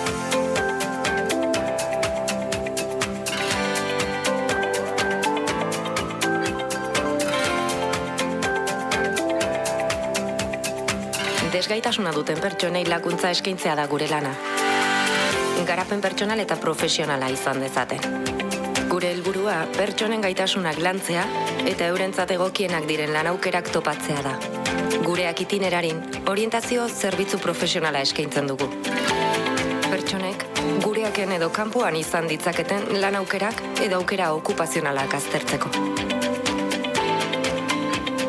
Pertsona bakoitzari hobekien dagokion ibilbide profesionala diseinatzen dugu. Eta prestakuntza programa egokienetan parte hartzera errezten dugu. Pertsonek euren espektatibak bete ditzaten. Nik orientazio departamentuan egiten dut lan. Nire lana gureakera etortzen diren desgaitasuna duten pertsonei atentzioa ematea da. Lagundu egiten ditut. Gidatu, euren erreferente bihurtzen naiz. Beste laguntza, beste arduradun izango dituzte, aktibidade profesionalaren arabera, baina beti mantenduko dugu harreman estua. Gaur, Juanjori agur esaten diot. Erretiroa hartzen du. Hainbeste denbora igaro ondoren, gauzak ez direla besterik gabe lortzen ohartzen zara.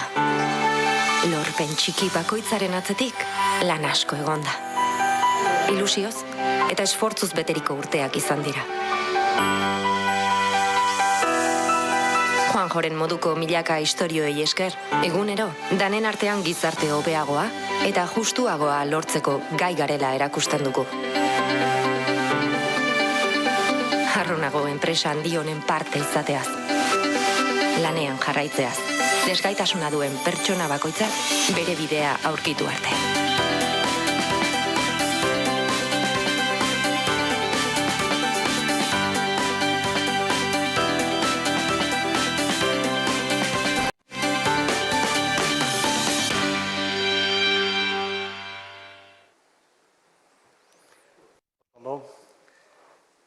Hirugarren esperientzia.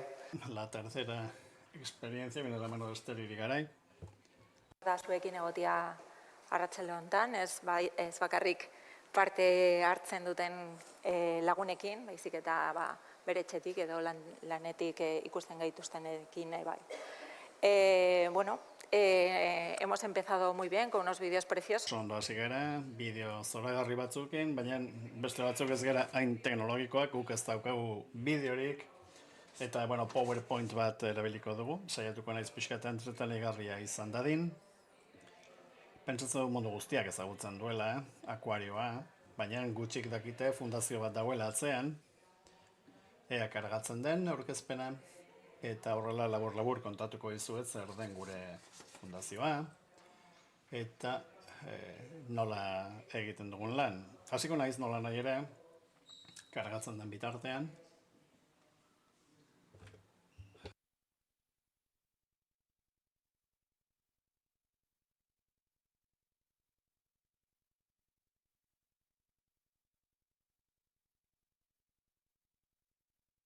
Gipuzkoako Ozeanografia Fundazioa da, Euskadiko fundazioen legeak dio, historikoki fundazioek paper garrantzitsua izan dutela Euskal gizartearen bizitzan, interes orokorreko lanak egin dituztelako gure egunerota arte. Oro har, lukuru asmorik gabeko antolakundak izaten dira, eta beraien ondarea afektatuta daukate interes orokorreko helburuetara bideratu egiten dituztelako. Legearen arabera, zer dira interes orokorreko helburuak? Badira beste batzuk ere bai, legen espresuki jasotaz daudenak, fundazio bat osatu alizateko badaude, beraz, hainbat helburu sartu daitezkenak, baina esan beharra daukat, fundazioek, bakoitzak, edo gure kasuan gure izararatik, garapen jasangarriko helburuaren barruan lan egiten dugula, gure misioa, Gipuzkoako Ozeanografia Fundazioarena da, sortu ginen urtetik aurrerako helburu berbera dugu, 1908tik aurrera. Lehenago itsas ingurumena batez ere zen gure lan esparrua, gizartea kontzientziatzeko, itsas ingurumenaren errespetuarekiko, erakusketa eginez, flora eta faunari buruzko ikerketa eginez, garrantzi berezia ipiniz Kantauri itsasoan. Beste helburu bat zerikusia du ondare material eta imaterialarekin, kasu honetan gure tradizioak eta oroimena mantentzea eta gordetzea. Hori 1908tik dator, eta bi lan ardatz horietan ibili izan gara geroztik. Esan beharra daukat, UNESCO etxeak erabaki zuela gu aukeratzea Euskadiko garapen jasangarrirako helburuen politikei begira. Badago esaldi bat askotan kustok esandakoa ote den esaten dena, batez ere ezagutzen duguna ikasten dugula maitatzen eta garbi daukagu gure fundazioan gauzak horrela direla. Horregatik badaukagu sentsibilizazio eta prestakuntza jarduera batzuk. Arrainekin lotan adibidez, aukera ematen digu mei tunelean lo egiteko, tailerrak ere egiten ditugu, erakusketak, irtenaldiak, ikustaldi gidatu bereziak. Beste esparru garrantzitsu bat, historikoki landu duguna da prestakuntza, eta sortu zenetik Rimer partzuergoko kide osatzaileak gara. Berez, itsas ingurumen alorreko Erasmus Master bat da.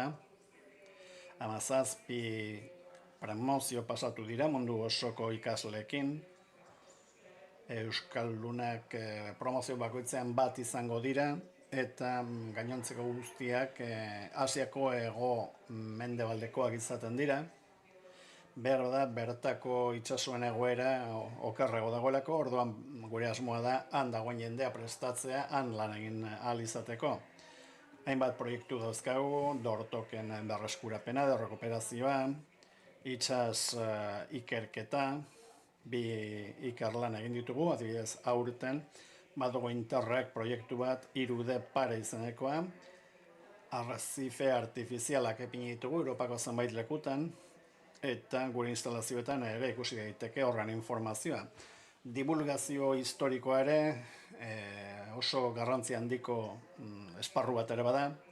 Joan den urtean, goratuko duzu, Elkanoren urte hurrena izan zela eta erakusketa bat antolatu genuen, baina badira baita ere ikerketa patrimonialak ere bai, adibidez Mutiozabaleko ontziolari buruz. Esan berra dago,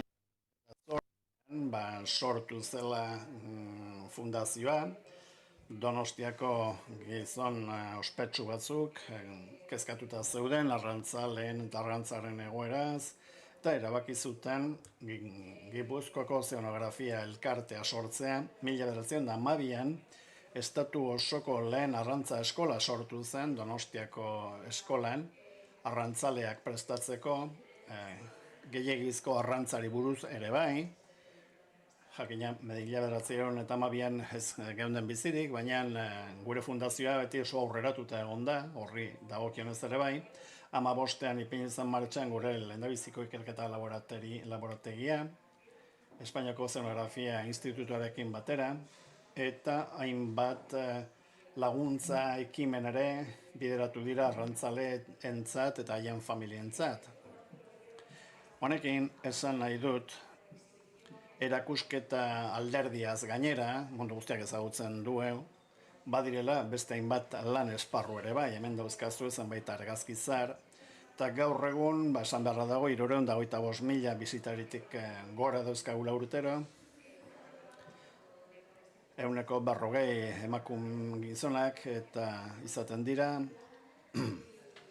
gure lana ez da bakarrik aisialdea, gauza asko zer gehiago ere egiten ditugulako, prestakuntza ere ematen diegu bisitariei, bizita edo ikustaldi gidatuen bitartez eta bestelako jardueren bitartez, baditugu baita ere adierazle batzuk, gure ingurumen jokamoldari dagokionez, gure ingurumen aztarnari buruz, eta abar, pentsatzen dugulako ezin zaiola eskatu jendeari aleginak egiteko, guk ere espalin badugu alekin hori egiten.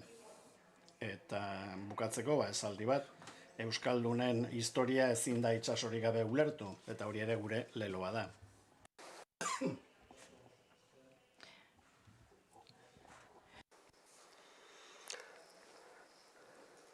Bueno, atzaldeon.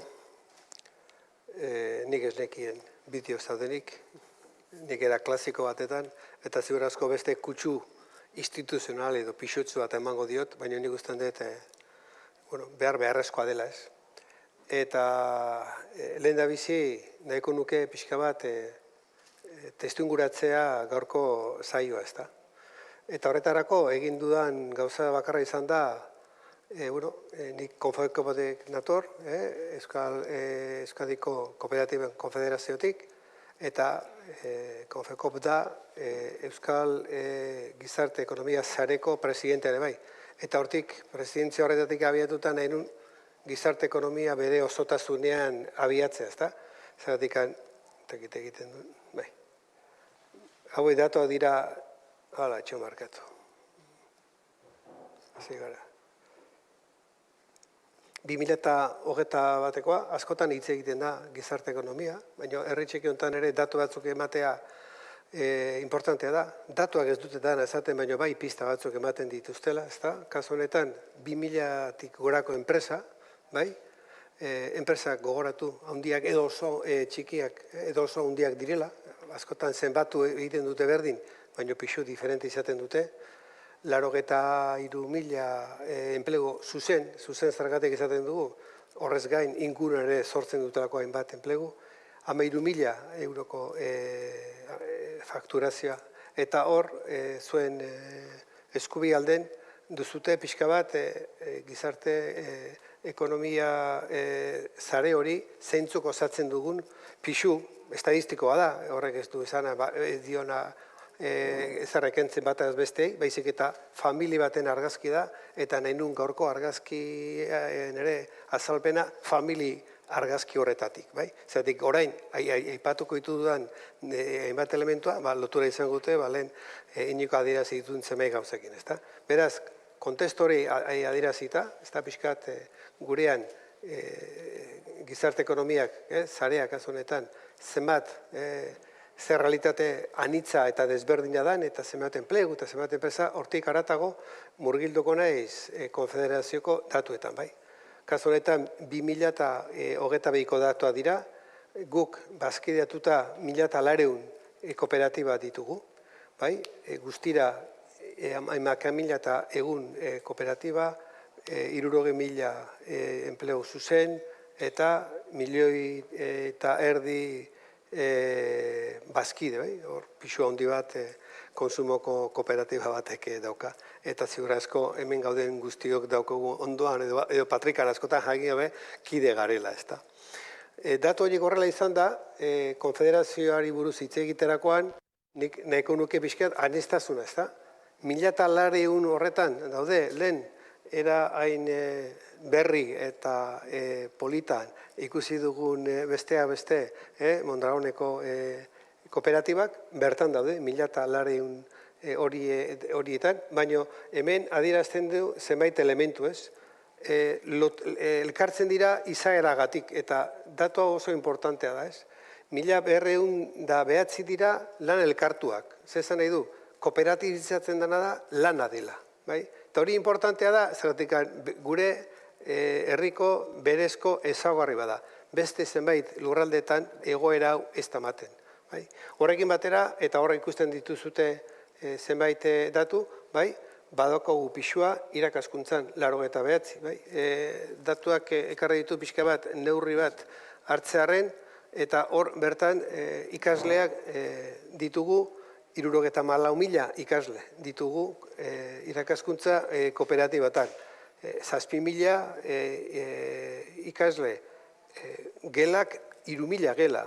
Eta hor, baditugu bitxikeri batzuk, bazkide direnak askotan ez dira zerbitzua jasotzen dutenak, familiak, baizik eta baita ere langileak ere bai. Eta horrela, eta gure ezaguarretoa da, guraso kooperatibak, 89 horietatik, 51 dira guraso kooperatibak integralak, hau da, langilek ere kooperatibako kide 25 eta lan elkartuak 13. Horrek, pixua dauka, zergatik azken finin da, irakaskuntza itunduaren eguneko 30-tik gorakoa, eta tendentzia igotzen ari da. Pixka bat, ikusterakoan irakaskuntza konturatzeko ze pixu daukan. Horrekin batera daukagu konsumoko kooperatibak, ditugu nekazaritzakoak, garai baten genituen kooperatiba bat baino gehiago, baina gaur elkartuta daude eta gero transportistak ere bai. Ezaugarriak adierazterakoan, lehen eta bat egiten du, hemen azaltzen denak lehen Mondragoneko bideoan ikusi izan duguna, ez? Lotuta dago aniztasunarekin, sektore diferenteekin, lotuta dago internazionalizazio pixuarekin, lotuta dago zer kooperatibizatzen den, kasu honetan lana ez, ikusten zute ez, lan elkartuak eguneko 87koan. Ikusten dira beste zenbait elementu oso interesgarriak, ez da, interkooperaziokoak, kasu horretan, ari gara izaten Laboral Kutxa, Lagunaro, Mondragon taldea, bera, interkooperatzeko tresnak ditugu, horra saltzen dira baita ere gizartean pixua, pifa, eta gero baita ere tipologia. Era klasiko bat da, gurea da, gure egiteko nagusitako bat da ordezkaritza, bai? Guk gure bazkideak ordezkatzen ditugu, eta ordezkatzen ditugu toki diferentetan, ezta? Eta testuinguru horretan lan nagusitako bat da ordezkaritza hori egitea, ezta? Ordezkaritza hori instituzioekin, beste erakundeekin, eta bar, interkooperatzea ere bai, bazkidei zerbitzuak ematea, eta gero komunikatzea da, balorean jartzea. Eta azken diapositiba honetan, ikusiko dezute, besteak beste, Konfekopek, konfederazioak, ze ordezkatzen duen eta nun dagoen, ez? Eta nun dagoen horretan, multzo batzuk egin ditugu, ez? Besteak beste, kooperatiba munduan, eta lehen Kepak adirazi du, gaude kooperatiban goren kontseiluan, bai? Horrekin batean, lan elkartuak izanik gure ezagorretako bat, estatuan zehar, kozeta da, lan elkartuko erakundea horre gaude, konsumokoetan hor dago de, irakaskuntzakoan ere bai, nekazaritzakoan ere bai, nazioarteko kooperatiben aliantzan estatuan 5 kide daude eta horietako bat gu gara. Horrekin batera baita ere ekonomi sozialeko estatuko erakunden gaude. Hau da, hor mugitzen gara adierazitako horregatik, ez? Ordezkatzea, defendatzea, abia puntu horretatik. Baina horretik aparte, badaude beste gizartekoetan, ez? Eta lehen EGS aipatu dut, horra saltzen du bezala CES, Osalan, Konsumobide, Espri, Eustat, eta hor zerrenda luze badago, eta jarraian ditugu baita ere kooperatibei laguntzeko zenbait tresna, ez? Eta horra saltzen bezala Elkargi, Zi Kapital, Azibide, Azilur, Zaiolan, Ategi, promoziorako berariazko erakunde badakogu, elkarlan, urtean zehar kooperatiba sortzen dituen erakundea, aurreko 2022 urtean 132 kooperatiba, beraz, jabetzeko bizka zarrera bezala, erakunde ikuspegi oso serio batet, ez geha inserioak egunerokoan eta motzean, baina, azteko nik usten dut beharrezkoa zela bizkat zentratzea. Eskerrik asko, Patxi. Eingo dugu ronda bat, nik galderak hemendik ingoek, eta gero baita publikoan aldetik, badin badakazue galderak, ondoren eingo dugu txanda bat. Vamos a empezar por Iñigo, más cercano. Zurekin hasiko gara. Mondragonek kooperatiba asko ditu, maila desberdinetako. Zuen taldean asko zaudete. Zuzikobako presidentea zara, zeu? Aziko kontseilukoa, baita ere nazioarteko kooperatiben aliantzakoa. Nahiko nuke azaltzea zer diren erakunde hauek, zeren mundu honetan sartzen zarean ikasten den lehenengo gauza da, zegla zopa bat, oso komplexua, baina zegla politikoak bezala transizio garaian. Nola baloratzen duzu ekonomia sozialaren pisua gure lurraldean eta nazioarte mailan. Nik batzutan esan ohi dut, ingenierian naizen ezkero, Mondragon, fizikaren arauen aurka dijoala, ze hau da, objektu batetik urruntzen zarenean, hor gero eta txikiagoa ikusten, eta Mondragonen kasuan alderantziz gertatzen da, zenbat eta gehiago urrundu, gero eta handiagoa ikusten duzu. Gaur goizean Ipar Ameriketako senatore batzuekin egon naiz eta izugarria ikusten zen. Beste batzuetan hurbildu eta garrantziak entzen zaio. Bilbon ez da ezagutzen eta arrasaten kritikatu egiten da. Hau gure bizitzan gauza askori aplikatu dakiokegu, baina ez gara hortzen daukagunaz. Mai hau bera gaur hemen ekosistema baten da. Alegia, gureakekin daukagun harreman estua bere baitan, adibide ikaragarria baita enpresa eredu bezala. Hemen bakarrik existitzen dena. Lehenago hemen aipatzen ziren berezitasunak eta ni zorionez akuariumeko patronatuko kideana ez da zoragarria da. Baina baita ere kooperatiben goi kontseiluko kidea naiz, zein presidentea patzi den. Eta hori Euskadin bakarrik dagoen erakunde bat. Eta munduko inon ez dira elkartzen administrazio publikoak, mugimendu kooperatiboa eta 3 unibertsitateak sustatzeko kooperatibismoa. Beraz, jendeak kanpotik datorrenean eta Mondragonen kasuan 3.000 bizitatik gora jasotzen ditugu urtean, eta jatorri erabat ustekabekoak etortzen dira, korearrak etortzen dira batez ere, brasildarrak, estatu batuarrak, batek pentsatzen dut, zer ikuste ote dute. Ez gara konturatzen, beraz, zer nolako konzentrazioa daukagun ekonomia sozialeko enpresena, eta Mondragon adibide ona da, bai, baina adibide bat besterik ez da. Izeberraren punta besterik ez baita errealitate asko zaundiakoa delako.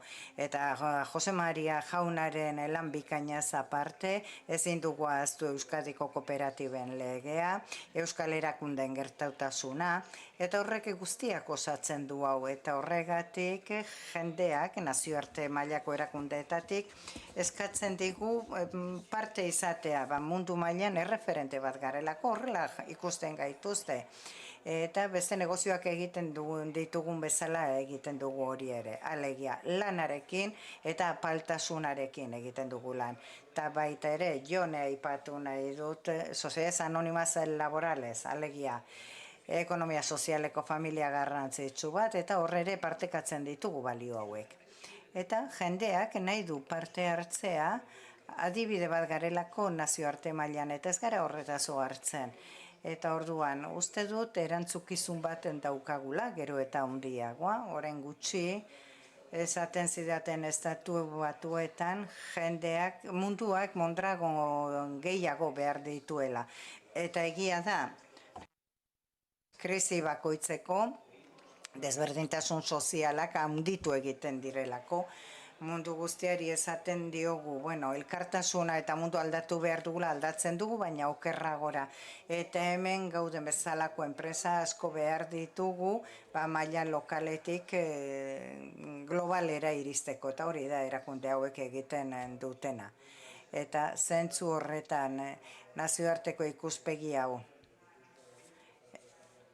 nazio batuen apirileko ekonomia sozialari buruzko ebazpena dela eta iruditzen zaizu aldaketa bat, esan nahi duela horrek ekonomia soziala balorean jartzeko orduan, bai, maila globalean joera bat adierazten du.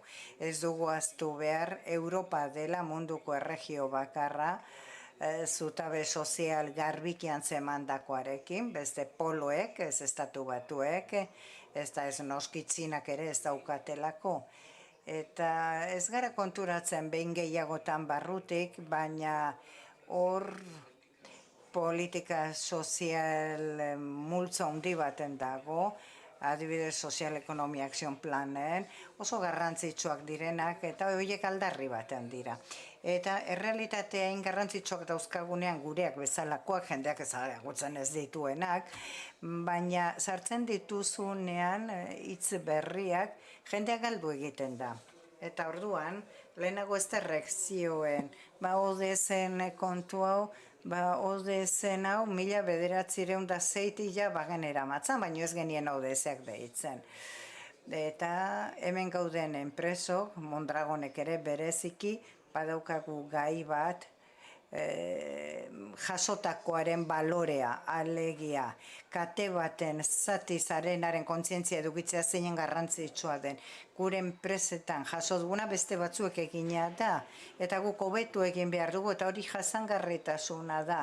Nik ez oso aspaldi hasi nintzenean odezei buruz hitz egiten, Niretzat hori, bueno, hori ODS-a zen, saltzen dugun, traste bat, presionean saltzen dugu, negozio egiten dugu.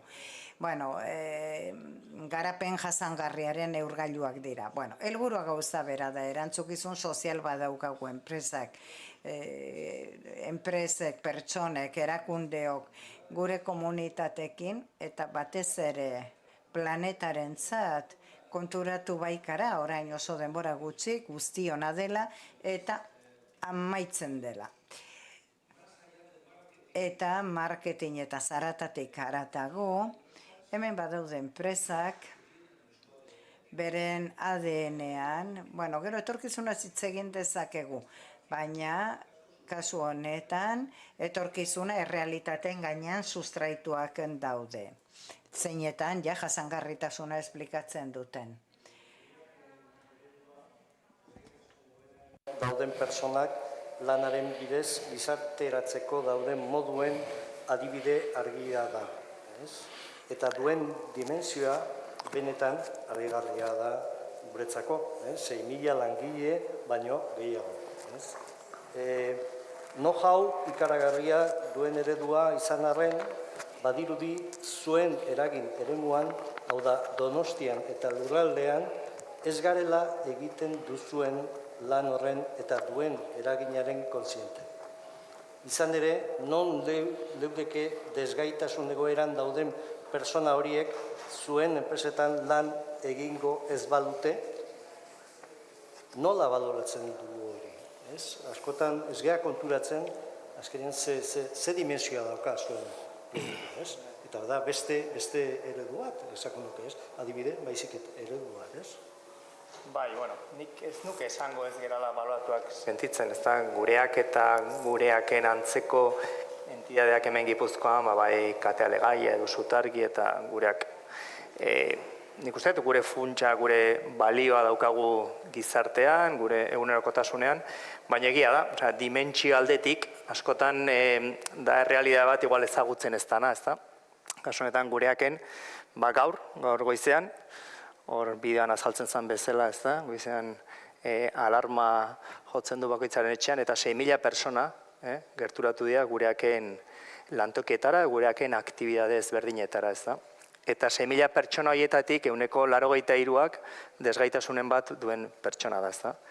Baina realidade horretan, benetan diferentziala dana, eredu horretan, eta gero xagoitzen dugu pixka bat ereduaz, desgaitasuna duten pertsona horietatik 47ak erdiak baino gehiago desgaitasun intelektuala edo gaixo mentala duten pertsonak dira.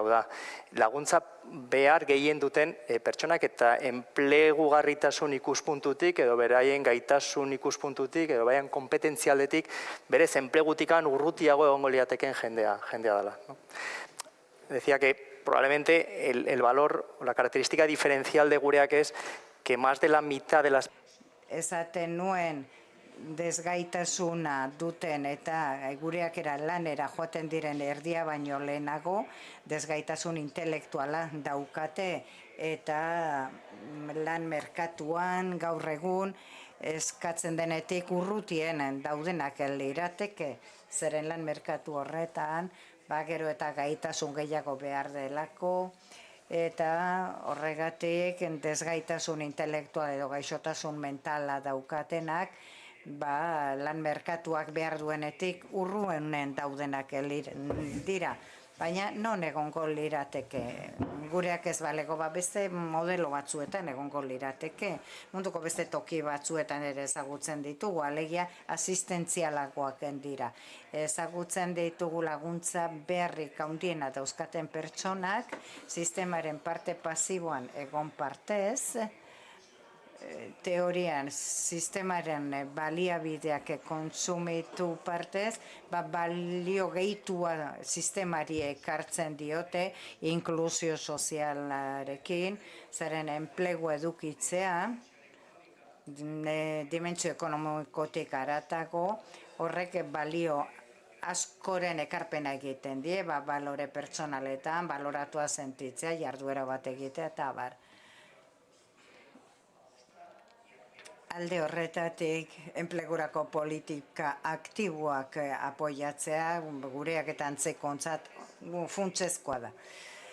Batzuetan horiek dira balio kualitatiboak eta kopeko kide gira baita ere, eta azken 2 urteetan ari gara monitorizatu nahian zer nolako balio sozialaren ekarpena egiten dugun. Zeren ekonomia sozial mailan, gizarteari egiten zaion ekarpena monetarizar desberdintasun horretan, dimentsio sozialak laguntzen du. Eta azken 2 urteetan egiten ditugun azterketa horietan, lehenengo datu bat deigarri egiten dena da, zergetan bakarrik, sistemara itzultzen ditugun zergetan bakarrik, bezean, adibiz, 300 milioi eurotik gora fakturatzen ditugu, eta sistemari bat itzultzen diogu. Alegia, enplegurako politika aktiboetan aportatzen den euro bat itzultzen da. Baina, gainera, lan errentak gehitzen baldin badizkiogu, pentsio zergapekoetan, adibidez, pertsona batek enplegu badaukanean, pentsio kontributiboak ez ditu kobratzen. Eta 2 ratioa bihurtzen da hor, eta hortik anatago, ez merkatuaren balio soziala monetizatu nahi dugu barkatu. Alegia, egiten dugun aportazio guztia, familietan aurrezpenak, Osakidetzan egiten den aurrezpena, gaixotasun mentala daukatena gutxiago joaten direlako konsultetara, bizitza ordenatu edukitzean eta abar. Alegia, reversio soziala hitz egiten dugunean, lanpostuetatik haratago, hori izanik gauzarek ikusgarriena, oso garrantzitsua da baita ere, egiten dugun ekarpena beste aldagai batzuetan, beste kontzeptu batzuetan. Eta bukatzeko, eta egiten zenuen galderaren bidetik, ezagutzen ditugu beste eredu batuk. Orain dela 20 urte, gureak edo katalegaiakoak, joaten ginen Europara, modelo horiek ezagutzera, ezta, Suediara edo Alemaniara, ezta. Orain aldiz, gureak gerturatzen dira, zeren merkatura begira dagoen modelo horiek, hau da, lehen komentatu dituan politikaz aktibaz de empleo horietan oinarritakoa eta pertsonak, gaitasun ezberdina duten pertsonak aktibatze horretan, momentu honetan eredu bat gera. Eta lehen gu joaten ginen bezala, ikastera beti dago ikasteko, eta kanpora joaten denean beti ikasten dugu, baina momentu honetan errealitatea pixka bat alderantzizkoa da, eta gureaken hainbat bisita jasotzen ditugu, gure ereduaz ikasi nahia eta gure eredua erreplikatu nahi horretan. Bai, eredua zaten, lehen aipatu eten bezala, ez? Esther, ¿qué papel jugáis en nuestra sociedad? Esther, ze paper jokatzen duzue gure gizartean fundazioak, bereziki kultur fundazioek? Badago parte bat kultura dena, beste bat ezagutza da. Ze paper uste duzu okupatzen duzuela zeren fundazioak, ekonomia sozialean zaudete, baina oraindik badaude zenbait sektore aitorpen handiagoa daukatenak, zientzia berrikuntza dela eta, fundazioak beranduago iritsi gara ekonomia sozialera. Egia da hor badagoela eztabaida bat, alegia ekonomia soziala ginen, erabakitze organoak beti demokratikoak izan behar zirelako demokrazia ekonomia sozialean egoteko. Orain irizpide hori pixka bat aldatu egin dira eta batez ere kontutan edukitzen da orain helburua gure kasuan interes sozialekoa dena eta ez horren beste forma baiez demokratiko hori ere oso eztabaidagarria da. Zeren zalantza da Bueno, patronatuak fundazioen kasuan, fundazioak berak aukeratzen dituelako, eta ez dira modu hain kolegiatu aukeratzen ekonomia sozialeko beste familia batzuetan gertatzen den bezala. Horregatik geunden ekonomia sozialaren mutur batean, baina hori gain ditu dugu. Baina ekarpenari buruz komentatzen zen nuena. Nik esango nuke fundazioen balio bereizgarria, beste forma juridiko batzuekin alderatuta, kultura eta zientzian batez ere, babes gehiago ematen diete ekarpen publikoei. Nik uste dut hori oso garrantzitsua dela, zeren fundazioen kasuan, zuk ezin duzu espekulatu kuadro batekin adibidez, ez duzu erosten gero saltzeko eta horrela etekin batzuk lortzeko, zeren edozein ezedente gertatzen bada fundazio batean ez da sekula banatzen, berriro inbertitu behar da fundazioaren objektuan bertan. Zentzu horretan kultura eta zientzia ikerketa hor ekarpen jasotzen dituzte, eta berme bat ematen dute diote azkenean ekarpen hori egiten dietenei. Eta ekarpen horren erabilera hori izango dela eta ez dela emaitzarekin espekulatuko. Baldintza horrenpean egiten da. Baita kultura mailan ere saiesten du adibidez komerzialismo gehiagizkorako pauso ematea zeren tentazio handiak egon daitezke, irabazi asmoa daukaten enpresetan, zu joaten zara, komerzialen eraden horretara, azua seguruenik tokikoa, zeure kultura, sustraitzea, kasu honetan ezin da horrela izan, zu zentratu behartzara zure fundazioaren objektuan. Eta orduan bermatzen du baitere gauzak egitea merkatuaren joerak zeintzuk diren. Ezin dituzu ahaztu, ezin gara beti errentetatik bizi eta erakunde publikoek diru eman zai ezin gara beti hon, baina bai zure helburuarekiko leiala izan behartzara. Patxi.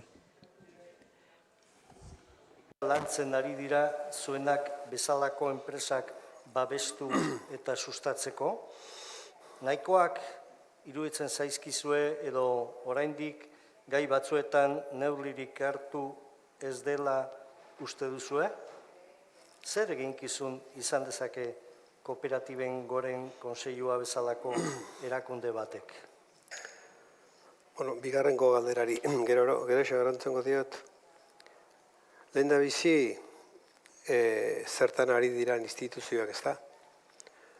Nik usten dut, instituzioak ondo bidean ari direla, zeren eta ezagutzen ditugun instituzio ezberdinak baituzte ekonomi sozialekin lotutako planak nola baita esateko, ez da? Euskadi bertan daukagu plan estrategiko interdependental de la economía social 2024. Europa mailan sozial ekonomiaren bultzadari esker Europako batzordeak bultzatu du Plan de Acción Europeo de la Economía Social eta bultzatzen ari da baita ere konseilu bat, ekonomia sozialeko konseilu Europar bat ere bai. Eta azken egunetan Espainiak ere onartu berri du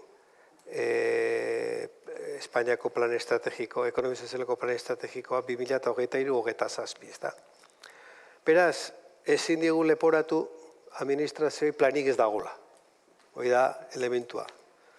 Baina galdera da planetatik haratago zer dagoen, ez? Eta hor daukagu benetako utzuneo gabezia, ez da? Eta administrazio berak, adibidez, fokoa jarrikoet, piskat urruti Espainian, jartzen dut Espainian, Madriden, egin berri du esan da bezala bere plan estrategikoa, ez da? Ekonomia soziala sustatzeko, gobernu berak beste zail batzuetan onartzen du berdintasun planak egitea, eta adibidez oztopatzen du kooperatibatan berdintasun plan bakarra gotea. Bai? onartu gabe edo ezagutu gabe kooperatibaren barnean ekosistema, bazkidek eta nolabait kontratatuen realitate hori, ez. Edo baita ere, pentsioaren inguruan eta autonomoen kotizaketatan egindan erreformak, erreformaren ondorioz nola kaltetzen diren kooperatibisten, autonomoen kotizaketak, gehituaz, nolabait bere antizipo hori beste zenbait elementu, beste sektoretan ez dena egiten. Ez orduan, da gazi gozoa. Alde batetik plana bat ditugu, palanka bat ditugu,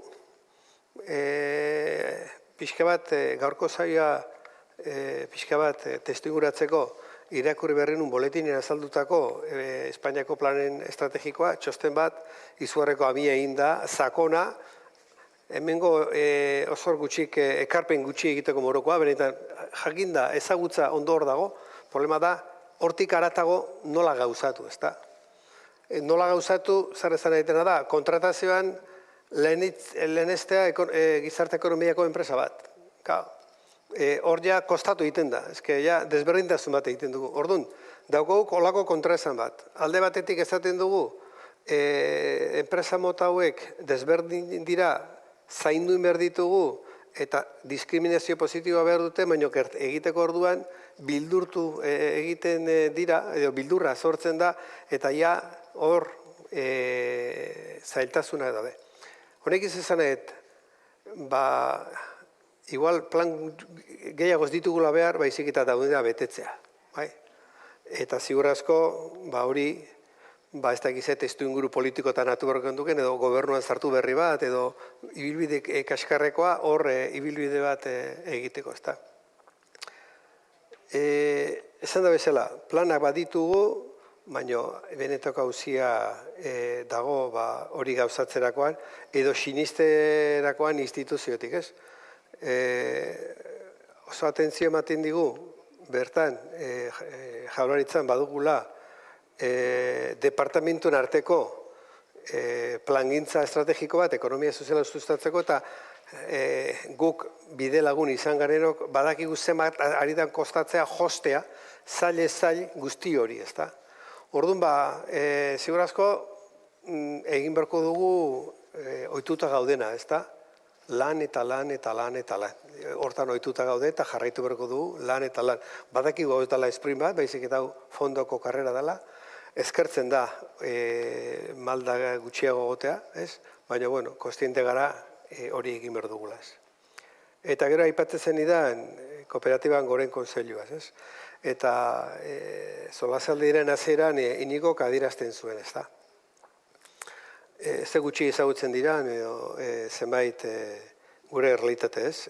Kanpotikan etortzen dira. Guk aurreko azten izan dugu Argentinatik etorritako talde bat, eta nahizun ezagutzea zer dan Euskadiko Kooperatiben Goren Kontseilua, ez? Eta harrituta juntziran, ez da? Eta begirada fisiko horrekin ere da, kanpotik etorri balorean jartzeko, ez da? Guk 40 urte bete ditugu, eta bertako askok ere eta ez dute ezagutzen edo balorean jartzen, ez? Gu erakunde publiko bada. Gure erakundearen publiko horretan, diruz hornituta legebiltzarrak, beraz publiko eta dirua publikoa ere bai, horren gehiengoak da kooperatibana. Eta horrez gain, daude administrazioak, kasu horretan jaurlaritzak ordezkarik, aldunditako ordezkarik, eta gero ezagutza daukagu, ezta? 3 unibertsitateko ordezkariak. Eta multzo horretan, talde horretan, ematen dana da horrelako elkarrizketa bat, ezta? Bakoitza bere begiradatik, gai batzuk jarriaz, ari gara poliki, ezta? Gaur eguneko arazoei, eta etorriko direnei norbait lanketa berezi bat egiten, ez. Ze zentzutan lanketa? Gure egiteko bat nagusitakoa da eredu kooperatiboa sustatzea eta zabaltzea, eta hori horretarako. baina zabaltzea eta sustatzea ez da bakarrik komunikatzea, baizik eta erakargarria egiteko ez. Eta erakargarritasun horretan, ikusten ari gara baita ere, bere garaianekin alderatuz, kooperatiben nolabait zaukan posizionamentua pixka bat kaltetzen hasi dela, eta guri dagokigu ez bulego baten eskatuz, baizik eta elkarlanean bilera gela batetan horren berri ematea ez. Eta hori hitzetan ez gelditzeko, maiatzaren 3an, sinatu berri dugu Jaurlaritzarekin batea lankidetzako akordio bat, ez? Eta hor jasotzen da, movimiento kooperatiboak, hausnarketa eginda, Jaurlaritzari zer eskatzen dion, Jaurlaritzako ez ente bakarra baizik eta sail diferentetan, eta sail diferentetan eskaerak eta horiek elkartu, akordio batetan, eta lanketarako. Eta oraintxe udara horretik elkartuko da jarraipeneko batzordea, Jaurlaritzako ordezkariak, eta baita ere kooperatiben ordezkariak, hori realitate egitea. Nik usten dut hori dela bidea. Ez planak edo gauzak izatea, baino izik eta tresnak hori jeisteko, gauzatzeko. Eta hortik usten dut adibide xume bat izan genezakela gainontzeko entzat. Eskerrik asko, Patxi. Galderaren bat, alguna pregunta? ¿Hay alguna pregunta? Bueno, pues vamos a continuar con... Jarraituko dugu, mailarekin eta eztabaidarekin. Inigo, Euskal kooperatiben mundua asko aztertu da, leku askotan, nazioarte mailan ere bai. Zuk pixka bat aipatu du, ez, nazioarteko profil hori. Zer nolako elkarrizketa mantentzen duzuen, ze lankidetza lerro dauzkazue kanpoko jende horrekin. Batez ere ikasketa horrek bi norabideetan izan dezaten ibilbidea. Lehenago esan du Asiarrek, bai? Esaten dugu, guazen kanpora ikasten da, baina egia da gero gehiago etortzen direla kanpotikona. Egia esan da, lan egiten guztunean, apaltasunez, egia da munduan gauza askotatik ikasi dezakezula, ezagutza leku askotatik atera daitekela. Egia da, harremanak ditugula, adibidez, Bitas Geisenak esaten duen bezala, hainbat unibertsitateetan ikasten da, aztertzen da. Mondragoneko eredua, duela 2 aste, nazio batuetan egon nintzen, Mondragoneko ekosistemanari buruz hitz egiten, eta 8 geunden mainguru batean, eta okerezpanago, denak ziren akademikoak eta horlako jendea, adituak. Baina pixka bat sintoma bat da, ez, erakusten du zer gertatu den pixka bat Mondragoien, Arrasaten eta Euskadi osoan. Beste paralelismo batzuk ipini genitzake, adibidez hizkuntzaren kasuarekin. Gauza bakanak dira, oihartzuna lortzen dutenak gizarte laborategi bihurtzen direnen dimentsioa garrantzitsua da. Baina, herrialde txiki bateko ikuspegi hurbil horrek abantaila asko ditu. Elkarrizketa oso errazagoa izaten da, eta berro da, kostatzen zaigu ulertzea jendeak hori nahi duela lortu. Ikusten dute adibidez, esango nuke Arrasateko modelua guk uste baina garrantzitsuagoa dela mundu mailan. Duela gutxi egon nintzen LHS-ko batekin, eta kontuan izan behar da, kooperatibismoa duela 126 urte jaio zela Ingalaterran. Eta jendeak bilera batean esaten zuen kooperatibismoaren eredua birfundatu behar dutela, baina Arrasaten oinarrituta. Eta gauza berrera gertatzen zaie Brooklynen, Hego Afrikan, Hego Korean, eta beraz ez gara konturatzen. Azken baten zertaz hitz egiten ari gara, aberastasunaren banaketaz. Hemen, gai honetan, Euskadi oso ondo kokatuta dago. Ini adierazlea begiratzen baldin baduzu, hau da, administrazio publikoek lortu behar dute aberastasunaren banaketa egoki bat. Maila honetan, Euskadik duen adierazlea askoz ere hobeagoa da Espainiakoa baino, Gipuzkoak duena Europako onenetako bat da, Estatu Batuetara zoaz, materiako jakin batzuetan oso aurrerapen handia daukatenak, diferentzia ikaragarria da.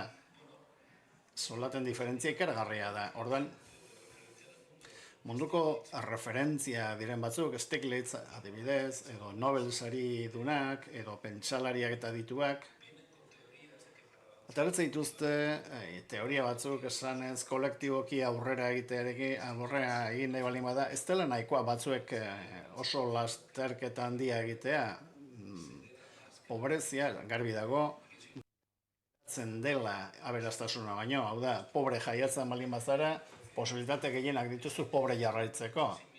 Hau da, bere burua egin duen gizon edo emakumearen irudia, sagunetan non, hori bai, Euskadiren historia begiratzen badugu, edo kooperatibismoaren historia, orduan, ikusten duzu nola sortu zen oso egoera zailetan, diktadura baten erdian. Eta berda horregatik ikusten gaituzte jarraitu beharreko modelo bezala. Kontua da nola ezarri, nola implantatu hori. Baina gero eta interes handiagoa dago, esperientziak aurkitzeko, inspiratzeko eta egokitzeko, horiek egokitzeko. Eta hemen, elementu gakuak, zeintzuk dira? Heziketa, nik esan nuke prospektiba ere bai, ez da jakin behar da nora nahi duzun iritsi, eta gero, abian jarri. Arizmendiarrietak esaten zuen, ez dagoela ideia honik ezin bada praktikan jarri. Orduan, adibide hauek denak oso onak dira, ikusteko gauza hauek berbeda eromen bat izango ziren, interes sozial batetik sortu ziren, gizartea eraldatzeko, eta denbora pasatzerekin batera sendotuz joan dira. Baina aldeginik egiten ezpada,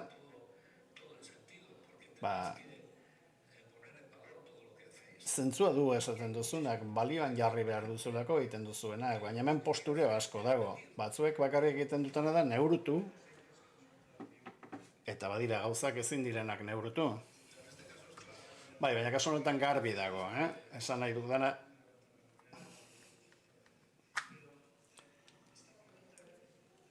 Bueno, galdera hau lauei egin nahiko nizuek.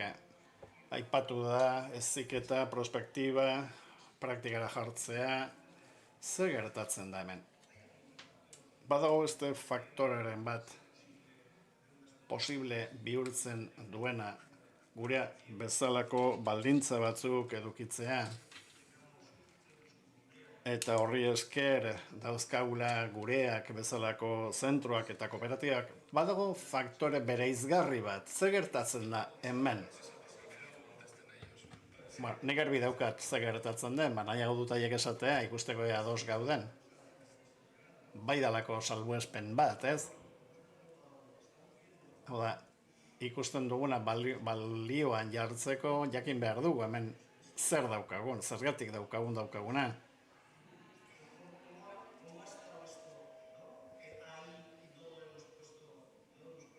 Nola egon den hor eta ez dugun balioan jarri lehenago?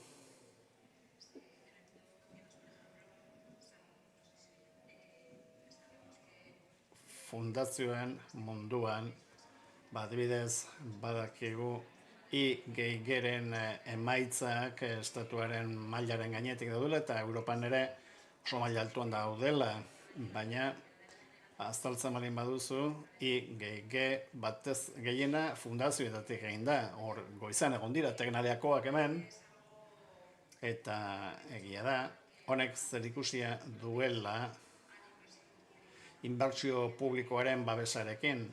Azken batean, fundazio bat inbertsioa babesten duzu. Fundazioa iraungitzen baldin bada une batean,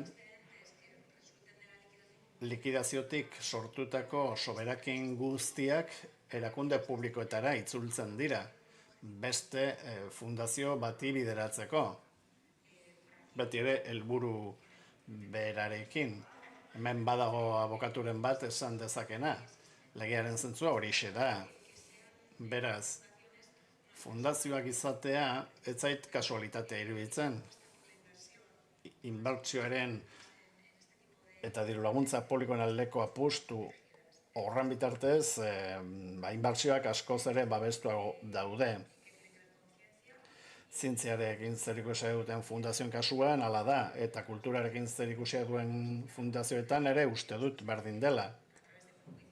Guk funkuren bitartez egin genuen formazio bat eta martxan jarri genuen Euskadiko museoen monetaizazioari buruzko lan bat, eta denok saiatzen gara aurkitzen balio berezi hori, museoen kasuan beti kontuan hartzen da zenbat bisitari dauden. Baina museo batzuen lana bisitarietatik askoz ere aruntzago doa. Da, ikerketa egiten dute gehiago, edo ondarearen babesa, bestela galduko litzatekena, eta lan horrek ez dauka bisitaririk. Beraz, museo hori baloratzeko orduan bakarrik bisitarien kopurua begiratzen baduzu, orduan inoiz ez du izango diru laguntzarik. Beraz, baloratzeko modu desberdinetara jo behar dugu, eta begiratu zenbat gauza intangible edo inmaterial sortzen dituen ekimen horrek. Gerta daiteke, adibidez, zailtasun kognitiboak dituen persona bat joatea museo batera eta sentitu ikutu dezaken zerbait topatzen baldin badu, emozio hori ezin da monetizatu. Baina balio handia da, balio handia du, hobeto esan da. Emozio hori kontuan hartu behar da, derrigor. Bueno, desbideratu naiz galderatik, askotan egiten dut, barkatuko diazue.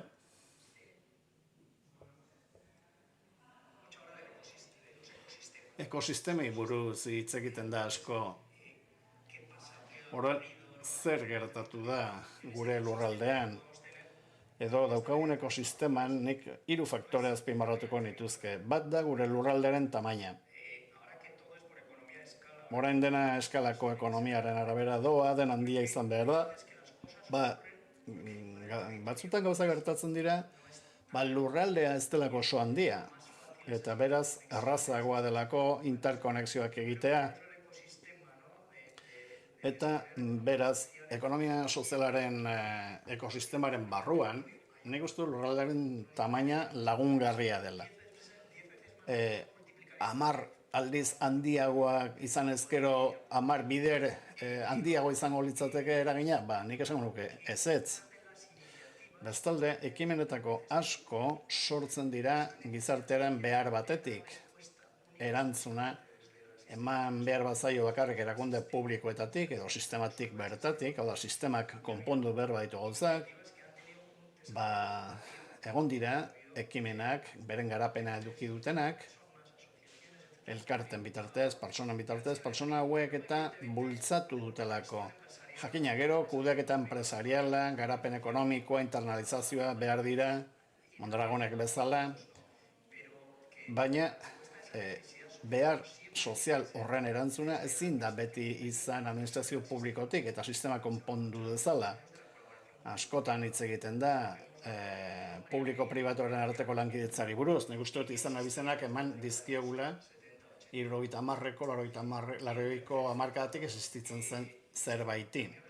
Eta hirugarren faktorea zerikusia du aberastasunaren banaketarekin. Beti esaten da Gipuzkoak nahi duela desberdintasun gutxieneko lurraldea Europan. Eta badago hor gako bat, eta da berrinbertsioa, ez bakarrik kapitalaren banaketa, baizik eta mozkinak, etekinak berrinbertitu daitezela. Feedback bat sortzen duelako, jarduera enpreselak etekin batzuk sortzen ditu, eta horietako zati bat berriro inbertitzen dira.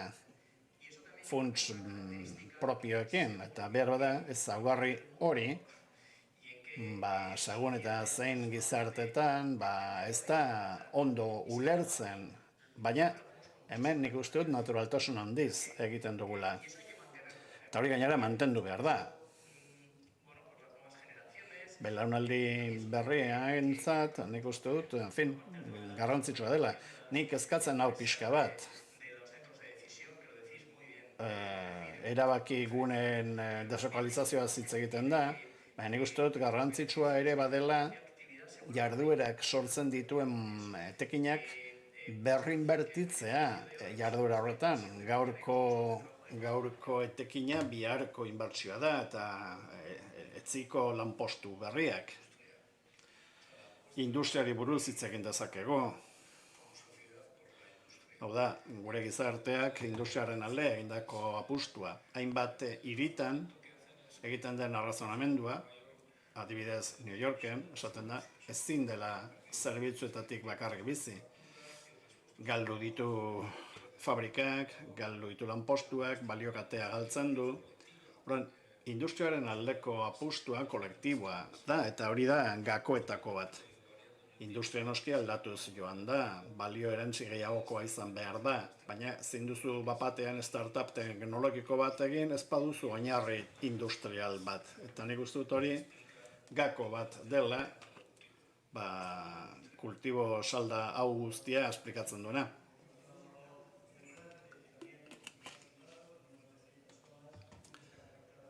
Esan behar duguen, pertsonatik gora daudela konektatuta online. Litzadeke pixka bat, esan dakoan arabera zure galdera erantzutea. Eta netzatu dela koktel baten, koktel bat bezala, ez? Eta koktel horretan hainbat elementu daude. Eta hasierak aipatu du, oinarrian zerbait dagoela. Ez da bapatean sortzen, baizik eta dago kezka bat, arazo bat, erantzuman nahi zaio ematea, bai? Eta dago iniziatiba hori, ez? Gizarte iniziatiba hori. Bapatean, bat hori litzateke. Koktel horretan sartuko nukenik beste elementu bat, eta da egiteko erak. Herri honetan ditugun egiteko erak. Eta askotan erabiltzen den hitza erabiliko auzolana. Hau da, elkarrekin egiteko beste elementua litzateke hor koktelera horretan sartzekoa.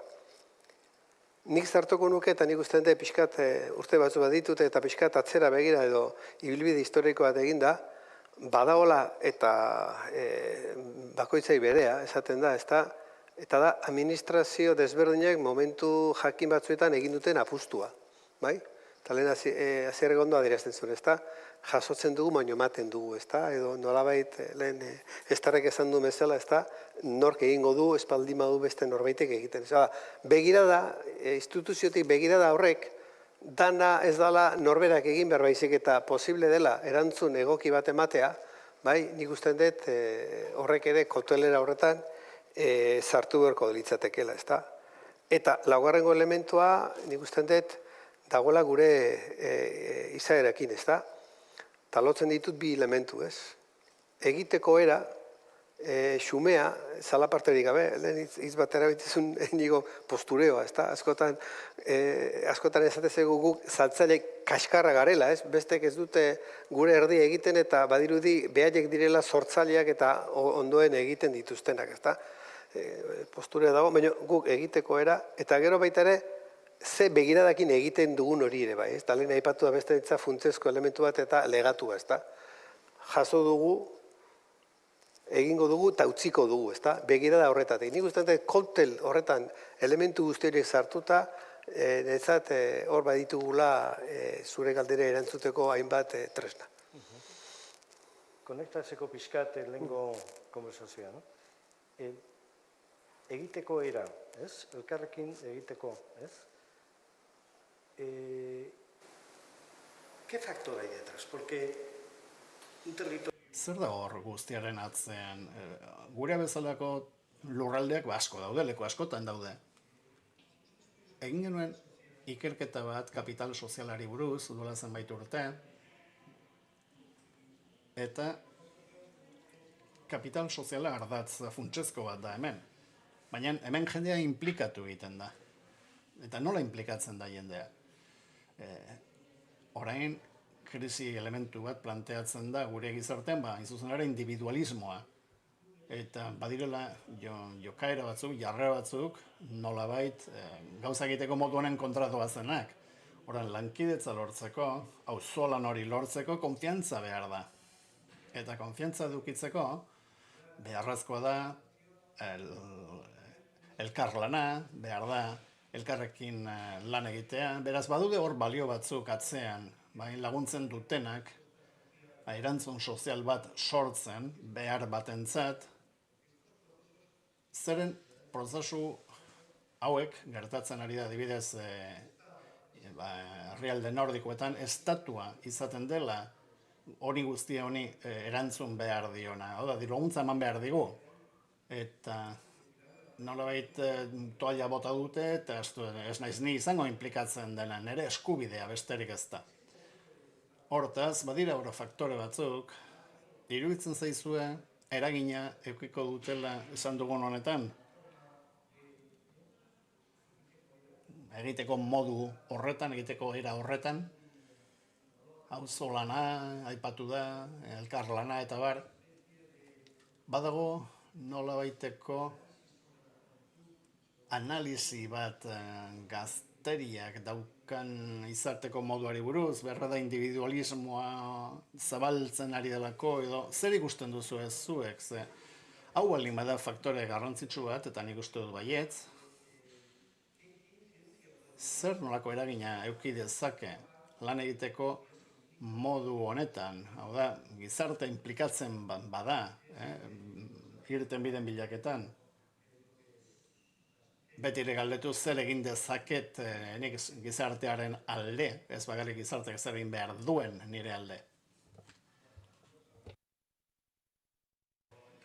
Bueno, normalean gaztei buruz hitz egiten denean, askotan entzuten dut gaurko kooperatibistak ez direla lehenagokoak bezalakoak, eta nik ez dut normala, ez ginen oso urrutira iritsiko.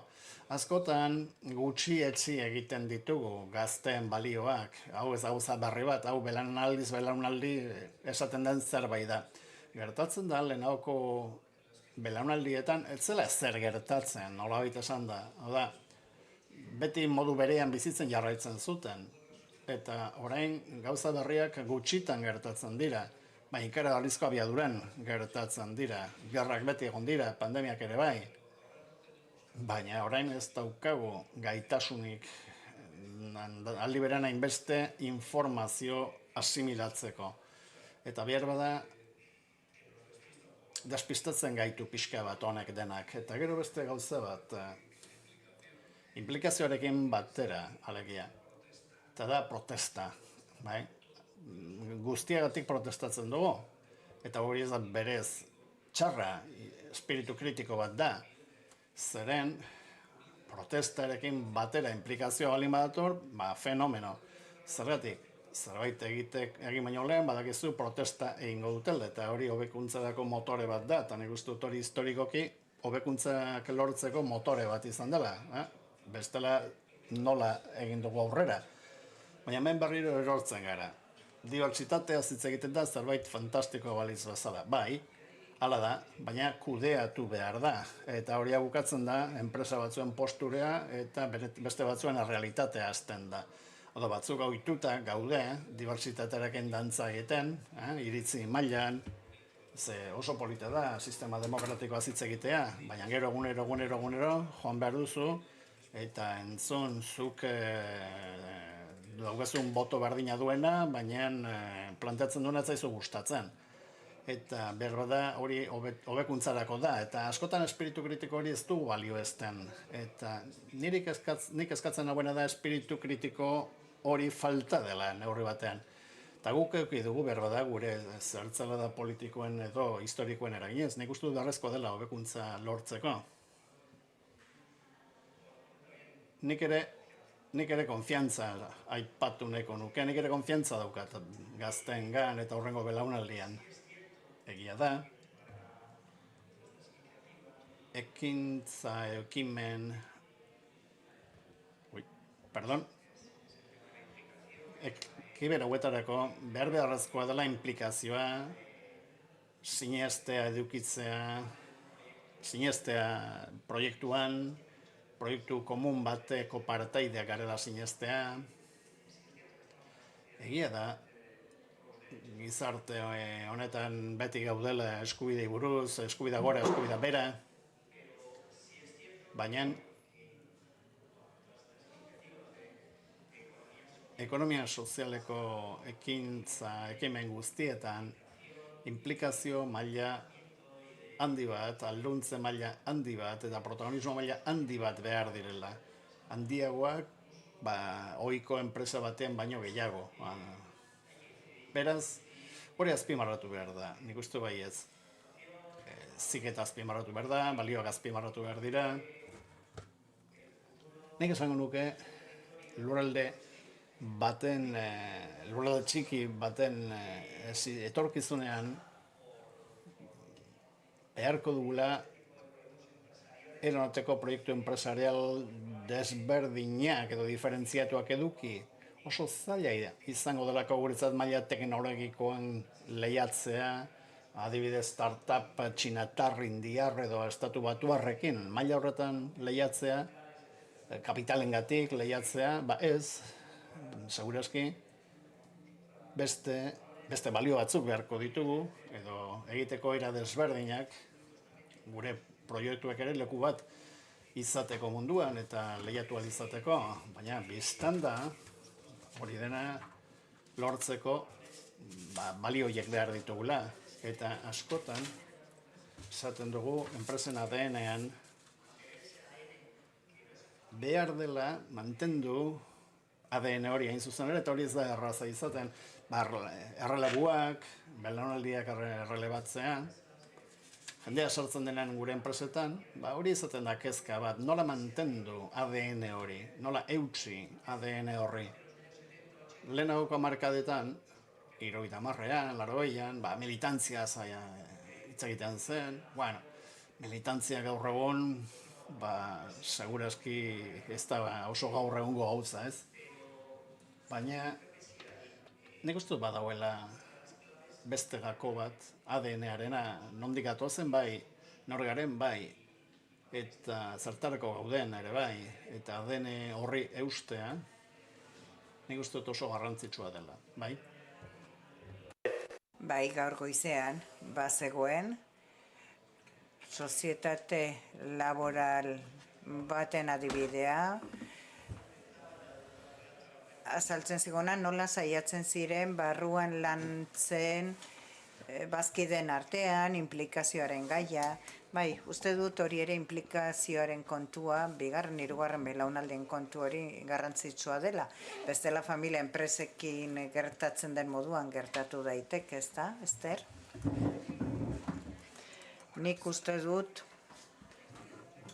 akuarionaren historian gertatu dela hori. Beharrak beti sortuko dira. Eta noski, estatua bere egiten joango da, baina bere ritmoan. Eta gizarte zibila askoz azkarrago doa. Eta askoz bizkorrago erantzuten die beharrei, eta hortik gure bezalako figurak sortzen dira, behar horiei erantzuteko. Gero, denboran iraungo duten ala ez, nolako arrakasta edukiko duten ala ez, helburu horri jarriko diozun pasioaren eta gogoaren baitan dago. Eta gizarte guztiak eduki behar dute parte hori inorrez atzean ustea, eta gure bezalako erakundeok egin dezakegu, komatxo artean diot, lujo bat inoratzean ez usteko, zeren gure azken helburua ez da lukroa, ez da irabazia, pauso berriak programa bat daukatu, orain 6 urte geroztik, eta zure helburua lukro gordina balitz, ez genuke, lan izugarri egiten digun pertsona horrentzatokirik izango. helburu hori eduki behar da, helburu sozial hori eduki behar da, ongi aurre egin behar zaio horri, inorratzean utzi gabe, pertsona anitzak, maila kulturalean, gaitasun mailan eta horren alde burrukan jarraitu behar da. Eta funtzean hori. Eta gaztei dagokionez, esan baitere, kultura mailan, museoetan, arazo bat daukagu gazteekin. Ez garela beraien gana iristen, digitalizazio asko dago, beste lenguaia batzuk daude, gure gainetik pasatzen ari dira, ez gara gauza erritmo hori hartzeko, eta gazteek, nerabeek eskatzen diguten erritmo horri ezin dugu jarraitu. Erronka hori hor daukagu, konpontzen joan beharko gara, albo batera utzi gabe, kontuan edukiaz, ondarearen zainketa eta bar direla gure zereginak, baina gazteak baita ere honetan murgilduz eta gure ingurumen helburu guztian murgildu araziz. Ingurumen munduan, gazteak ari dira sartzen, jakin behar dugu beraien gana iristen, pasioa pizten beraien baitan, eta arratsalde osoan aipatzen du ari garen jasotako hori beraiei laraztea lortu behar dugu.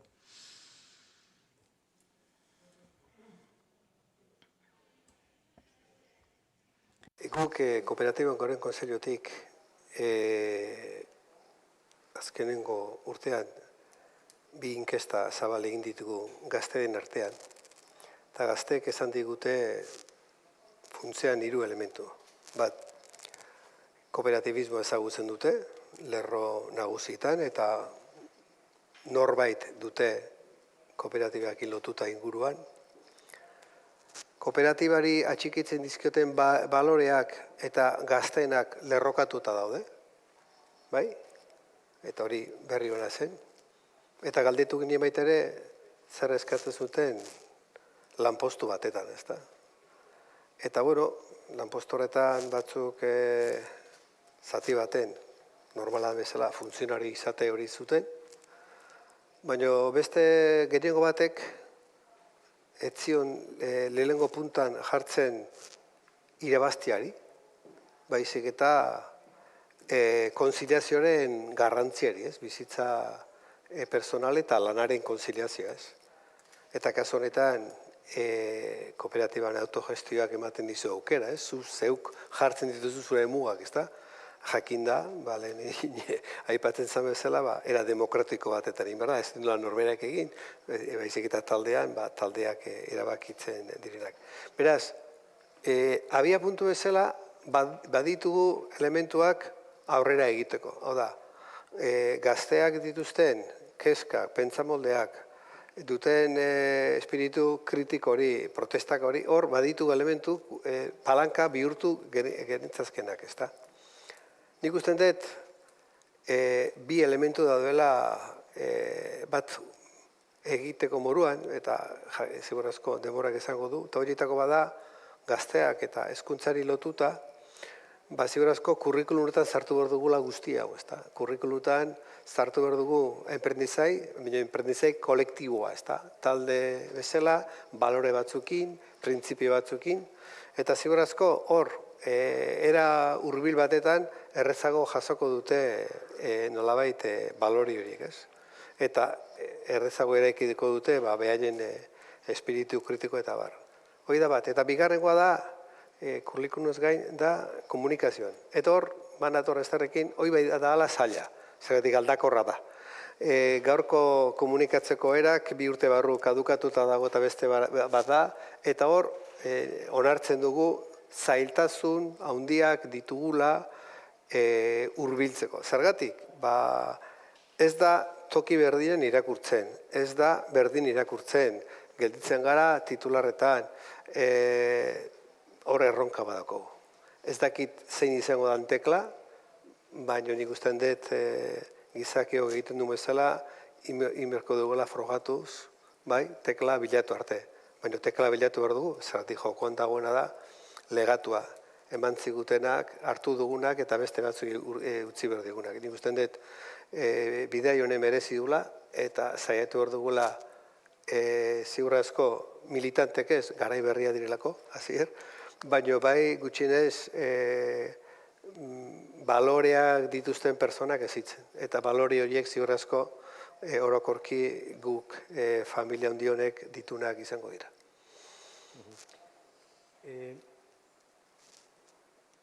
Vamos a conectar un poco con los jóvenes. Ekin konektatuko dugu pixka bat. Pentsamentu kritikoa bai, protesta bai, eta implikazioa. Orain urte batzuk, ekarri genituen errefuxiatu bosniar batzuk, gerra garaian, tandik hilabete batzutara, hasi ziren protestaka, ez zeukatelako lanik, gerratik zetozen. Eta orduan, deskubritu genuen ekialdeko herrialdeen sindromea. Herrialde horiek elkartasunean zitakoak ziren, baina elkartasuna estatuaren baitan zegoen, pertsonak ez ziren solidarioak. Momentu hartan, Suedian eztabaida handi bat egon zen, metroan bortxaketa bat egon zelako, 300 pertsonaren aurrean, Suedia bezalako herrialde batean. Aztertu zuten zer gertatu zen, eta gertatu zena zen mundu guztiak poliziari deitu ziola, baina inorretzela implikatu. Ez algaude pixka bat egoera horretan, zeinetan hain zuzen badaukagu gaitasun kritiko hori, edo protestarena, ez dakit zer den, baina ez gara implikatzen. Hori da, agian gertatzen ari zaigunaren erronka. Honen arira, uste duzue gazte emprendedore euskaldunek ulertzen dituztela, eredu kooperatibo, kolaboratibo hauek, eta kontutan hartzen dituztela, beraien proiektuak abian jartzerakoan, helburuetako bat, hiriburutza honen helburuetako bada, gazte horien gana iristea, antzeman ditzaten, ekonomia soziala rekin zer ikusia dituzten modeloak beraien proiektuetarako bide baliagarri bezala. Nola ikusten duzue, iritsi gaitezkela horretara? Hain komplexua den horretara, gaur goizean Tabakalerako kooperatiba batek hitz egin du hemen, nola ikusten duzue hori? Nik uste dut, ni protestaren aipatu du, zeren espiritu kritikoa funtsezkoa da metodo zientifikoan, sozialean, eta batzuetan pentsatzen dugu, protesta egiten duenak, espiritu kritiko horrek onaino ekarri gaitu. Eta hor badago beste puntu bat ezberdina, baina da ambizioa. Nik belaunaldi arteko elkarrezketa honetan, nik gogoratzen nituen Jon Sarasuaren bertso batzuk, sinfonia kooperatiborako, belaunaldi arteko dialogo batean, non bazkide aktiboak iragandako belaunaldi buruz esaten zuen, gure lorpenak izan daitezela zuen ametsentzako duinak, eta gure ametsak izan daitezela duinak zuen ametsekiko. Legatua eta aipatzen zenean. Nik uste dut hobetzea izan behar dela helburu, eta hobetze horretan agian guk hori kalibratzen dugu, neurtzen dugu ikuspegiez beti zuzenetik. Alegia, guk gure pentsamentu guztia oinarritzen dugu, ikasi dugun horretan hazkundean, agian, belaunaldi berrien ambizi hori zeinei gehiago entzun behar diegun erreklamatu baino lehen, niri 10 urteko alabak esaten dit, eta begira asko maite zaitugu, baina eiza gustatzen zitzaizun zezenak eta etzenuen reziklatzen, ez dago nondik heldu hori. Alegia, ikuspegia da aldatzen dena. gazteek baloratzen dutena desberdina da eta guk baloratzu behar duguna ere bai. Lehenago amaitzear dagoen planeta hori aipatu dut, neurri gabeko hazkundeaz ere hitz egin beharko genuke, agian eredu jasangarriagoak behar ditugu. Erreklamatu baino gehiago, uste dut gazteak inplikatu egin behar ditugula museoetan saldo. Agian sartu eseri eta gehiago entzun behar diegu eta beraien gandik gehiago ikasi. Uste dut hor badaukagulo elkarrezketa puntu bat. Gainera erraza da, zeren gutxi direlako gehiago gara atenditzeko gaudenak. Niri nola begiratzen didazuen, erantzungo dut. Galderaren arira, Iñigok beste terreno batzuetara eraman hau, baina ekonomia sozialeko familia batzuk agian oso ezagunak dira, emprendedore batek oso ondo ezagutzen ditu, kooperatibak adibidez, baina beste familia batzuk ez gara hain ezagunak, edo agian beste ideia bat daukate gutaz.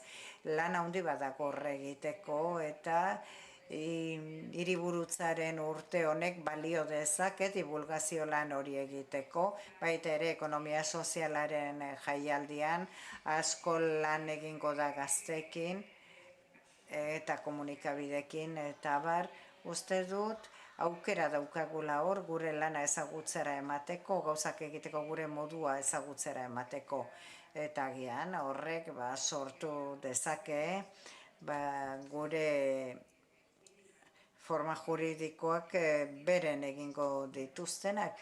Zentzu horretan divulgazio lan handi bat daukagu egiteko eta guk geuk oso garbi daukagu lan handia daukagula egiteko. Ez bakarrik hor, baizik baita ere elkarte bezala Euskadin, gero eta elkarte gehiago elkartu behar ditugula, Konfekop bezalako erakunde baten inguruan iniziatiba potenteak edukitzea garrantzitsua da, publiko handiaren gana iristeko eta ezagutzera emateko gure balio soziala.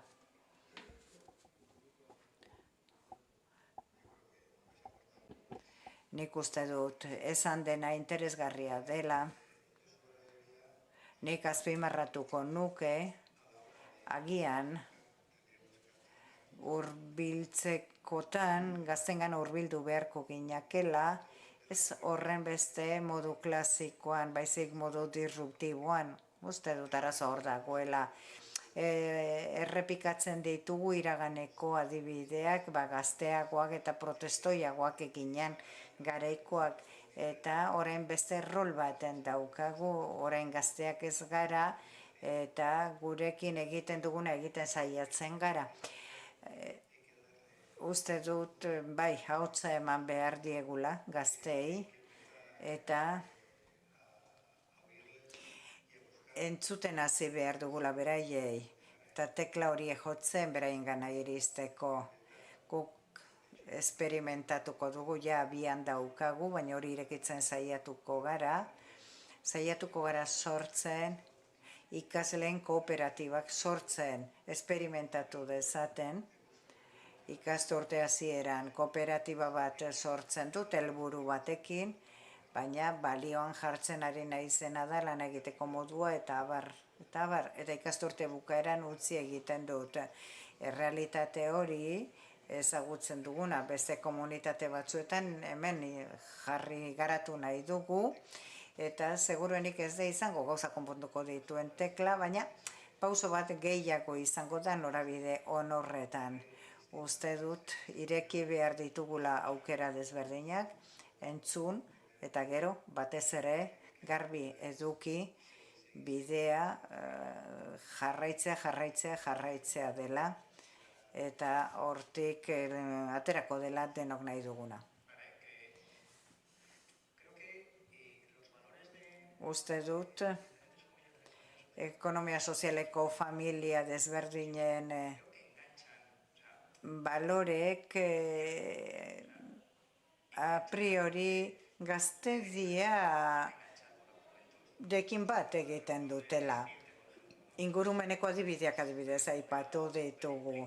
Oso empoderatuak, oso implikatuak daude gazteak, modak ere bai, baina nik uste dut hor badagoela errealitate bat, nik ere etxean badut errealitate hori, 3 nerabe gazte dauzkat, eta uste dut bai badaudela gaiak, baloreak, sare sozial, mobile mugikorretatik aratago, eta da, iristea, baina a priori kooperatibaren, aberastasunaren banaketa, horiek engantzatu egiten dute, ongi engantzatzen dute, gainera esaten duzu, galdeketa bat egin duzuela, gazteek bilatuko lukete etorkizuneko enplegu bat, eta zein dira beren balioak, lehentasunak, guri galdetu izan baligute, orain 25-30 urte agian desberdinak izango ziren. Nik badaukat anekdota bat, gu gurean eduki duguen bilakaera teknumen egunera iristen ginenean, behar genituen ingenieriak eta orduan ikusten zenituen zenbait enpresaren estanak eta izugarrizko hiladak zeuden berain kurrikulunak entregatzeko eta guan bester batean jartzen gituzten eta azken urteetan gureaken objektu sozialagatik, misioagatik, denagatik edo ez denagatik teknumeko ingeniero gazteak edo Mondragon Unibertsitateko edo UPV-ko ingenieriak hurbildu egiten dira eta berain kurrikuluna jartzen dute. Eta orain 20 urte etortzen zen ingenieriren bat bagian alor sozialekoa, baina uste dut gaztediaren artean horrelako zerbait badagoela, beraien balioen eskala aldatu eginda.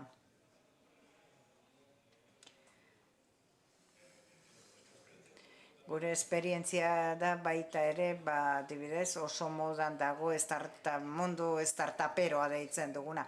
Ez da gauza bera makinaria handi bateko pieza txiki bat izateko ezite izatea, edo ezie izatea ikasteko. Eta Mondragon Unibertsitatetik daukagun lehen graduarekin daukagun esperientzia hori da. Zuk irakasten baduzu eta egiten baduzu kriba bat interesen arabera. Bagian gradu honetarako etzuen balio, baino beste honetarako eta gero esperientziak erakusten du, beraien enpresak abian jartzen dituzte, baina zu emprendimentu kolektiboaren bila zoatz.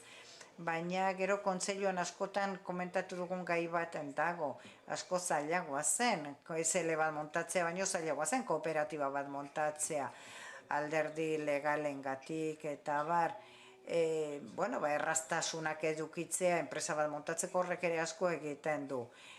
Zu negozioan pentsatzen baduzu, modelo horiek errazenean pentsatzen duzu, baina guk badaukagu esperientzia bat, Mondragon City Challenge-ekin batera, modelo ezagutzera emateko egin genuen, eta gero lehenengo edizioan, pegatuta geratu ginen 16 urteko neskatileak aurkezten zizkizutenean negozio modelo batzuk, eta galdetzen ziguten zer iruditzen zaizu, eta esaten genuen, pentsatu izan bagenu.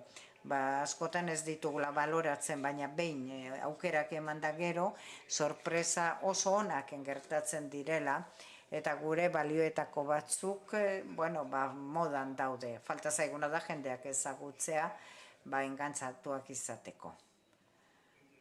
Oso interesgarria, bukatzera goaz. 7 minutu geratzen zaizkigu, puntu-puntuan bukatuko dugu.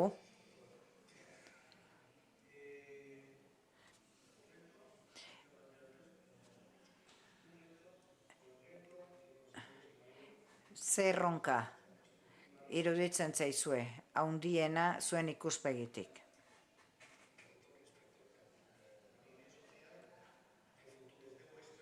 Zuen ikuspegitik.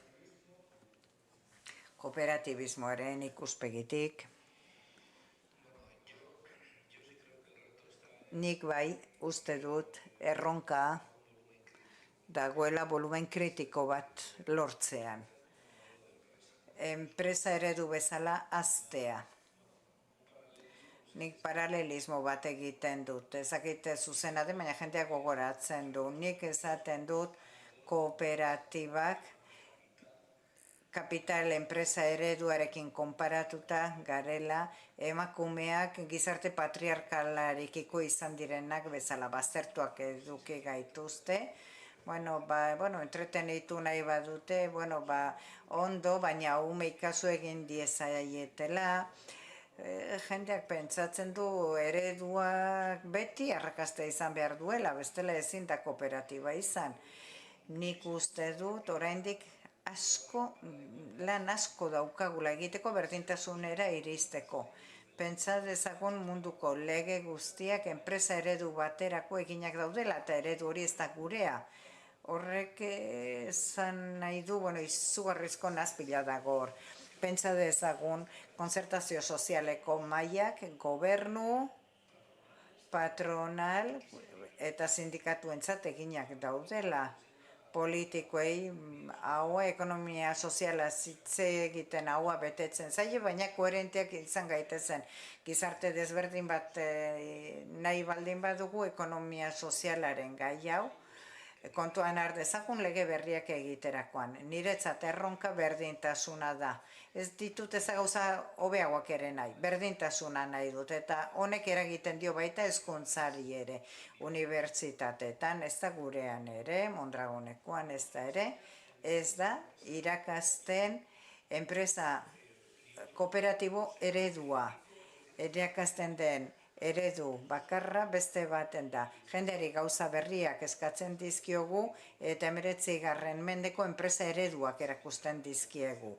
Eta bere helburu bakarra ahalik eta etekina handiena ateratzea da. Hor beraz, erronka izugarria daukagu. Guztiz ados, Inigorekin, guk batzutan esaten dugu norabidearen kontra, korrontearen kontra guatzala. Lan merkatuan gero eta lehiakorragoa da, baina gero eta polivalentzia gehiago eskatzen da, eta laguntza beharrak dauzkaten pertsonentzat horiek erronka izugarriak dira. Eta hori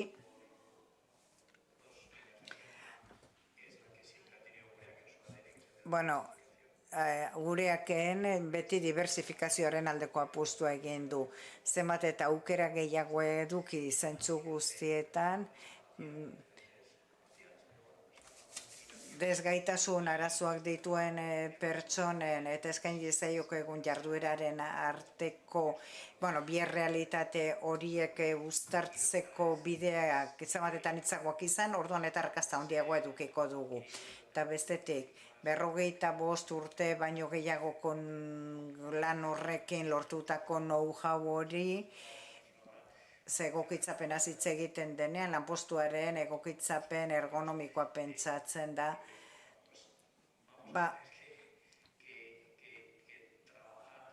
Orain arte egin dugun baino lan gehiago egin beharko dugu, atzerak gera ez daitezen gure erronka da. Gizarte mega super kompetente honetan, gazte guztiak ez direla ingeniariak, doktoreak izango, ez da startupen enpresarioak ere, baizik beste realitate batzuk ere egongo dira, eta Gipuzkoa bezalako lurralde batean pertsona horiei arreta eskaintzea, eta hori gureaken eta gizartearen erronka da. Ester, fundazio bezala, esan ditut erronkak, baina nagusi bezala fundazio gehiago biltzea, konfederazio bat gara oraindik hasteko gaitasun handia daukaguna, eta batez ere lortzeko lankidetzan proiektuak eramateko. Adibidez, museoen balio sozialaren monetizazioa zitzen genuenean, zientzian, kulturan, lankidetza gehiago behar dugu, sinergia gehiago behar ditugu, eta fundazioaren forma juridikoaren aldetik, ezin gara lehiakor bezala ikusi, baizik elkarlanerako erakunde bezala. Aukera izugarri daude eta, zentzu horretan, elkarlaneko zentzu horretan, indarra jartzea litzateke helburua. Nere lagunek esan dutenarekin bat egiten dut, eta bukatuko nuke, esanez, erronka nagusi bezala, erronka hitzak esan nahi du etorkizuna, eta litzateke gaztengana iristea. Gaztengana iristea nolabait egiten ari garen bidai honek merezi duelako, lehenik jakin behar dugu, baina ez dugu komunikatzen, eta autoemendakin bezala komunikatu beharko genuke beste era batera, beraien gana iristeko, eta bidaia hain apasionante hau, jakinik, lehenago azpimarratu dugun bezala, beraien gana iritsi beharra daukagula,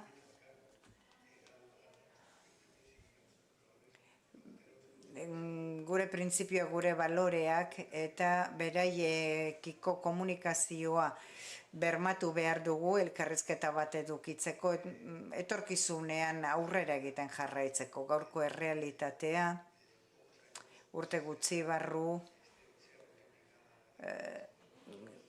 ekonomia soziala biderkatua izan dadin, aurrera jarraitu dezagun, azken batean, zeren onura ez baita gurea izango baiziken gizarte guztiarena.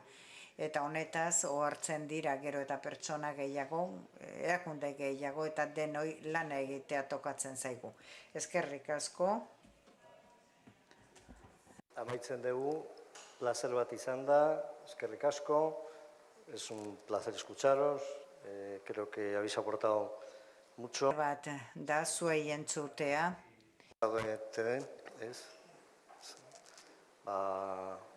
Lehen behintzat aipatu dute, 100 persona egon diela, baita entzuten kanpotik, urrutitik. Yo creo que han aportado muchas cosas y que seguro que hemos aprendido algo hoy, ¿no? Eskerrik asko. Y hasta la próxima, que espero que sea pronto. Eskerrik asko eta hurrengora arte. Espero dut laster izatea. Ekonomia sozialaren hiriburutza honekin aurrera jarraitu ezagun. Eskerrik asko guztioi.